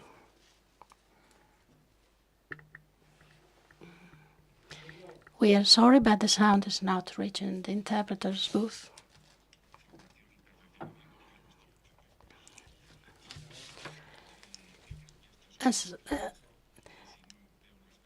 Well, I will choose the matters to discuss according to the time of the day. I will discuss my experience in the field of training. There's something else I wanted to do, apart from greeting you. I will try to speak slower because I'm pretty sure the interpreters are not going to fall asleep. I joined the police in 1973 when I was 19. I was sworn in at 20 years of age.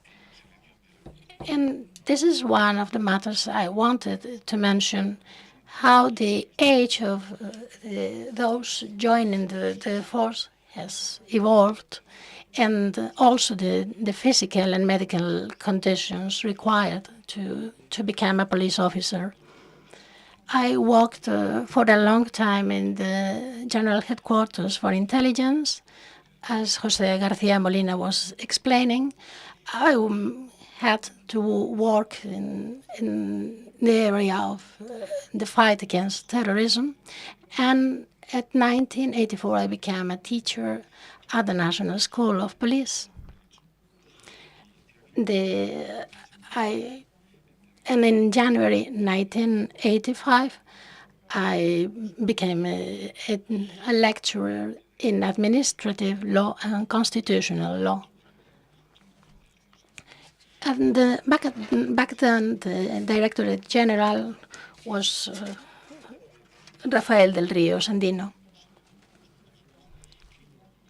And the new teachers had a lot of illusion. We were so glad to join the National School at Avila, which was new.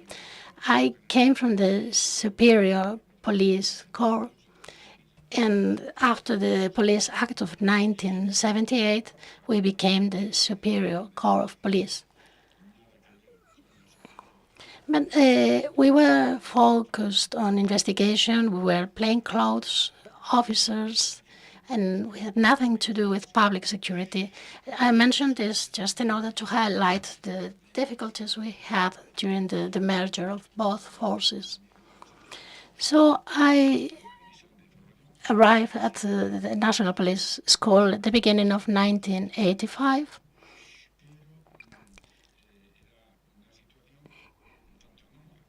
And the situation was a bit strange. We were still the National Police and the Superior Police Corps. So the unification of both forces was achieved through training. I reported for duty to the Director General. I introduced myself as the new teacher of constitutional law, and then the Director General said, "No, you're not going to Avila, you're going to Canillas. you will see our curricula for the training of the police officers, and you are going to review them all. I joined the force with César Herrero, who was also a new teacher at Avila. He was a teacher of criminology.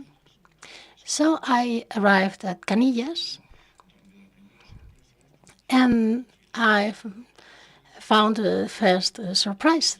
There were 3 different cafeterias for the ranks and the troop. I introduced myself to the head of the legal area. He was my counterpart. And I asked about how the law lectures were taught.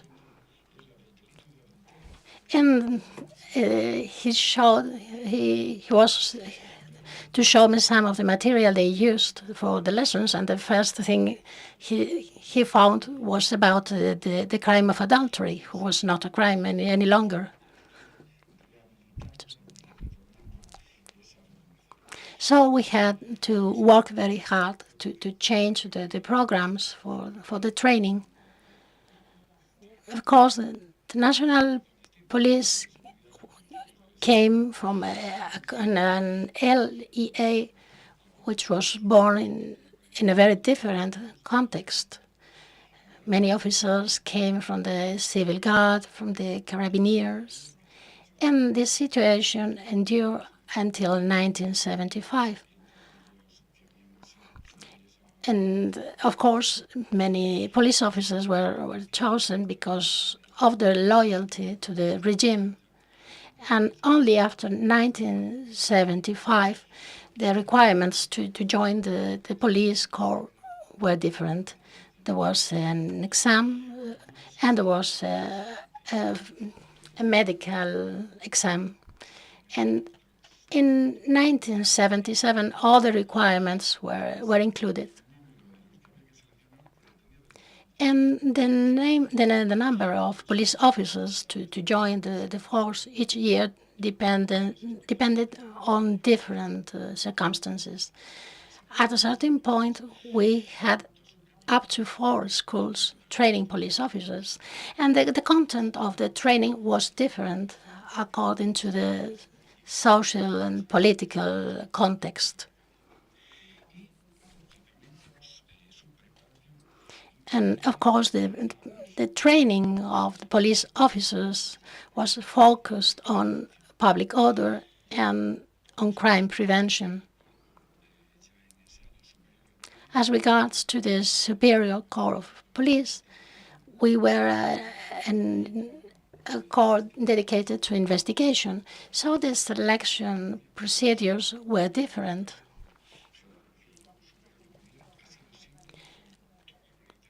The selection process has always been the same since 1908. The requirements to join the force included passing a competitive exam, and of course there is a training process.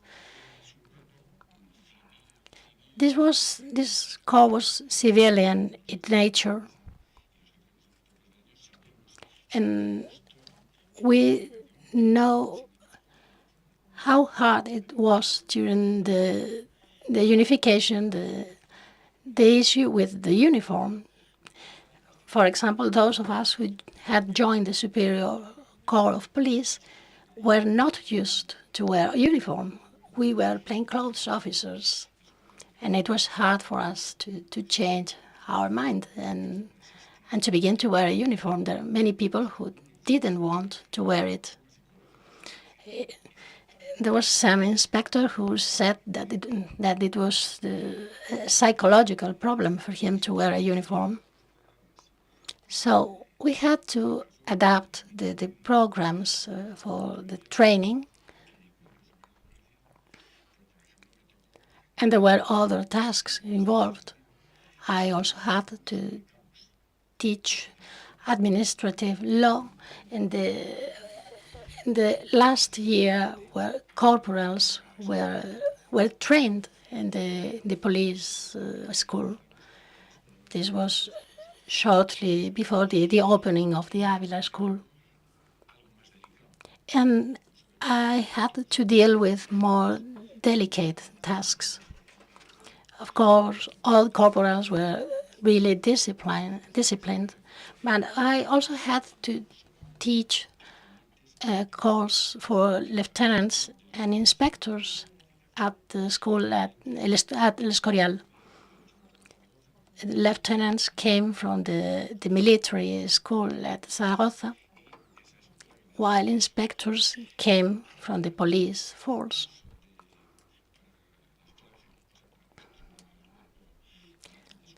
And as I mentioned before, the training when I joined the police in 1973 was of 9 months, and this course had been the same for years. I was still at the police school where President Carrero Blanco was assassinated. This was 1973. We were at the point of leaving the school and going home for Christmas. And we thought we would not be able to enjoy our holidays after the assassination. But we finally finished our training on May 7, 1974. There's another curious information about the General Corps of Police is as follows.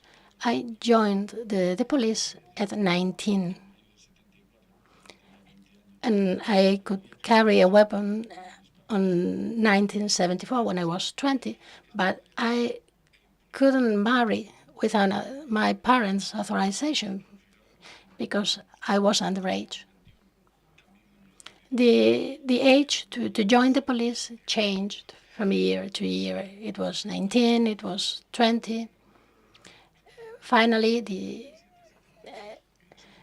it was fixed at 18, which is the age of coming of age in Spain. Before the unification, we had to think about the selection criteria for the new corps, about the selection procedures, about the training, and also the training to become an inspector, because once both forces had merged, people could join the police as officers or as inspectors.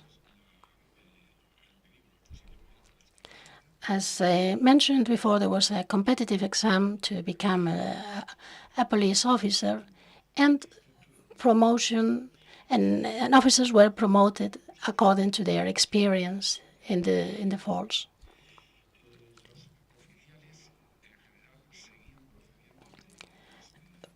Police officers used to come from the army, at least until 1978. But already in 1977, it was established that those joining the force as police officers could rise through the ranks and become captains, commanders, lieutenant colonels, or colonels.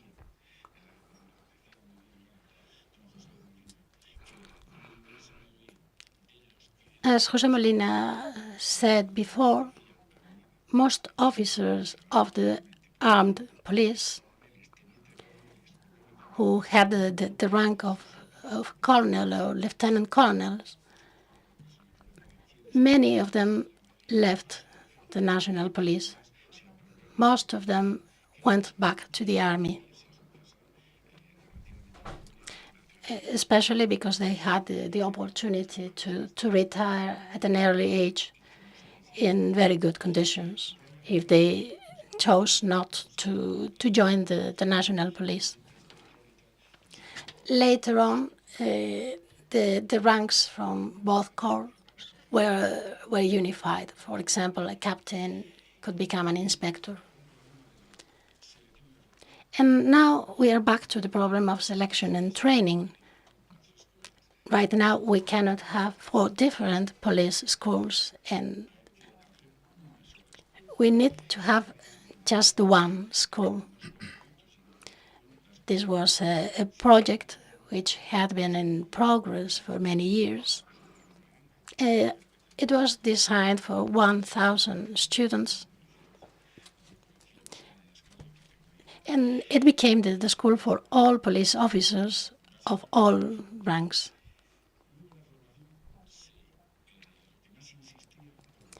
And there was something really important for us related to training, at least related to the training in law. First of all, explain the importance of respecting the Spanish Constitution of 1978. This is evident right now, but it wasn't back then.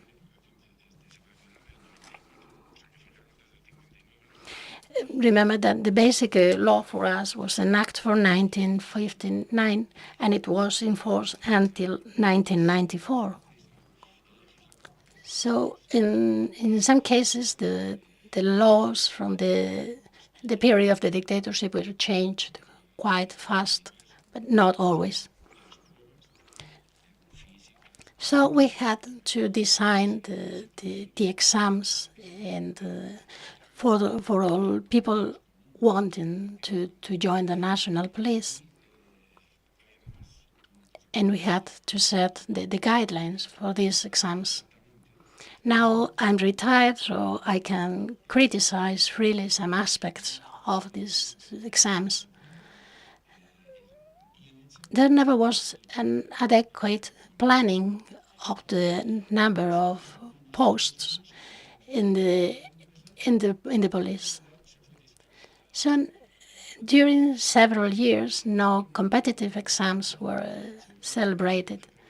So we lost staff.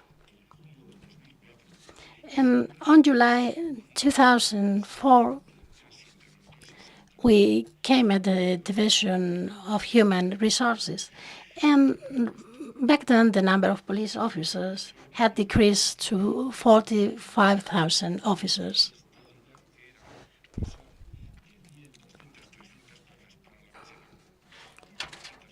And we have to explain that there was an evolution from 100, 200, 300 posts for becoming a police officer, and thousands of people trying to obtain one of these places. But later on, we had lost human resources, and we began to have exams for, let's say, 4,000 posts. And these are too many people to give an appropriate training. And even if you try to be very strict when examining the candidates, it's difficult not to make mistakes.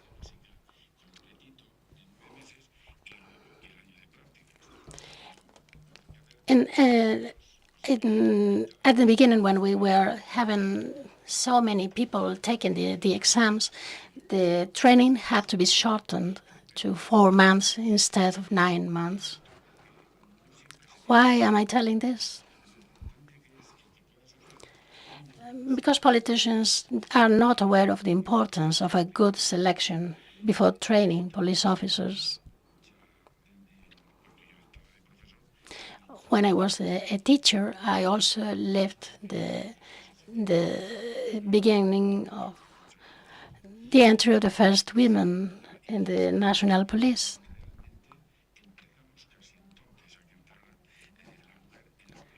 It was back then when the first women entered the police.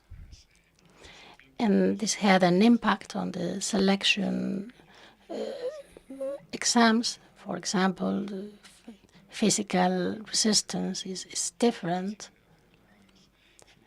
Let's say they had to run 1 kilometer instead of 2.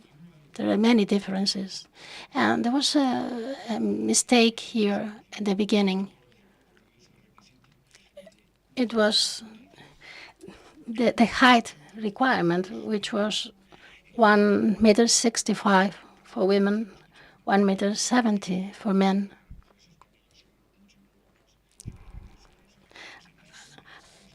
I could say that the Spanish women are more beautiful than, let's say, Danish women, but they are also shorter. So the height requirement for men was the average height for men entering the army. But we had no similar preference for women. And this prevented many women from joining the national police. But this requirement has been discontinued since. And another thing I wanted to mention was something that happened in 2015 when the age requirement was eliminated. I didn't agree, but we won't deal on this.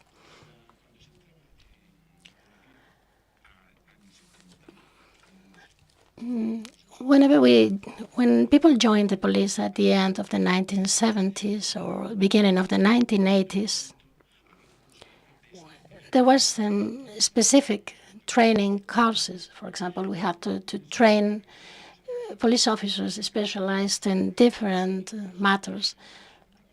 But until 1988, we didn't have a specialized training center, which is the center which I led for many years. And that was the moment when we improved our training. For example, we ensured that all police officers got to know the new criminal code, and many police officers specialized in different matters. For example, we had some very good specialized courses on explosive managing, and we were very good at this, unfortunately, because ETA, Grapo, and other terrorist groups provided us with a lot of experience in the matter. Even some officers from the Israeli police came here to learn from us.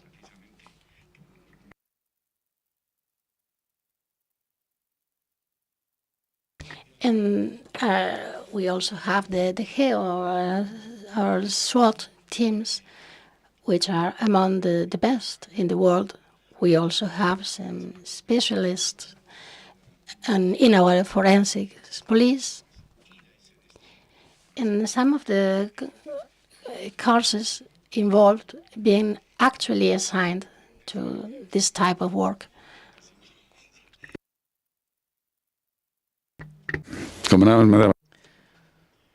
Right, I just have 5 minutes. I'm going to read a statement of the police by the Council of Europe in 1979 and the General Assembly of the United Nations in the Code of Conduct for personnel in law enforcement agencies. Police officers need to receive deep training before and during their service and duty, as be aware of social problems, public freedoms, rights of men and women, and in particular everything dealing with the European Convention on Human Rights. And that's it for my side. Thank you very much.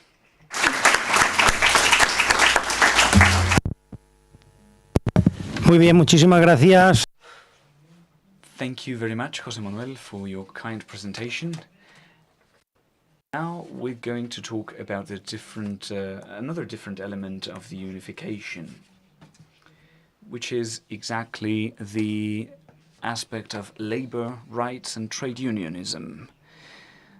To that end, we have former Chief Superintendent Antonio Rodriguez Martin. He's also a bachelor's in law with the University of Alcalá and master's degree by the University Carlos III. He's been a lecturer in several national and international conferences and congresses, Brazil, Guatemala, among others, and he's especially dealt with the law on the public safety and protection and also community policing. So I'm now going to give him the floor on this matter. Good afternoon. I hope you can hear me properly, because I can only hear myself from up here. I'm not sure if the sound is right in the rest of the room. Right. So I came into the police in 1974 in the General Police Corps, just a year after my colleague José Manuel.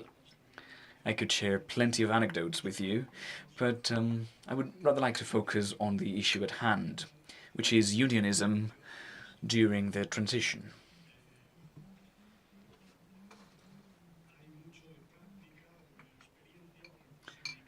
I myself was involved in the trade unions, I became a member and signed the foundational statutes of the Professional Association of the Police Corps. That happened, if I recall correctly, in 1977. I'm not entirely sure, but I think it was 1977. Which means that we had barely started the transition, and there was already a concern among police officers, especially among those in the General Police Corps, in associating and joining forces. And I think the government was also okay with it, and they actually facilitated the fact that police officers could unionize,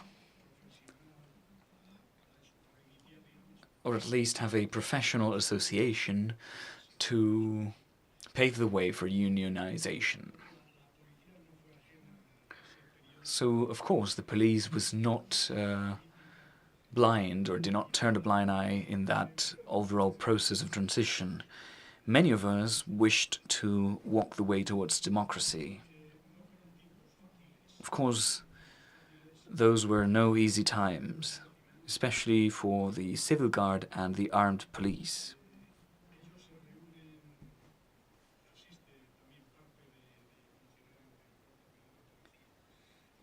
Some of those police officers, as well as officers from the General Police Corps, went to a demonstration in 1978, the first one of its nature, of police nature.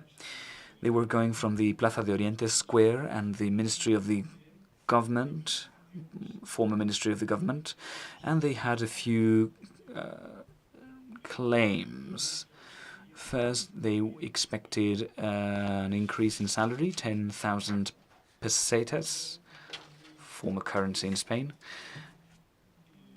They were also asking for the right to be covered by social security benefits. The reason behind it was, especially when it came to Guardia Civil, or civil guard, they were active and deployed in rural areas with no military facilities, no military hospitals. So this was very important for them. And then other requests was that they didn't want to be soldiers. That's what they were saying. We do not want to be soldiers. We want to be civil servants and provide a service to society. So these were some of their main requests. It seems that the ministry, some high-ranking officers went to the ministry and tried to negotiate with politicians, but it didn't turn out that well, apparently. The demonstration was dissolved,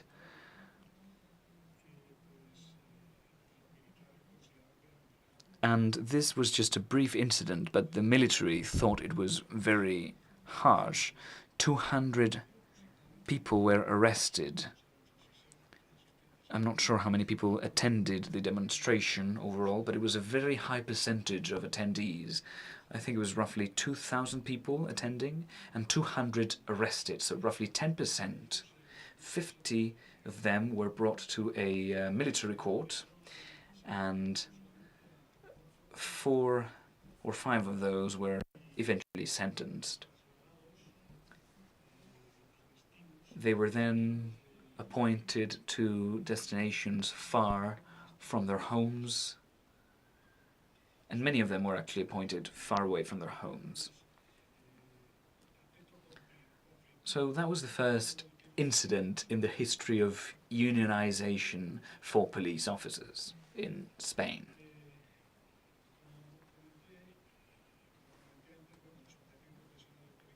The Professional Police Association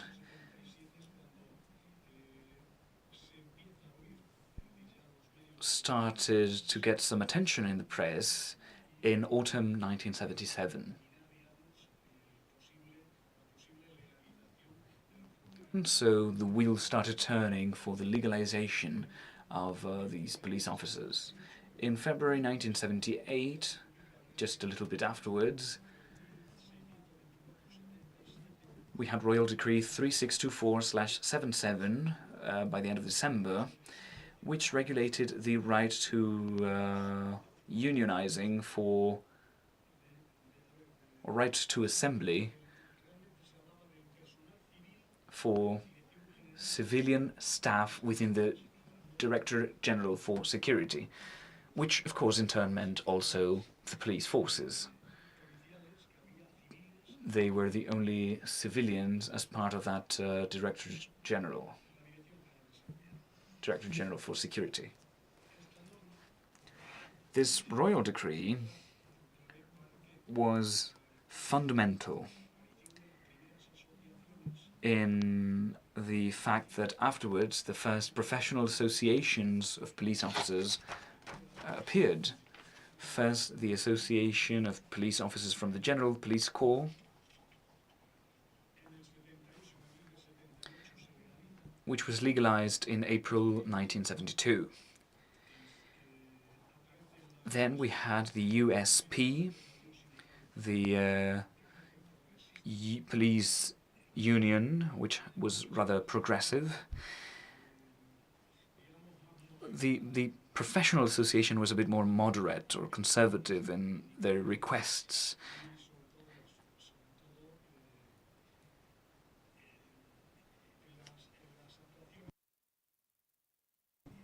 And also in the way they acted. But the union was a bit more progressive, maybe a bit more radical. For example, USP asked to be legalized, and in their statutes they included the right to go on strike and the right to collective negotiations, which is forbidden by law.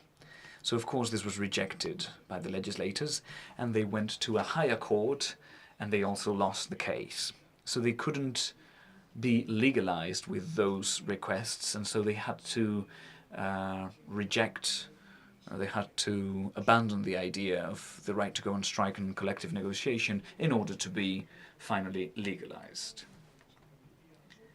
The royal decree that I just mentioned had some limitations nonetheless, and they were quite reasonable at the time, at least. And it seems in the future as well, because nowadays it's the same thing. Police unions are only comprised of police officers. They cannot join regular trade unions, so they cannot become a federation of workers with non-police workers. They can associate with other police unions, though. And they can also associate with police unions abroad. So there might be some federations of police unions, but they're all police.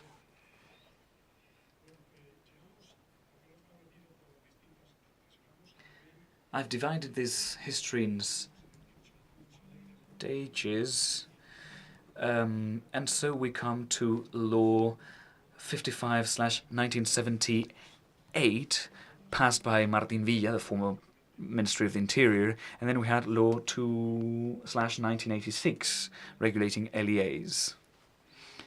But going back to the law in 1978 by Martín Villa, that law stipulated the criteria to open affiliation to other police forces, in particular armed police force.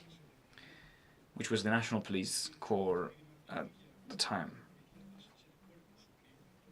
So with that law, the names changed, and so the armed police forces became the new National Police Forces.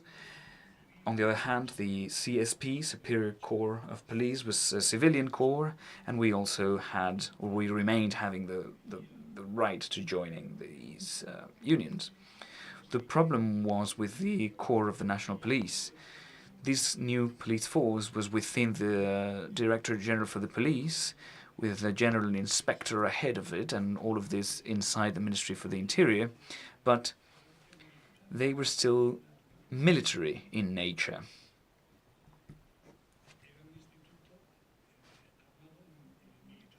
They were an armed military institution or organization.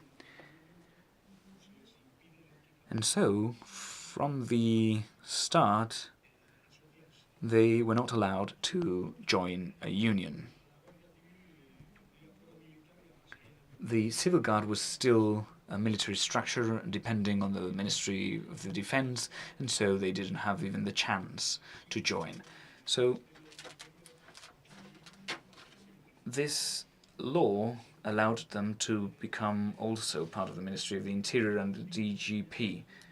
Article 11 of the law in 1978 said that the Superior Police Corps would adapt to the general regulations for civil servants,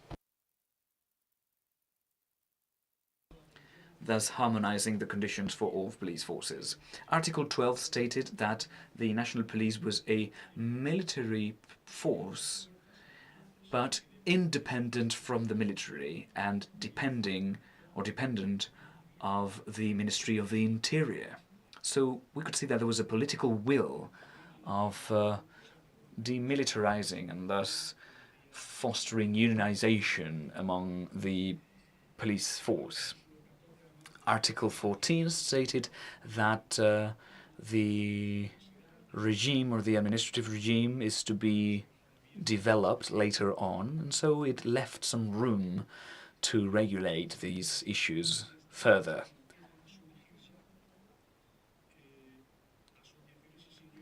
After this law, many unions were created, and they had statements on the press even before being legalized. And so we have the Joint Union for the Police, SUP, the Professional Trade Union, the Professional Union for Uniformed Police, later on the Association for Uniformed Police, the Unified Union and Professional Unions for Uniformed Police back in '84, the National Association of Uniformed Police for high-ranking officers. At first it was called AMPU because it was just for high-ranking officers. They were actually military officers in the armed police. But then they also opened up the affiliation possibilities for lower ranks, lieutenants, brigades, and so on and so forth, and corporals, because of course otherwise they wouldn't have had that many affiliates. And finally, they opened up membership to basic ranks, and they became the National Association for Uniformed Police overall, not just for high ranks. We also have the National Union for Police, 1986, the Federal Union for the Police, which brought together the National Union for the Police with a branch that had come out from the Unified Union for the Police, and so the UFP was born.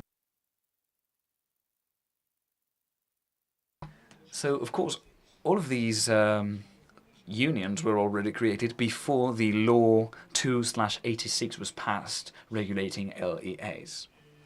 Now, all of these unions had some requests in common.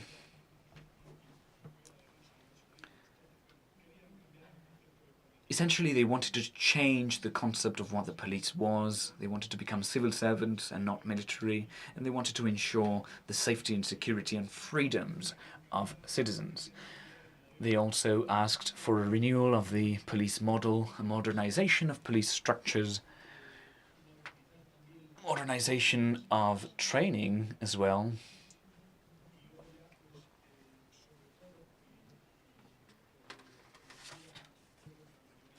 And I think what most unions actually agreed on was to unify police forces, the two that were a part of the former national police, so the superior police force and the national police corps.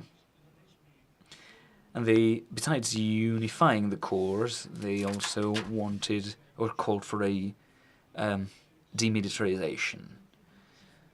Of course, there were many other requests, such as a new regulation for the police, legal assistance for police officers in the exercise of their duties, reorganizing ranks and staffing, improving salaries and wages. But, of course, I would like to highlight the request to demilitarize police forces.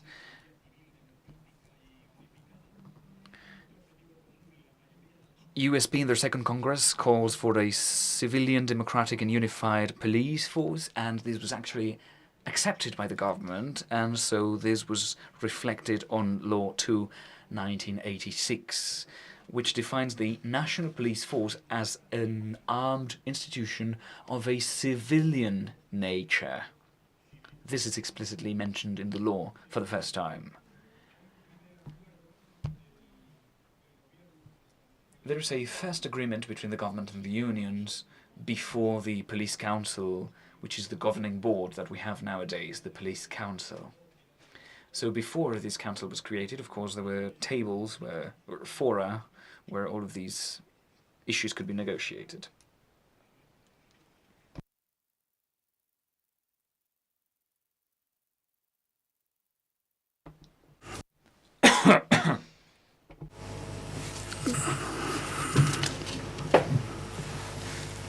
A ver, que me he perdido. Bueno, empiezan eso. Ya está, bueno. Las reivindicaciones, eso, son reivindicaciones. Este acuerdo lo que hace es crear unas comisiones. So the agreement between the government and the unions created a mixed committees for the administration and union organizations. We had the General Police Force and the Superior Police Force and the Armed Police Force and the National Police Force afterwards. And so the agreements established what the issues that could be negotiated upon were.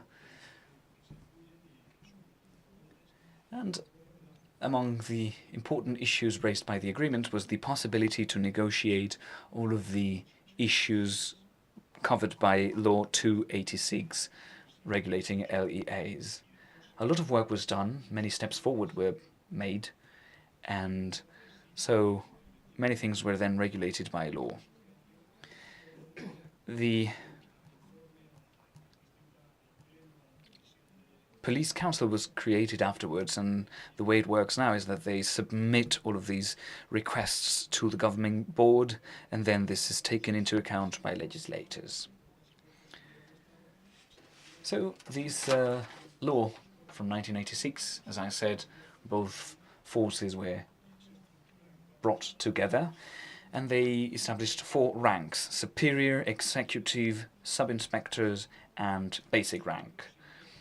Superior was for chief superintendents and superintendents, which is the ranks that they use in the superior police force, and then also colonels and lieutenants and commanders stemming from the National Police Force. In the executive rank, we had inspectors, who then became chief inspectors and regular inspectors, and also captains and lieutenants from the militarized police, and then the next rank covered all positions of the armed police. They were all sub-officials. And then basic rank with two categories: corporal and police officer.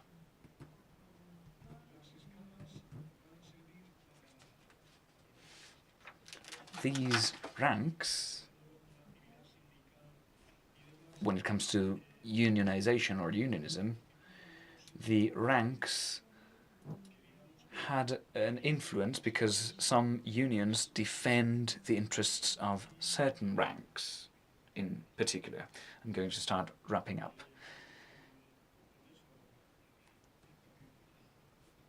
I'm sorry, I got lost. I lost track. They just said you have 5 more minutes and I just got lost, sorry. Right, I was talking about ranks. Of course, when the police council was created, the elections for members of the police council also depend on the ranks. That is, for each 6,000 police officers, there's the right to have one spokesperson of the council. In the higher ranks, there's just one spokesperson, one for executive rank. I'm talking about the elections in 1987. So for the executive rank, we have 2 spokespeople and 10 back in the day for the basic ranks. Nowadays, we have 12 spokespeople for the basic ranks because, of course, we have more police officers.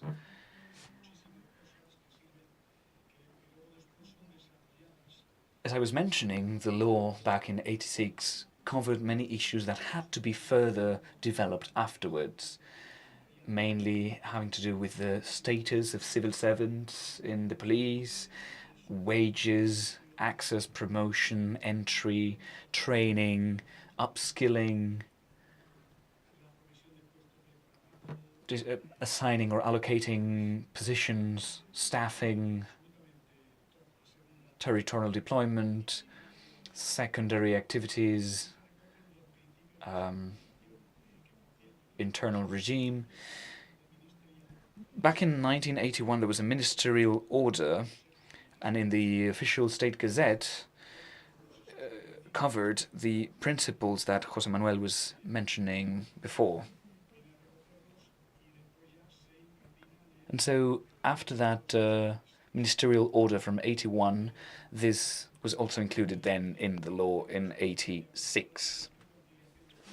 The police council negotiates collective disputes, conditions for service provision, filing reports of internal issues, and many others that can be stipulated by law. I'm going to start finishing up so that the moderator is kind to me. So the first elections for the police council,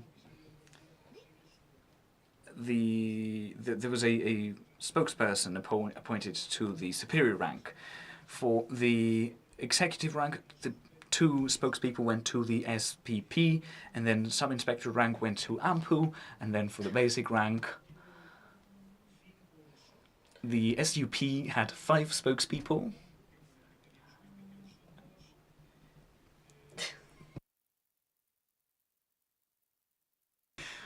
One for the uniform union. And then, so yeah, 5 and 5 makes 10. So the most important unions were precisely those that were represented with a spokesperson at the police council. I'm currently not sure if any other unions were represented at the police council, at the first police council that was elected, because they needed at least 10% of votes in 2 different ranks for them to have a spokesperson appointed.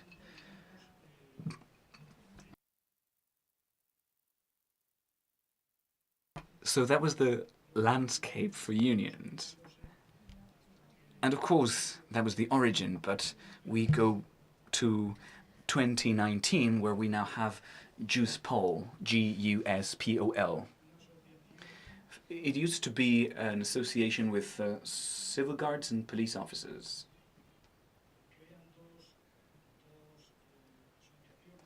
So they create two different associations, JUPOL and JUCIL. The first one to take part in the elections to the police council, and JUCIL for the council for the civil guard. After 2023, we had new elections, and the level of seats allocated to JUCIPOL went down a bit. I'm not sure if I have the exact figures around,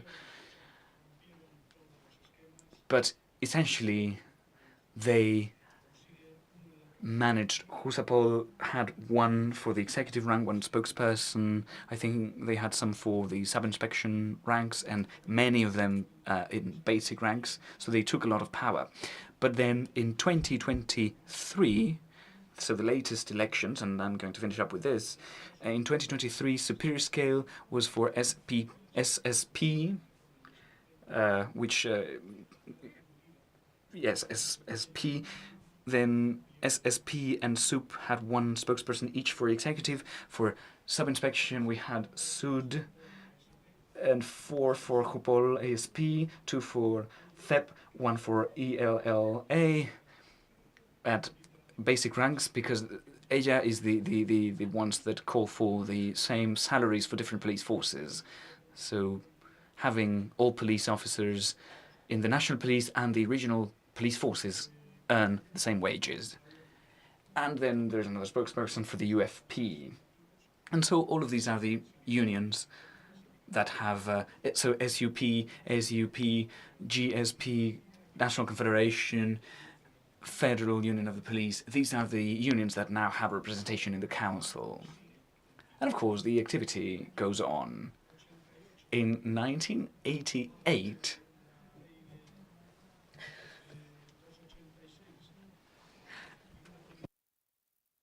so just 2 years after the law was passed, they had a buzzing activity.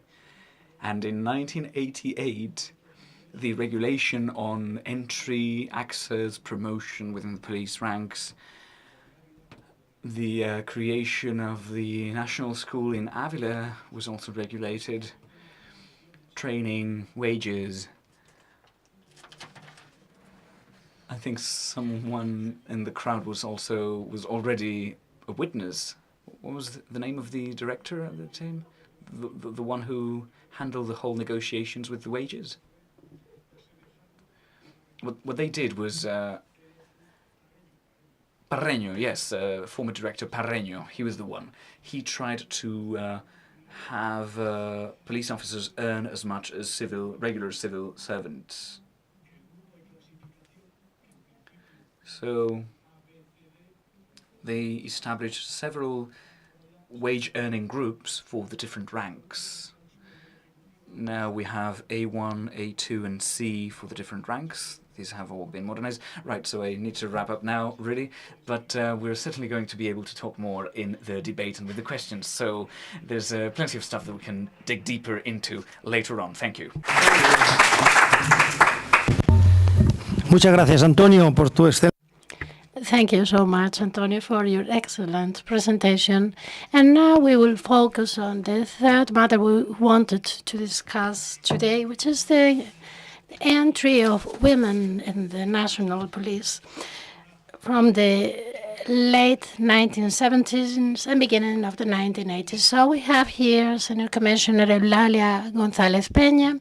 She has a degree in journalism at the Complutense University. She has written several books. She has taken part in different national and international conferences, and she has also been the member of different scientific committees for magazines such as POLICÍA. And Eulalia, the floor is yours. Thank you so much. I wanted to look back, and I will not go back to the 1970s. I will look back even farther.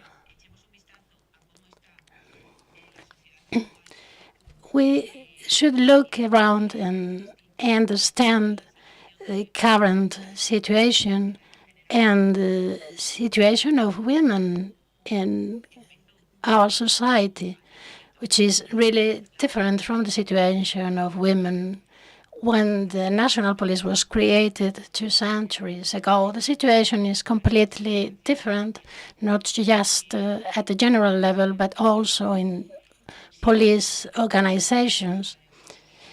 There are equal opportunities at work. There are many more women working in fields which were traditionally male, such as police forces. And we can truly speak of a formal integration of women. And why formal? Because we see that the higher one rises through the ranks, the more men are in the positions of more responsibility. I must admit that in the national police, there has been an excellent evolution. We have right now 19% of women in the national police. But over the last years, the evolution has been excellent. The number of women in the national police has increased by 45%. This growing presence of women within the national police has changed our way of working, especially when women have begun to play roles of more responsibility and power. As I said before, the national police has been serving our society for 201 years. And during this panel and previous panels, we have seen the evolution of the national police, and we have seen that for the most part of our history, there have been 2 different LEAs coexisting. And in the core dedicated to administration and investigation, this was the place where the first women entered the police. I will look back to 1911. There was a short-lived police service formed by women. There were 2 later attempts to include women in the police forces between 1922 and 1931. And it was not until the 1930s when women really began to take part in the auxiliary corps. And they began to collaborate in some police tasks. I'm talking about what happened before 1979. This is the date where the gates were actually open to women. And there are 2 important milestones here. 1979, when the first female inspectors joined the national police, and 1984, when the first male police officers joined the force. And they entered the force in equal conditions as men. After the merger of both national police forces, women have risen through the ranks and have achieved more important roles. But of course, there are many previous anecdotes. As I said before, between 1911 and 1929, we can see some references in the press to male police officers. Why references? Because there was an attempt to copy foreign police models, such as the British one, because in the United Kingdom, some women were already joining the police forces. They were taking part in some services dedicated to surveillance or the morals police. And there was some some rumors about more women joining the police. But this attempt was short-lived. It didn't come to anything. But it's true that in the 1929 International Exposition in Barcelona, there was a surveillance service organized for the event, and there was a group of women within the service, and this was it was called a sort of female police force, and the women taking part in this service were congratulated for the job. And in 1931, there was some analysis of the possibility of creating a female police force. Why were women needed? Well, there were some investigations, in some activities, in some surveillance activities, which could be carried out better by women. For example, searching a woman, if a woman was carrying some suspicious object. And there was talk about protecting women and children. So this was a social need. Then the Civil War came, and there were some attempts to allow women to join the police. There were other reasons for this. Why? Because the women could be quite efficient for the spy work during the war. There were some decrees issued. There was talk about the possible requirements for women to join the police, but this attempt was short-lived too. But as I said before, this was linked to the needs of the war.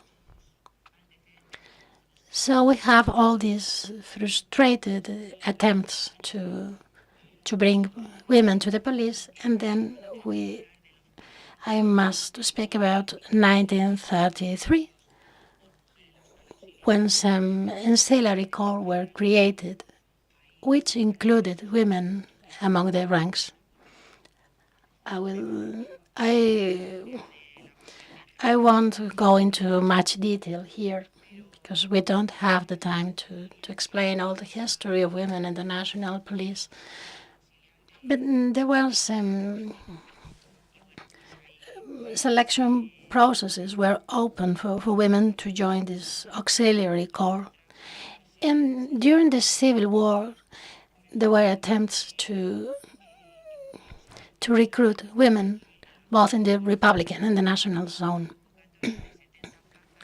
In fact, during the war in the Republican Zone, there was an attempt to recruit 70 typists, 70 female typists for the police.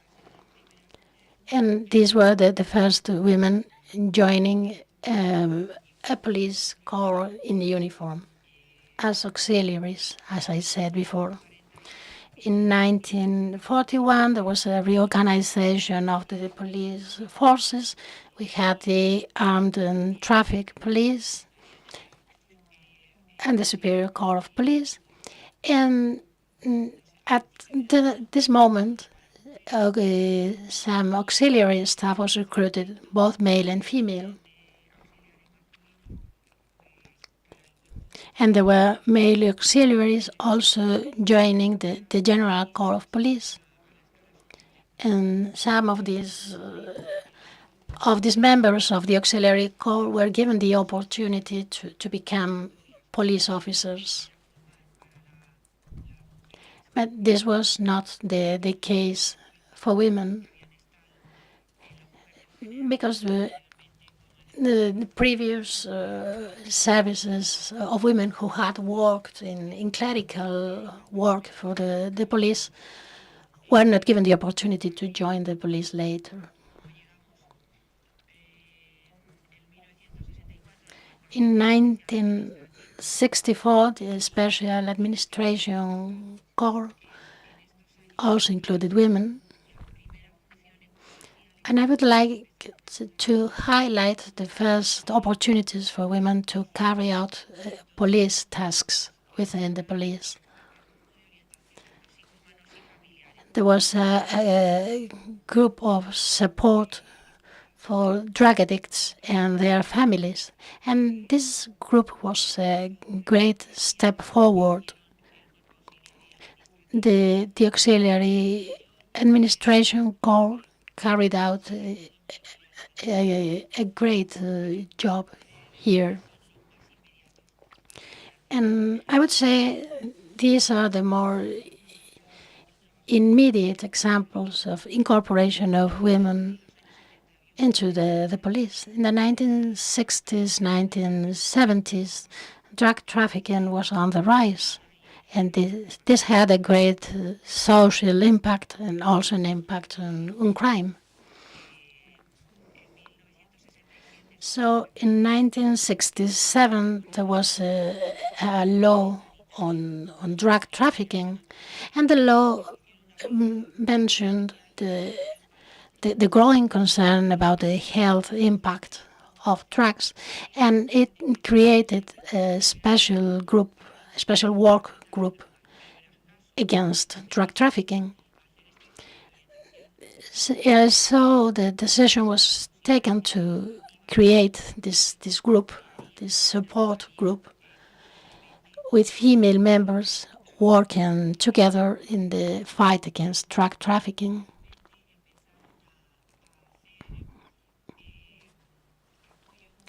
This group gave support. They did the research on the profiles of drug addicts. They interviewed the detainees. They interviewed prison inmates. And they worked together with other organizations. They drafted reports on the situation.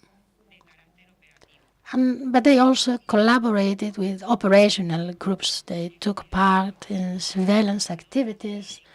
For example, they were informants. They pretended to buy drug from drug dealers.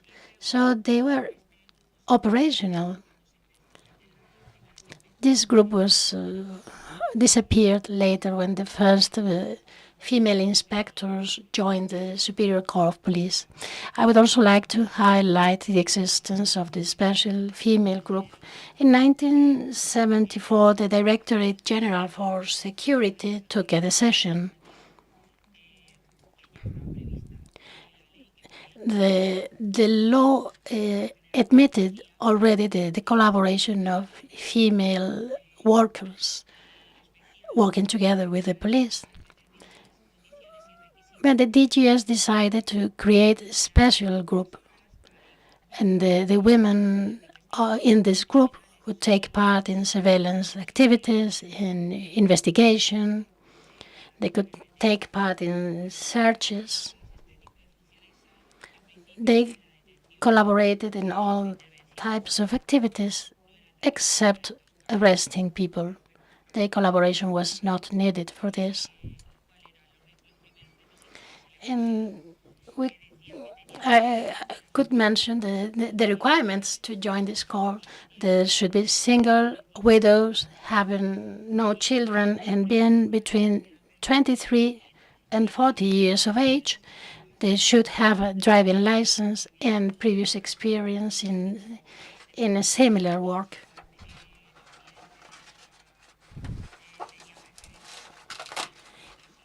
And speaking other languages was also an advantage to join the corps. They had some theoretical and practical training,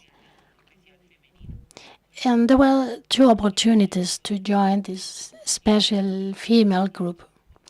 So we have to stress the value of the work of this female auxiliary staff, because they were the predecessors of the first women joining the national police. They also took part in the fight against terrorism, and some of them died during their investigation and counterterrorism activities. Later on, we could speak of the formal incorporation of women into the national police, because until the democratic transition, women were forbidden from joining armed police corps. But already in 1969, the Council of Ministers began to discuss the possibility of having female police officers. There was a decree of 1968 which already mentioned the possibility of women joining the force. Afterwards, we had the Police Act of 1978 and the Pacts of the Moncloa. And then we are at 1979. The requirements to join the police changed. The requirements had to be adapted to women. And in 1979, there were 1,000 vacancies for police officers, 100 of them for women. The age requirements was lowered in subsequent years. The physical requirements also changed throughout the years.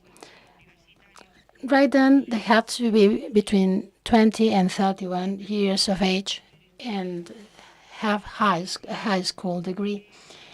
In 1979, 42 women joined the police. They had a 4-month training. And as I mentioned before, women from the auxiliary corps also joined the police back then. They had no advantages, no special conditions for them. They had to sit the exams just as the rest of the candidates. And there was some controversy back then, because these women who had already worked for the police had no special advantage. Even if they had been working with the police, they had been working successfully with the police for years, and this was not taken into account. But later on, they sat the exams, they passed the exams, and they joined the national police. They were sworn in. The first 42 inspectors were sworn in 1979.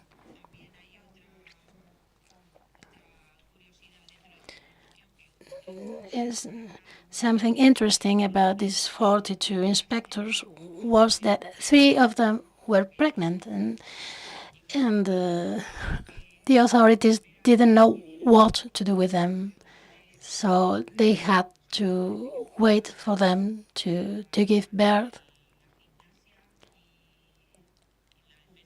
And later on, they could be sworn in later, in January 1980. These 3 women had to fight their way into the hierarchy to keep their place in the list of staff. Later on, women could join the national police from 18 years up, and there were 50 vacancies for general candidates and other 60 vacancies for women who had already worked for the police. The height requirements were lowered, the physical exams were changed, and these women were sworn in 1982. The third promotion of the Superior Court of Police had 155 vacancies, open to all, 145 restricted, 15 restricted to, and there were later there were further opportunities for women to join the national force, and there was always a small percentage of the vacancies were reserved for women. The last opportunity to join the Superior Court of Police was also open to lieutenants of the National Police. Meanwhile, both corps were merged, and there was no percentage of vacancies reserved for women. So right then, only 8 women passed the exams, and they were sworn in after the unification of both agencies. I would like to mention too the entry of women in the National Police. This took place in 1983. There were 500 vacancies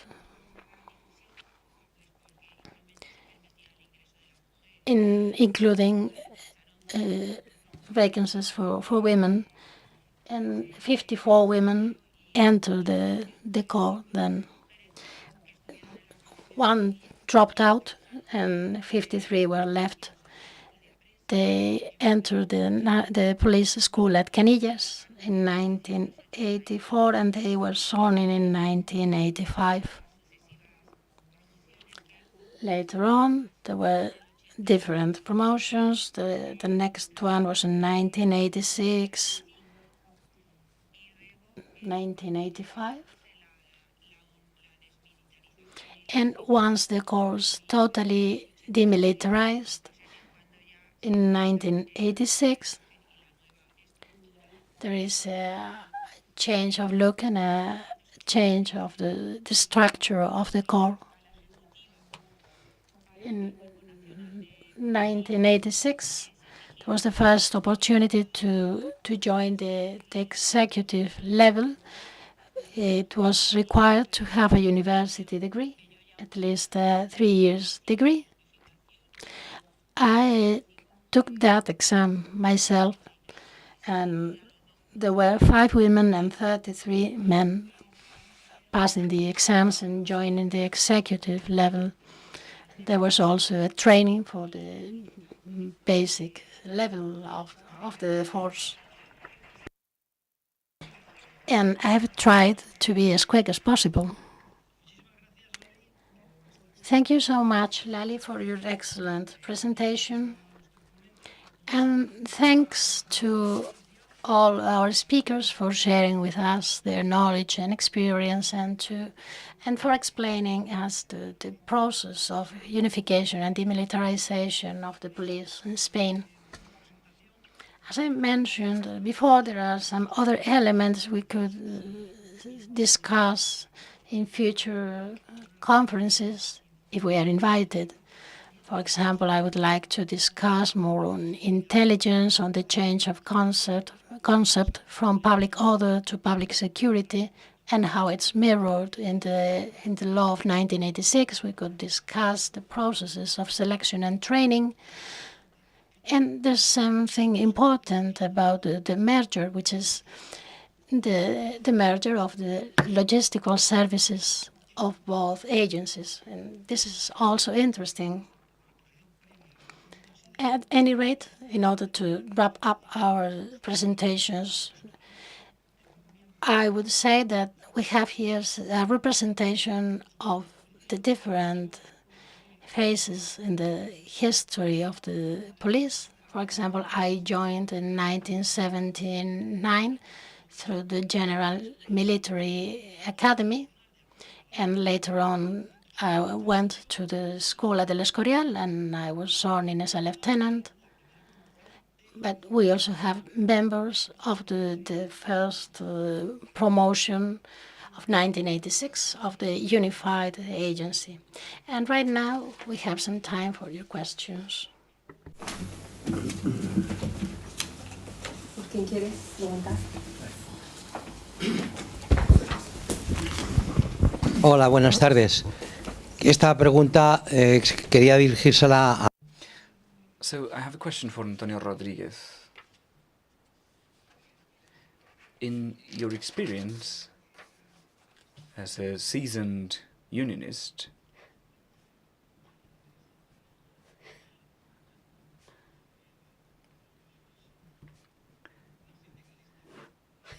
not old, but seasoned unionist. In your experience, the unionization movement began and was authorized. Do you see the same issues as in the regular workers' unions at the time? Did you see that they were connected to a certain political party? For example, UGT with the Socialist Party, workers' commissions with the Communist Party, and so on. So, in your experience, did you see back in the day, at the time, that police unions also were somewhat associated or linked to political parties?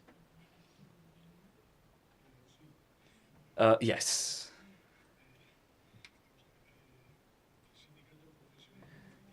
The SUP had no political ties because I saw that from the inside. But we did witness that other unions did have some relationship, close even, with political parties, other general unions, class unions, workers' unions. The UFP, for example, had very good relations with the UGT. And the UFP, as we know, was born from the National Police Union plus part of the SUD.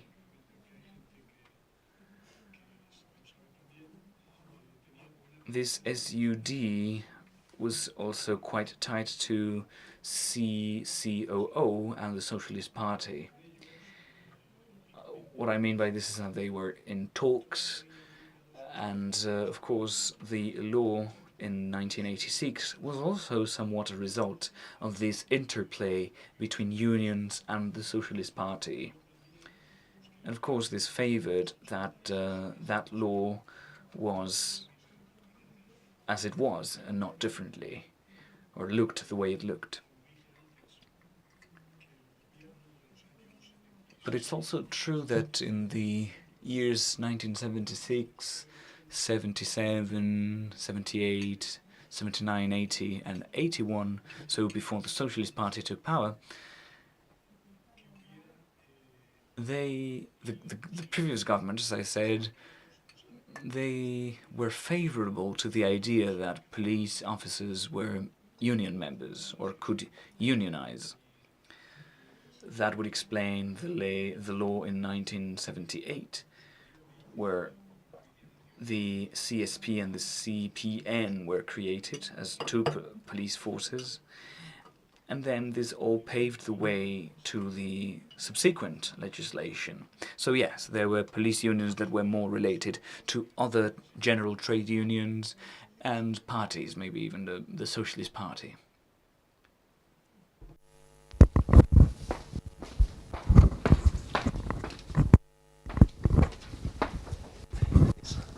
Hola, tenía una... Hi, I have a few questions actually, but my first question goes to Antonio on unions.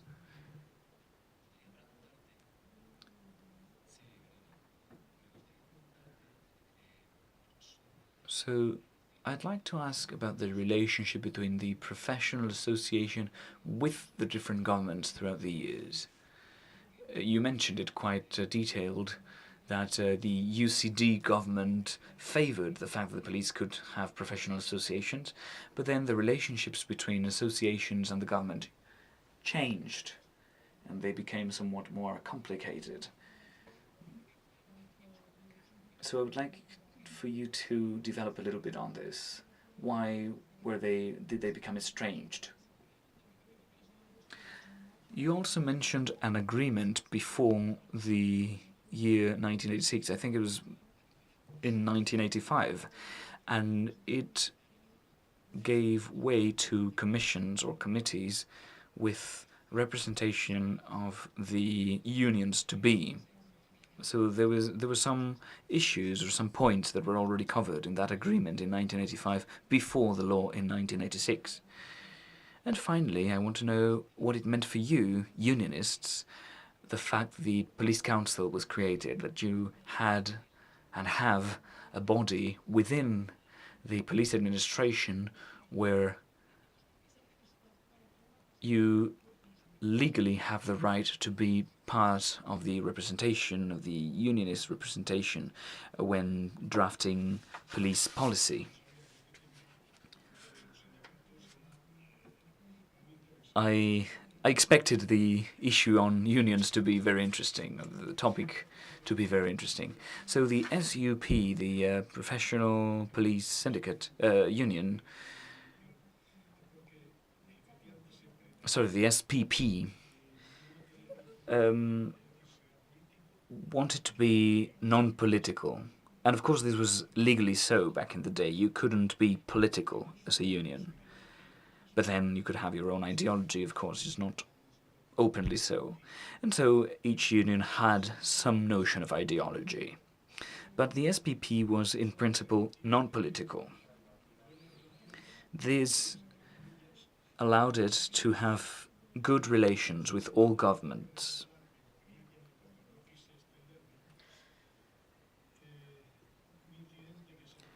But I do want to mention an incident in August 1978. By the end of August 1978, the SPP released a statement saying that they were painfully fed up with the situation, that we were being slaughtered like rabbits in the Basque country, and so it was a bit of a political statement. So the national president and some members from the directing board, the executive board of the union, were arrested, and they were temporarily expelled, sorry, not arrested, and their wages were taken out.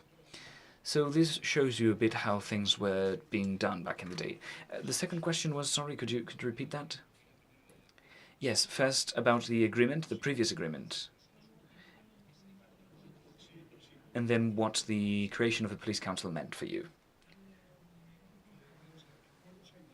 Right, there were actually several agreements prior to the law in 1986. There was one in 1985, and that agreement was the first step towards not quite collective negotiation, but listening to unions or professional associations, because of course there had been no elections yet, but these associations and unions were representing police officers, and so the agreement stated that they had to be heard, and some issues dealing with wages, administrative issues, were raised.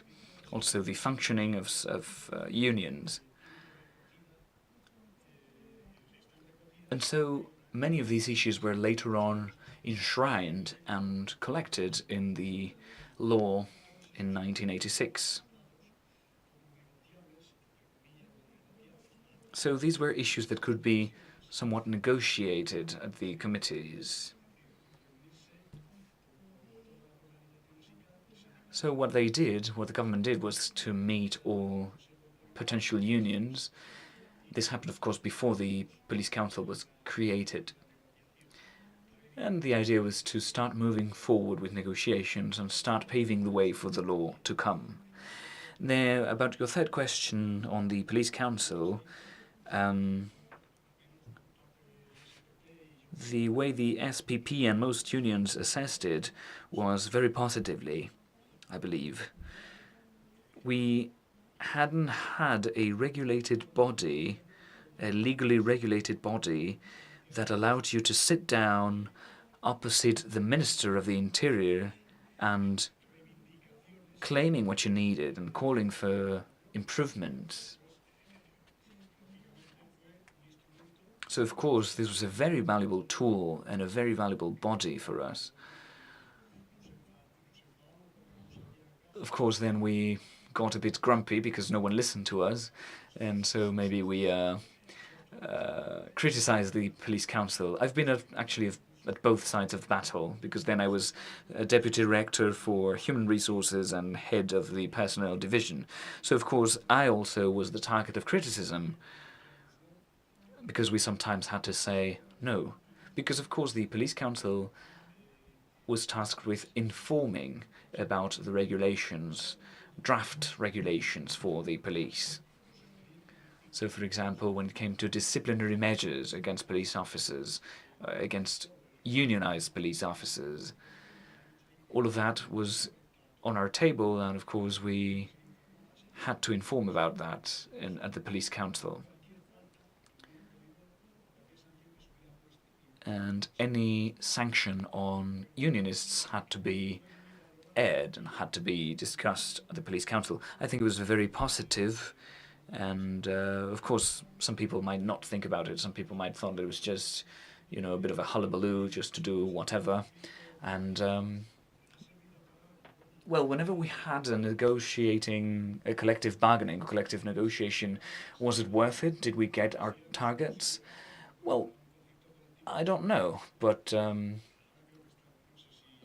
think now that we have several unions, we have CIJA, we have...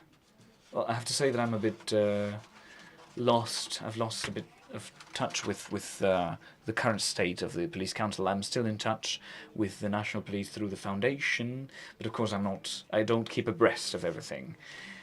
I'm more of an old sage, but yeah, that's what I would say.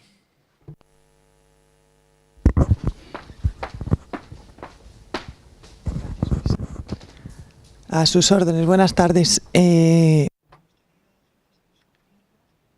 Good afternoon. This is a question for Lali. I really like to see how women have reached the current state of affairs. And I would like to know your opinion about what the status is right now and what the challenges are for the future for women in the police force, as you would see them. Thank you.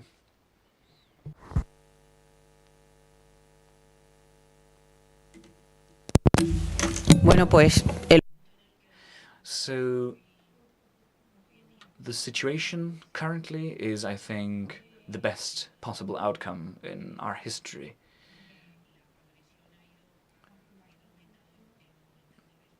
The presence of women in the police force has been growing very strongly. I can't remember the figures, but I think before the police first came, police inspectors that were female came into the police, the proportion of women was roughly 1%. And so from 2018 onwards, we have seen that the pace of women coming into the police force has been accelerating. We now have some classes from the executive rank that are 50-50, or even 40-60. And in basic ranks, I think they are over 30%, 33%, I'm told. So I think the situation nowadays couldn't be better. We are there in all ranks, in all sorts of high-ranking positions. We don't have a 50-50 situation in high-ranking positions. That is true. For example, the board, the directing board, we have 6 women, and that is the highest number we've had, and that's a 50-50 quota, actually. And I hope this improves and keeps on. When it comes to challenges, of course, there's still a lot to do. We can't conform to what we have. We've been talking about height and average height, and how it was decided that the average height would be for men and women. And actually, until very recently, we had to do a survey to see the average height for men and women in Spain, because we saw some discrimination there. So we had to decide on the average height for entry, and then we decided to just do away with it, with the average height. But then, of course, we also have to bear in mind that for some units, you might need to be a certain height. So we saw that this requirement was done away with, as well as with age and others. But we do see challenges ahead. Nevertheless, I think they have rather to do with raising awareness.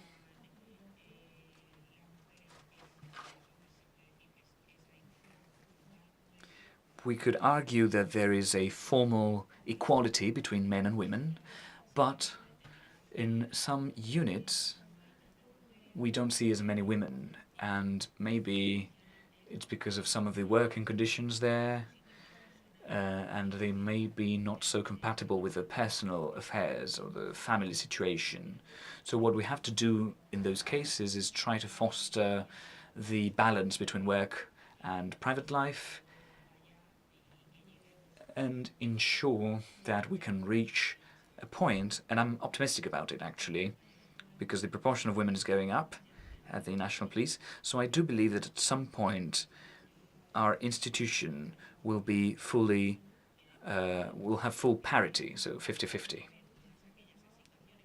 So we still have to analyze those situations. That's why we have an office for gender equality within the National Police. And they deal with tackling these situations, detecting and identifying them, and also solving them. For example, they had to do with the age requirements, the situation of pregnant women during their traineeships, to keep their rights. And that's why we have such an office, and we still have a long way to go. But I believe we couldn't be in a best spot, historically speaking. We need to improve, but it couldn't be better nowadays.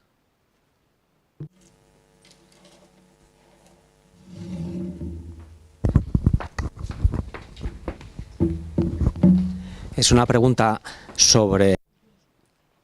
A question on the femininization or the growing number of women. When we think of when women first became part of the police, we can see 2 perspectives. One, that Constitution states that men and women are equal, and so they have equal rights to access the National Police on an equal footing. But then there's the other perspective, which is if the police forces and the Ministry of the Interior are aware that this is the image that they want to portray, and if this also meant that the ministry and the police want to use this image to promote a different sort of police, different from that from the fascist and Francoist regime. So we could see it from both perspectives, the law and the idea of the reputation and the image of the police forces. So maybe I was wondering if there was this will of legally recognizing these rights, but maybe there was also another will of how we want the police to be perceived by bringing women into the forces, be it in the 70s, be it in the 80s.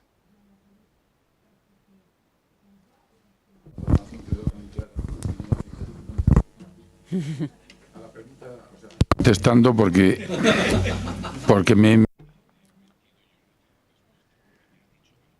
So I'm actually answering this myself because you asked about the beginning in the 70s and the 80s, which is rather what I witnessed personally.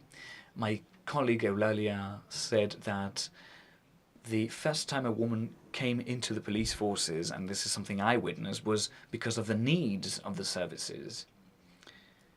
In 1974, I was dealing with counterterrorism, and for example, my wife belonged to the administrative corps. We were newlywed, and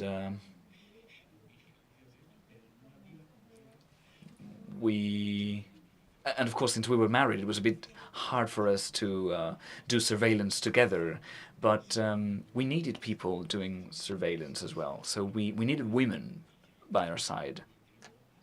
From that point onwards, of course, there was also the issue of the image of the institution. We are fulfilling the constitutional requirements, the equality principles, but we're talking about that was after the Constitution was passed in 78.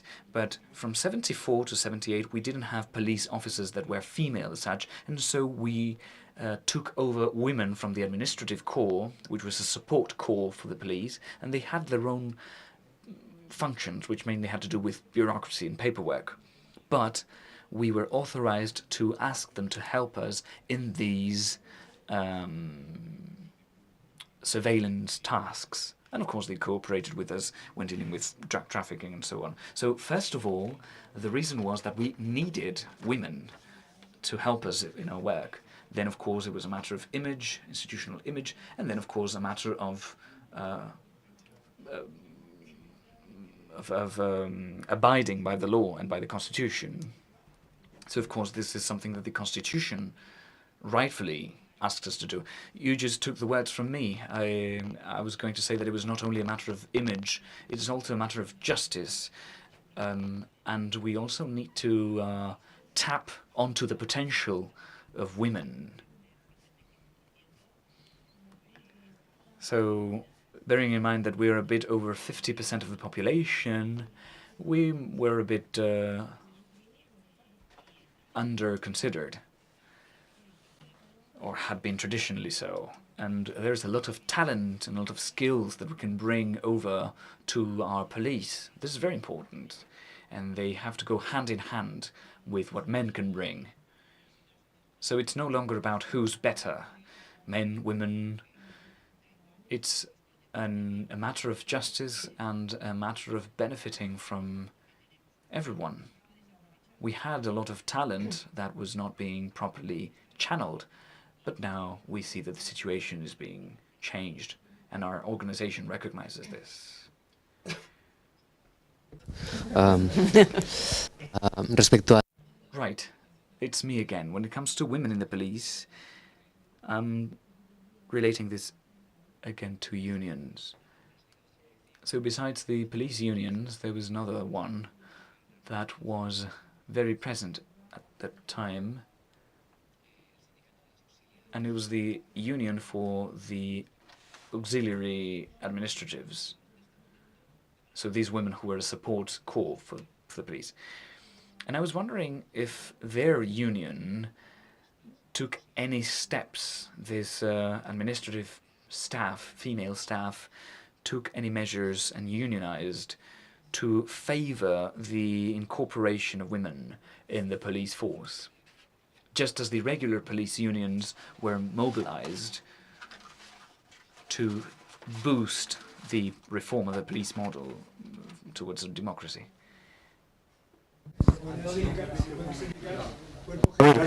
Yo, ese cuerpo que... The union that you just mentioned, I've never actually heard about it.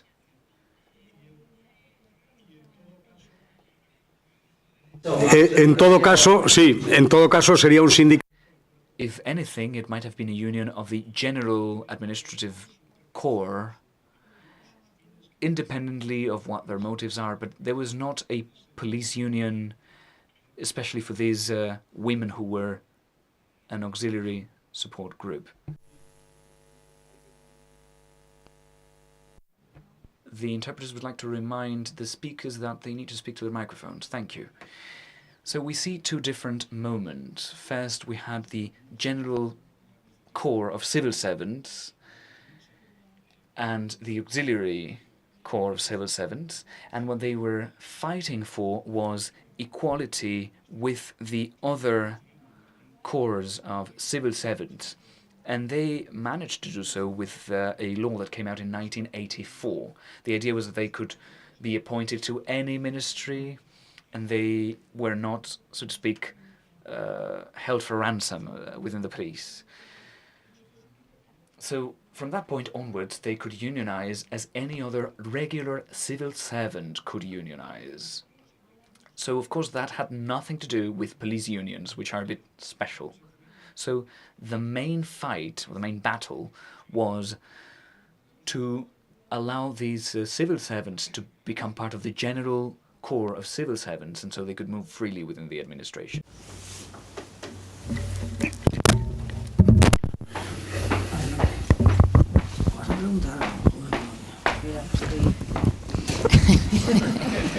Bueno, a ver, que no. A ver si se me oye ahora. Vale. Hello, can you hear me?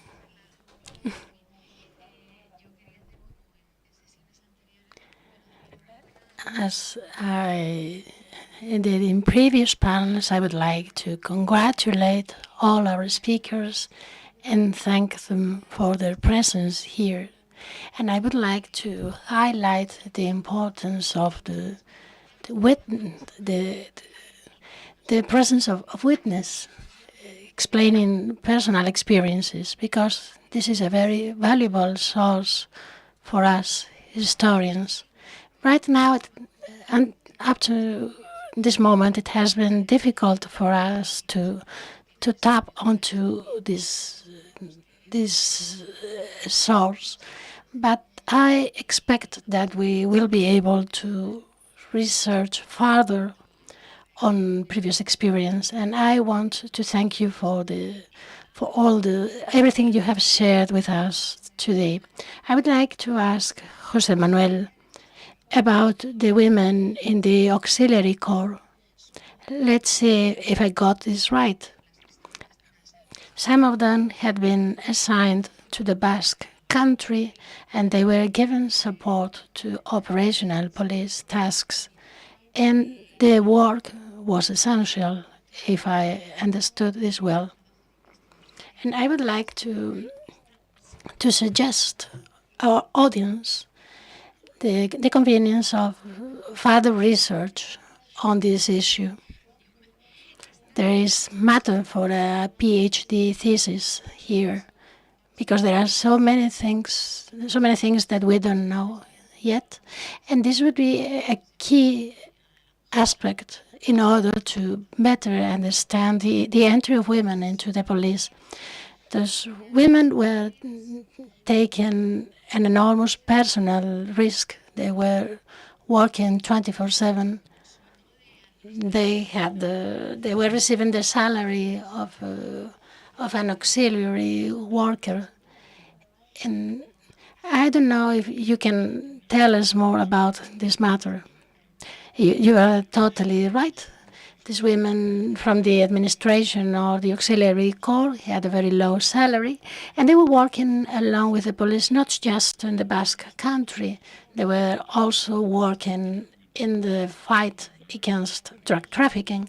But of course, those working in the Basque country were running a bigger risk, not just personal risk, but also the risk of being socially excluded.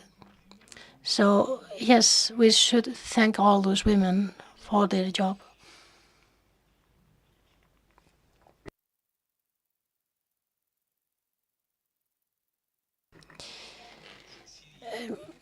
I am remembering also the work of other women in other places. I've got an anecdote from Sidi Ifni in the 1960s. There was a woman of the auxiliary corps, and she was asked to search a female detainee, to frisk her, and, well, the detainee was not too clean. And the woman didn't want to frisk the detainee, and she was reprimanded for her behavior. she was reminded of the need of carrying out any task that was assigned to her.